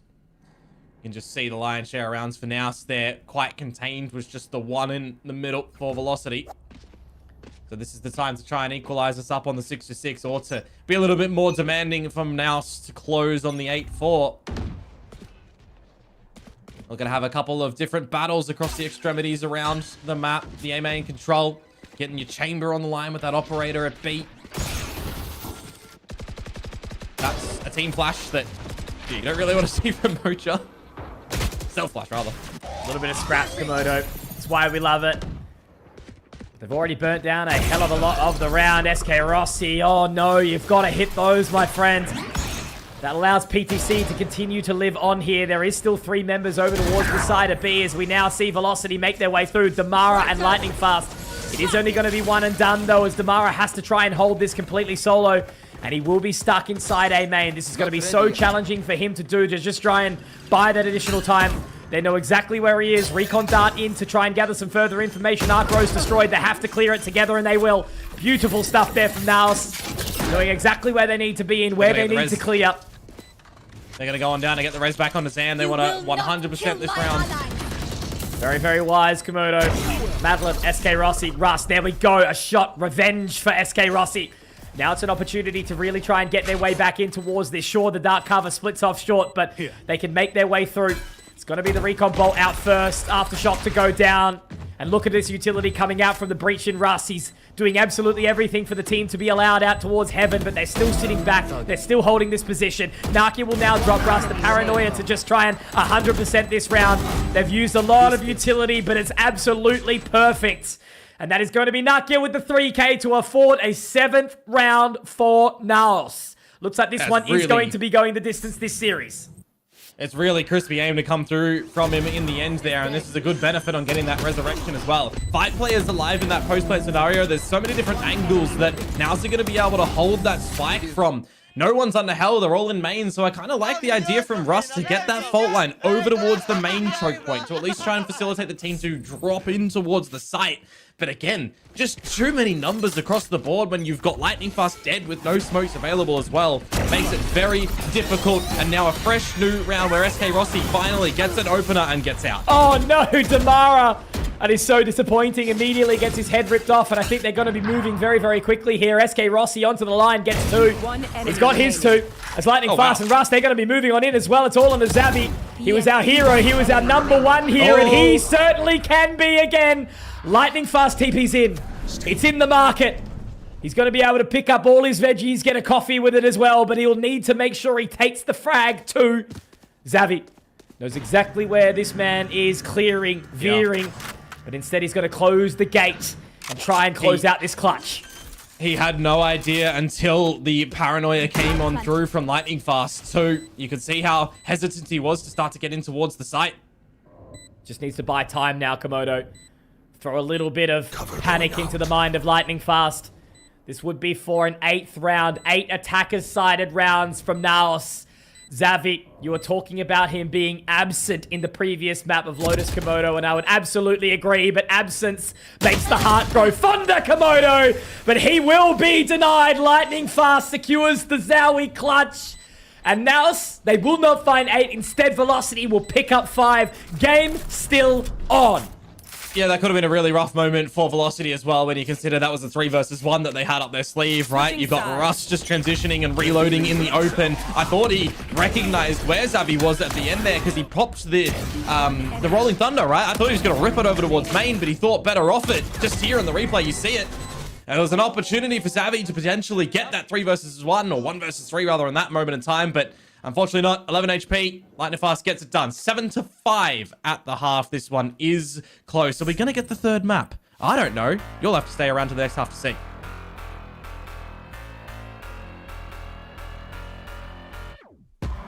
Clean.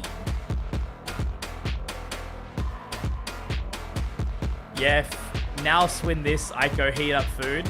If Velocity win, obviously, then we're fine. I was gonna... Yeah, no, I was gonna wait, but... It's the difference between 7 PM dinner and 8 PM dinner. I think I can wait, to be honest. But then, you know, eating late...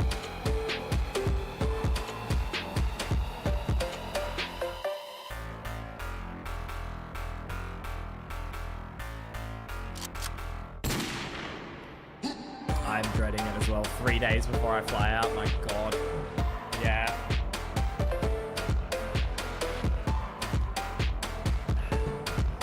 Quit. Yeah. Just gotta hold on until then. Just gotta hold on till then.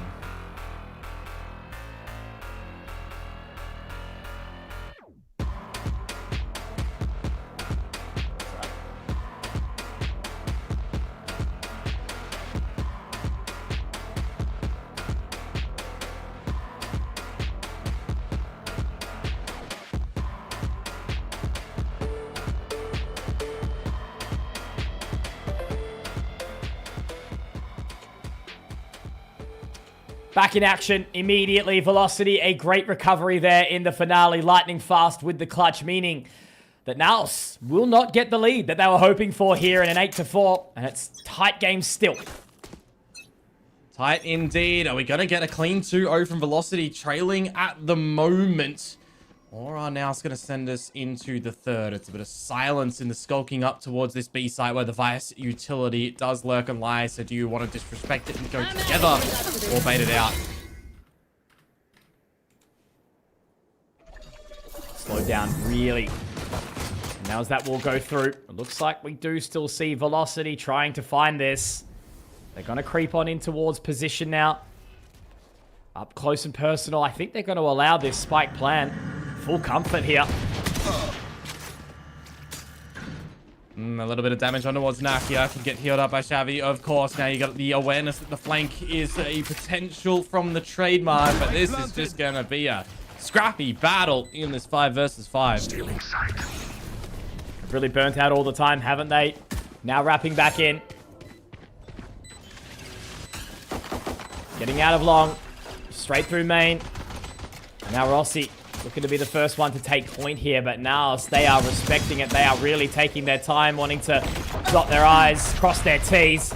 Rossi finds the TikTok wall from Xavi. Great opening pick here, and now they have to really pick up the pace now. And I don't think there's going to be any safe passage in towards this side here. Velocity, beautiful stuff. Another pistol, another round, and another chance towards closing this series out 2-0. I'm thinking to myself that this is going to be a scrappy 5 versus 5 pistol in the post plant, right? When you've got the utility still a little bit there for the side of NAOS, but it is just some really sharp crossfires being held by Velocity, and everybody on the money with clicking that mouse button to get the kills. 5 alive, flawless pistol containment field for Velocity. They are definitely looking to tie this one up and start their affairs on this attacking side super early. Go back to what I mentioned earlier as well, Mitch, right? They started 0-6 against Full Sense before waking up. So the fact that they're already here is good. Certainly good. But a slow approach. Velocity not looking to overstay their welcome here. It wasn't exactly a stack, but they did have a bit of control. PTC making the call now, trying to get rotation in from Nakia. They've invested nothing into this round. Now the full eco. See if you can get a cheeky thrifty, because we've seen one of those before. A couple. But this is definitely the time to just equalize and focus to the bonus. Don't drop much here. Go, go, go. Spotted out good see. There's a good blind as well. But it's not going to net any reward here right now. Velocity, make sure they do their due diligence. The site will be secured. It should just be a very, very quick retake attempt for NAOS, I'm sure. Not really a hell of a lot to work with, as we mentioned earlier. Yeah, focus on getting a little bit closer to that Hunter's Fury as well for Madeline. Seen some good use of it with that double on the defense side.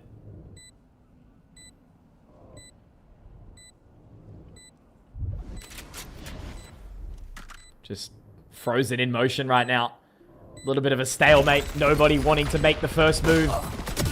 And I mean, look, Velocity got to be careful. They don't want to lose too many, especially none of this extra weaponry like the free gun, by the way. The Phantom, yeah. Of course. I mean, that's a 3 versus 5, and you get it down to just 2 alive at the end there. I think you're kind of okay with that's how what that I'm works saying, out as man. NAOS. You know, the problem is you give 3 weapons away, and your bonus just does not look good at all.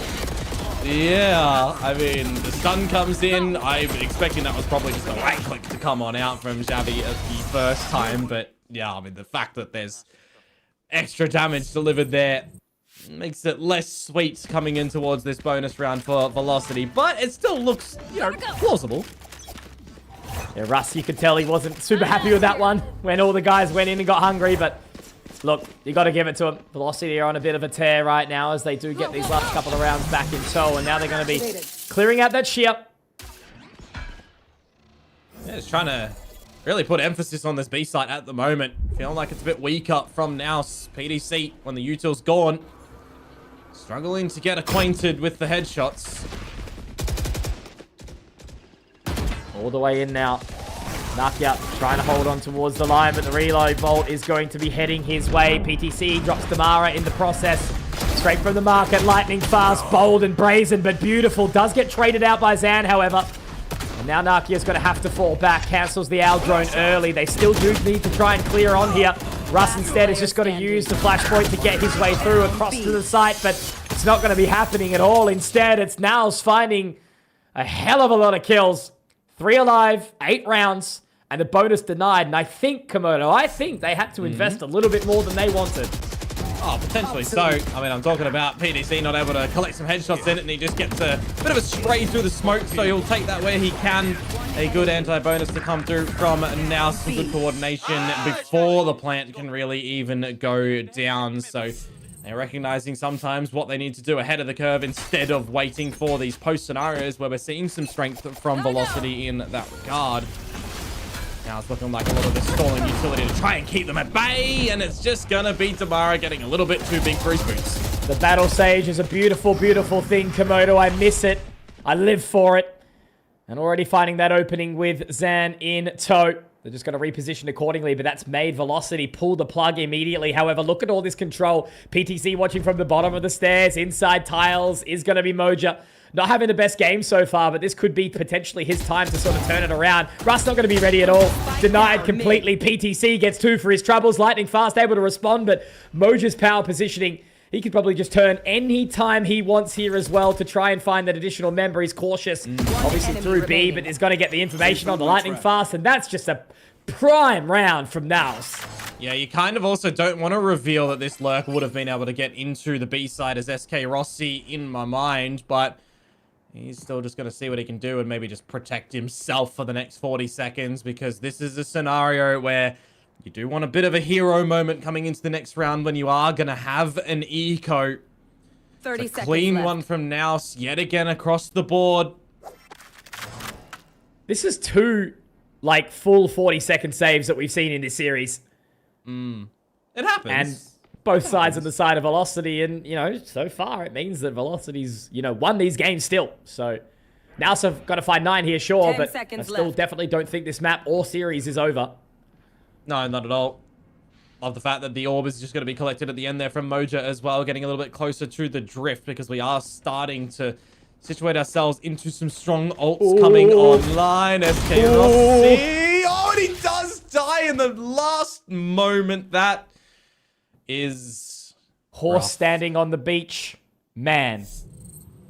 Yeah, that hurts. Very apt. Some cheeky spots in this round, though, from NAOS, right? PDC. Enemy remaining. Say his name and he just starts to come alive in the server. NAOS do not want to go quietly on the map pick of their own. They want to send us into this third. They're making a couple of good decisions. And Velocity, yeah, they are feeling a bit uncomfortable. I was expecting that the timeout was going to start to come through in towards this one, because they are going to go into that eco, right? Unless they want to play with the economy and get a little bit of a half buy or so, but they were pretty down in the dumps. Just the loss bonus that comes into their pockets now. The time for NAOS to try and look to close this map is nigh.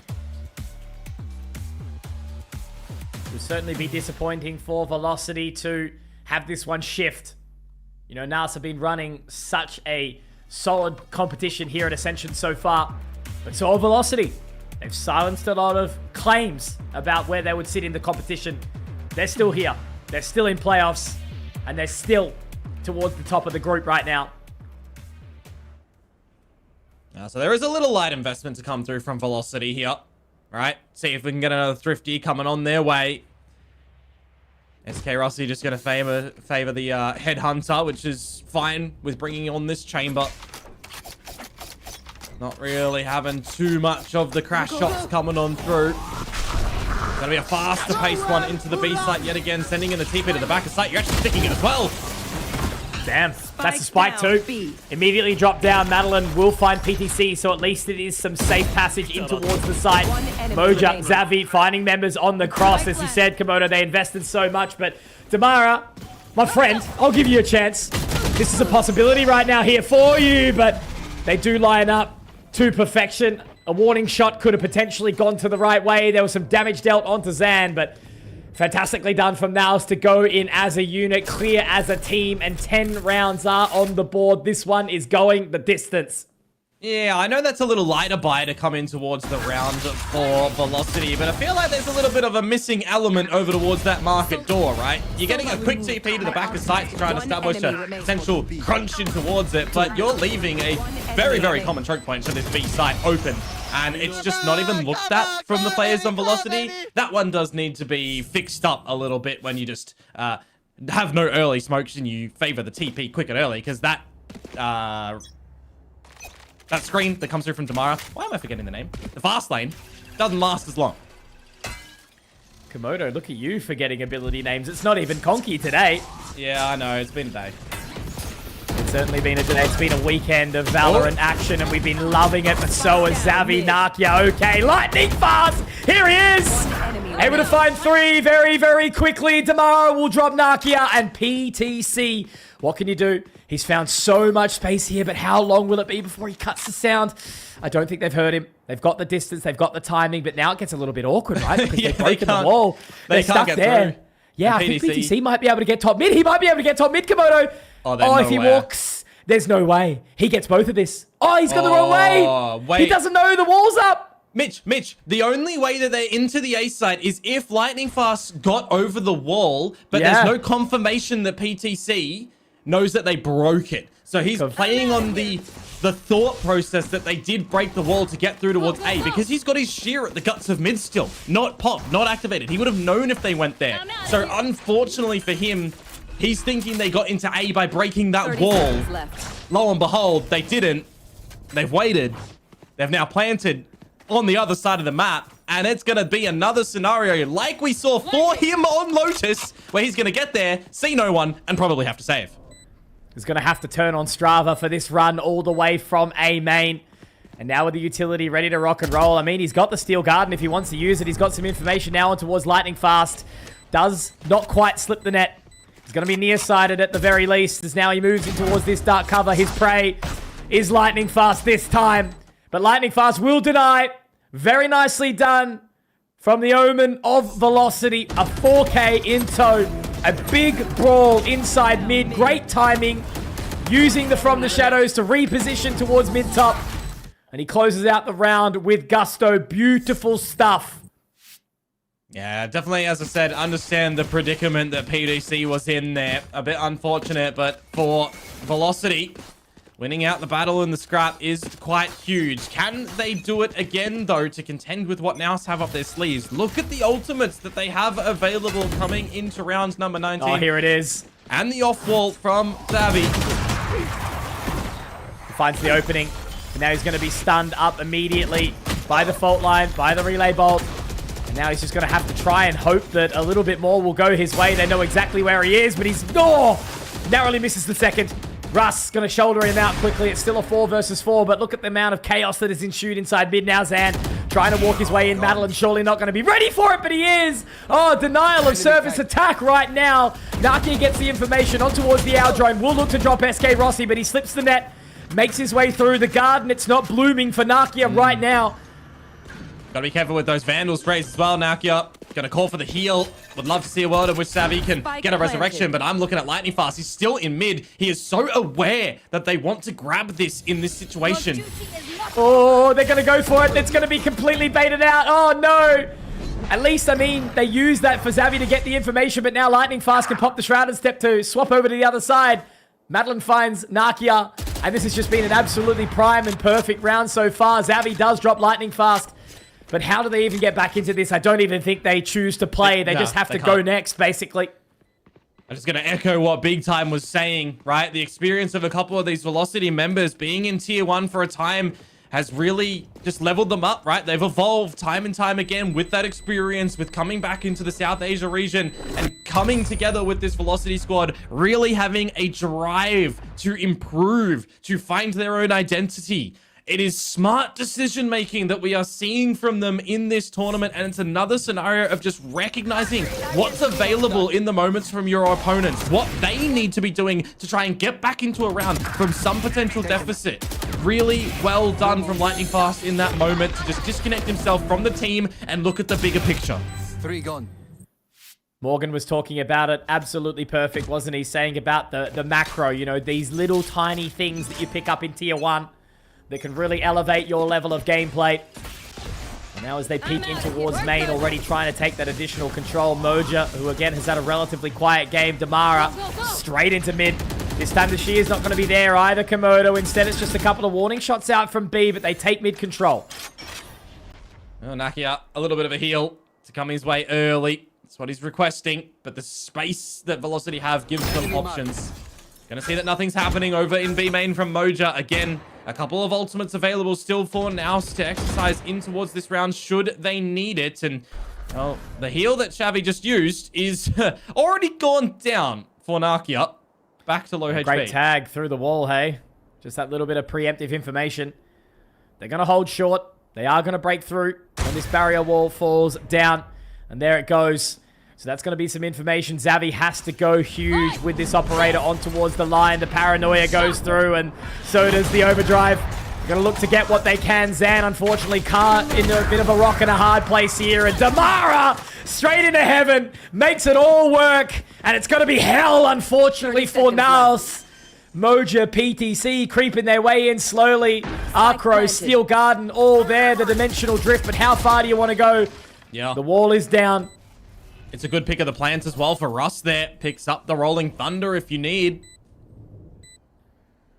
It's just such an awkward position. I suppose you get one kill and maybe there's an opportunity, but as you mentioned, remaining. Damara with that op, he's going to be straight on towards the line, and sure, PTC's able to shoulder it out, but unfortunately, it's a bitter pill to swallow, isn't it? PTC having to save again. I mean, it's another moment in time for Velocity where they make a really smart decision to wait for that barrier wall to drop. Meanwhile, this hunt is on, so I'll put a park in it for the moment. Doesn't even get one. Unfortunate for PTC. Commanding round from Velocity to tie it up. But as I was saying, opting to wait for that wall to fall, going for the mid-split. And as soon as you see that operator echo out from Xavi and the paranoia that lands onto Damara, it's the split-second decision-making to stun the main choke, to wrap through grass, up the glass, around the rafters, picking up two, nearly the third that your team gets, and setting up for a strong post plan. Very quick reactions and decision-making. Beautiful. Yeah, Damara has certainly been impressing me. A little more humble in this map, right? Hasn't been as up and about as NAOS have been. They seem to be much more focused here, Velocity, because it's getting real, it's getting serious. They are tied up 10-10 on the scoreline. I mean, it's 4 in a row, Mitch. It is 4 rounds in a row now. Enough to make Amix sweat. Or 3. Math on broadcast dangerous. Absolutely it is, but you know, it's just been such a good run here of consistent gun rounds, and I'm just worried about the economy of NAOS right now.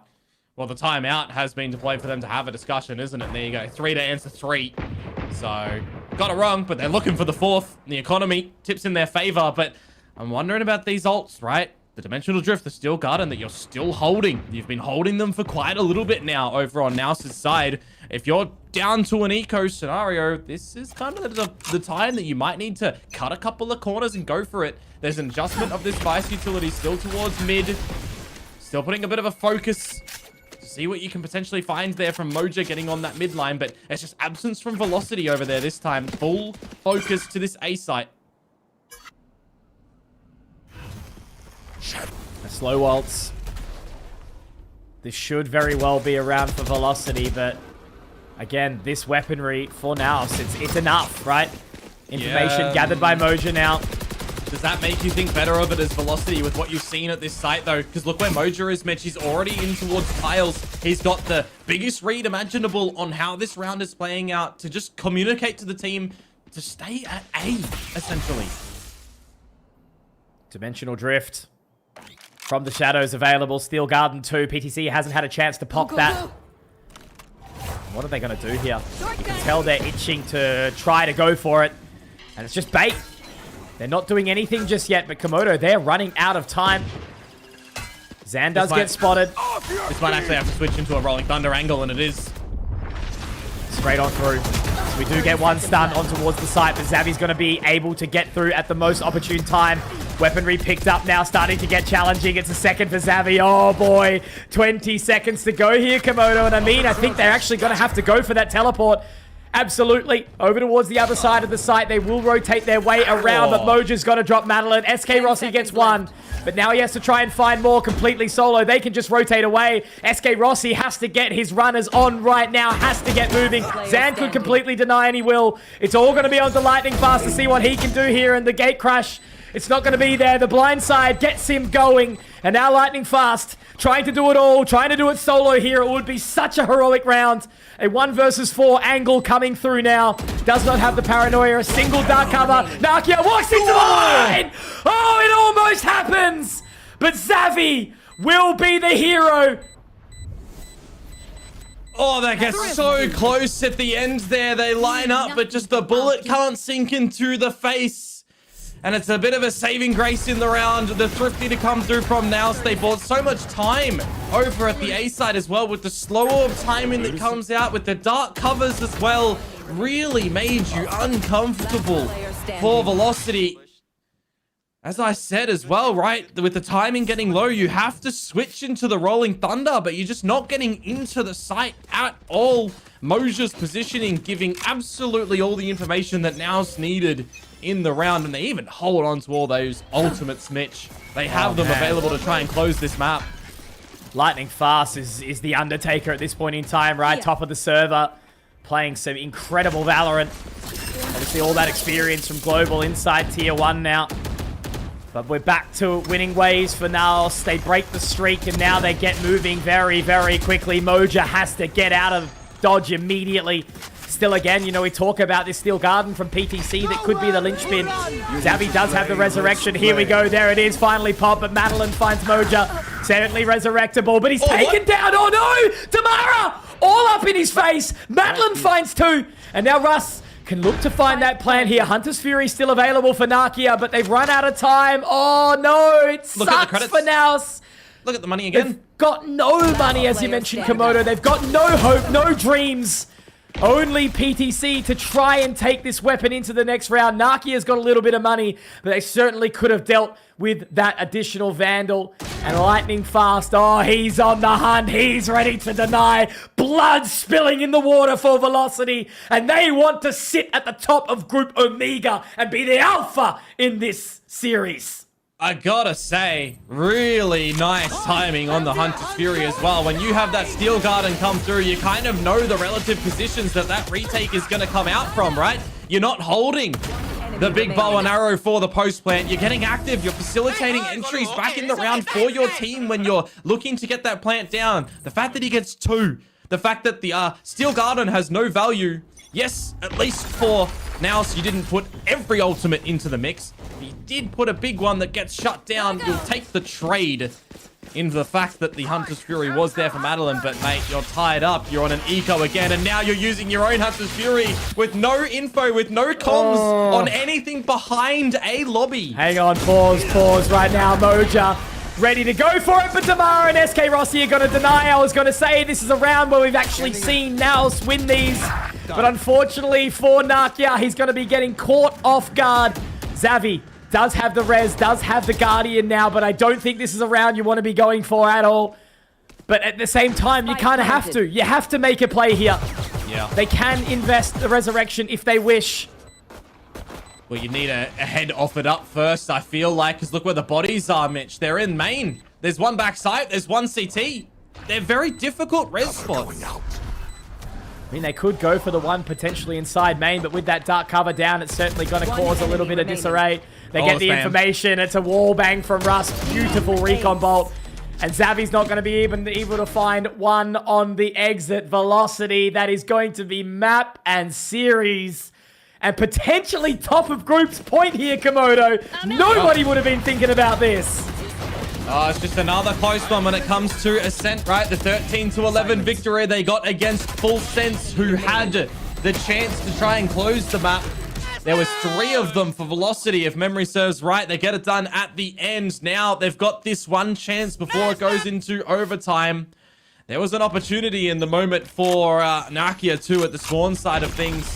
Dark cover comes after he finds the first kill. It's rapid. It's fast yet again for the beginning stages at least, but you bait out the barrier and a TP to the backside of B. They've drawn all the rotations to this A site. They have sold the fake, but eventually the spike will make its way a little bit too late to this B site. Look, all I can say is Lightning Fast is certainly a gold statue on towards this site. Shrouded step to dodge. SK Rossi to open up the bank account here. Stonks are rising. Invest in Velocity. Buy up now, ladies and gentlemen. It's looking good for them. Xavier has to get out.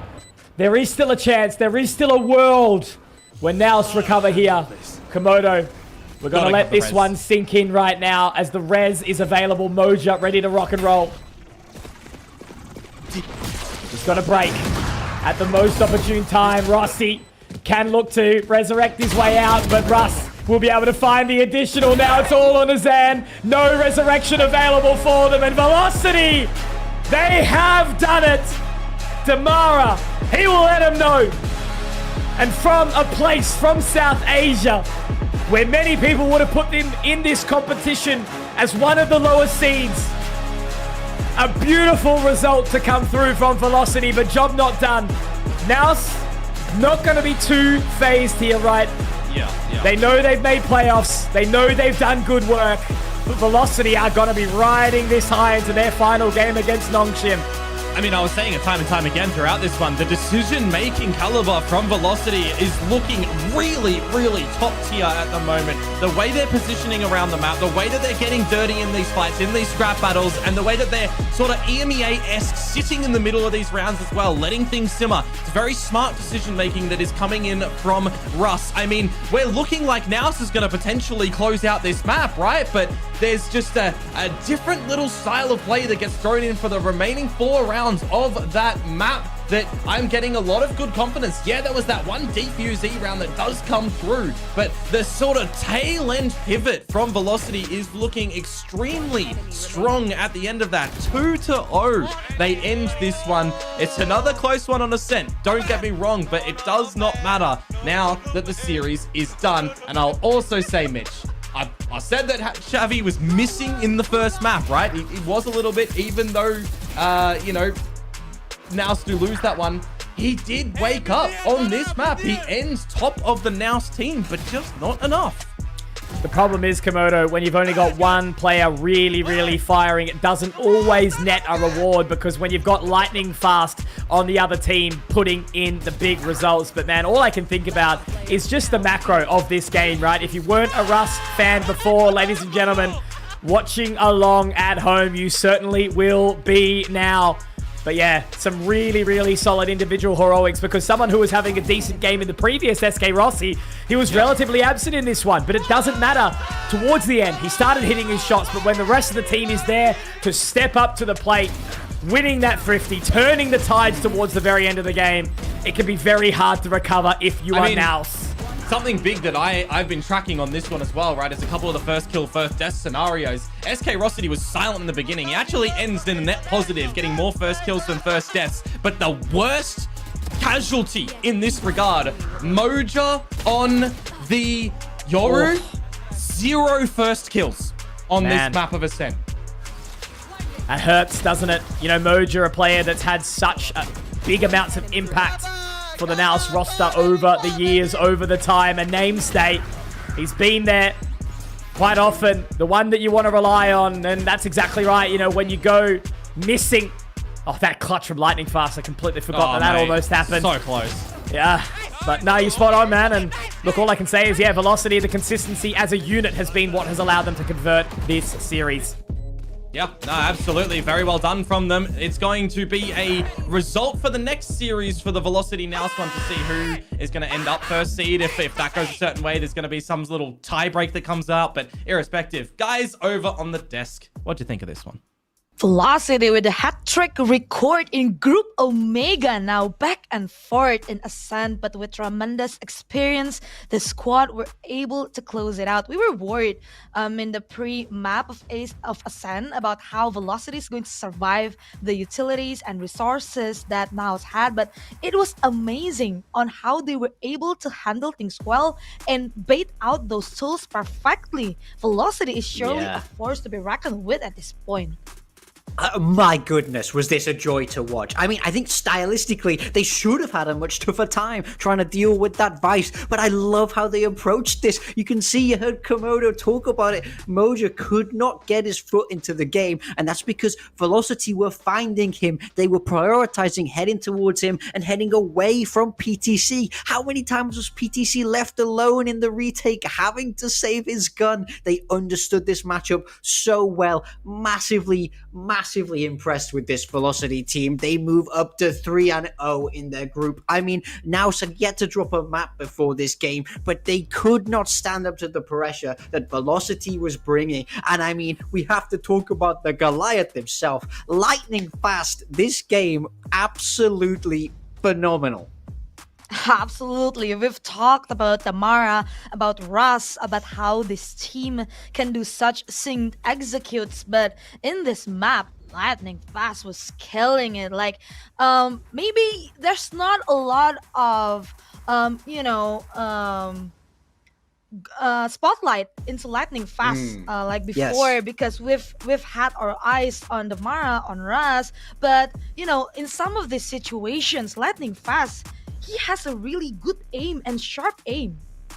Yeah, he has a bit more of a difficult role in this setup because, Madeline and Russ setting up Demara as that pack there. SK Rossi gets a lot of freedom, and Lightning Fast has to be caught between the two worlds, I guess, where sometimes he's left on his own, he has to anchor these sites, sometimes he's with that pack. He's in a very difficult situation, so we're not saying his name all the time, but he proved us wrong this game. He said, hey guys, why aren't we talking about me? Look at what I can bring. He's incredibly sharp at his best, this player. I've seen him absolutely dominate some of the best players in the world in practice, and I mean, if he's able to hit his ceiling, this guy's going to be incredibly scary. But the worst part is it's just another arrow in the quiver for this Velocity team. They're already so full of potential, and if more and more players continue to step up for them, I think we have to really start talking about them for a Pacific slot. People have to start waking up to the possibility of seeing these faces back in the Pacific League next year. Absolutely. I'm amazed by the composure Velocity Gaming has in this whole tournament. See, Velocity on top of Group Omega with 3-0, while NAOS, they bleed today. And this is going to be interesting because Velocity, they have denied NAOS from grabbing that first seed from Group Omega. Yeah. But it's not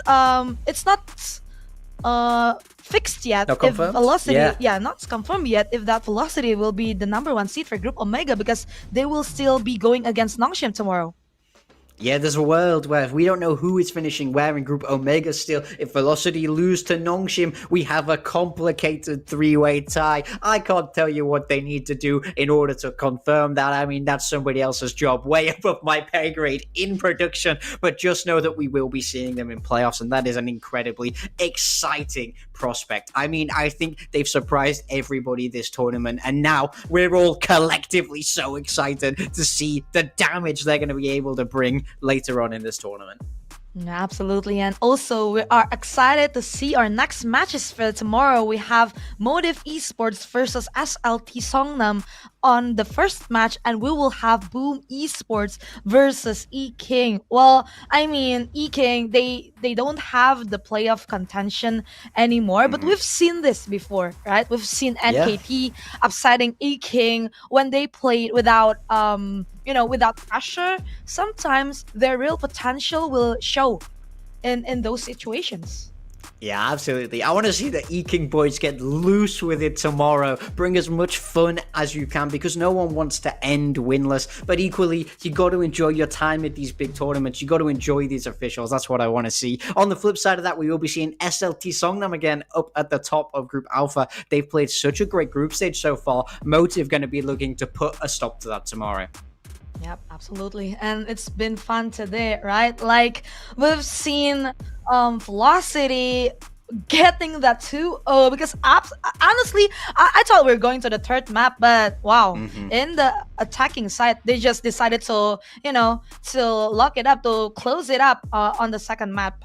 Yep. And before we're ending today, of course, we want to thank all of our sponsor. We have Acer Predator, Intel, Zoe, Imperial World, TT Racing, and Syndome. Thank you so much. Because of our sponsors, we can have this beautiful event in VCT Ascension Pacific. And that marks the end of today. We have 6 teams locked in already for playoffs in VCT Ascension Pacific 2025, but we still have to see who will top the group tomorrow. So make sure you don't miss out the same place, the same time. See you guys tomorrow. Bye bye.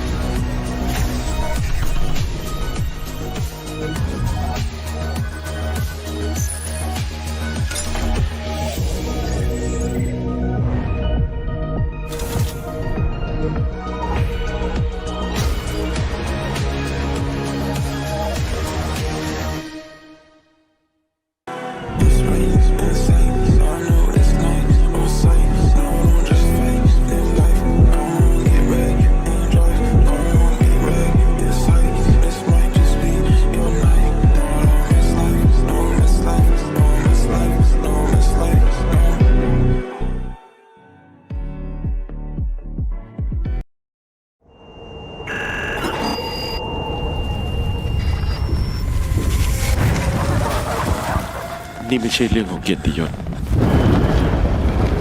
แต่มันคือการก้าวต่อไปแม้ทุกสิ่งรอบตัว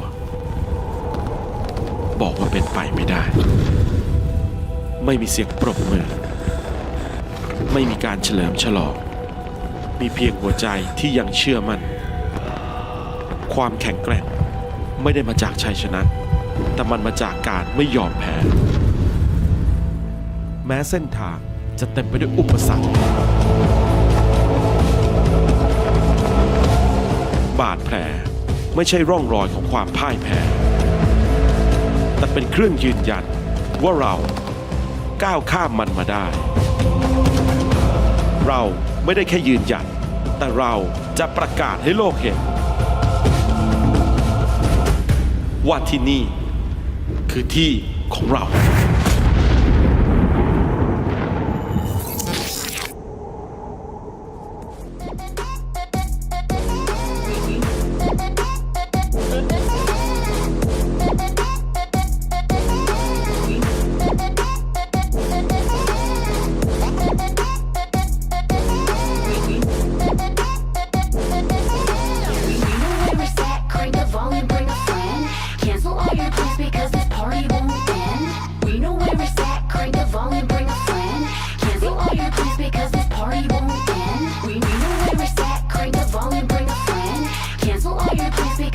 party won't end. We know where it's at, crank the volume, bring a friend.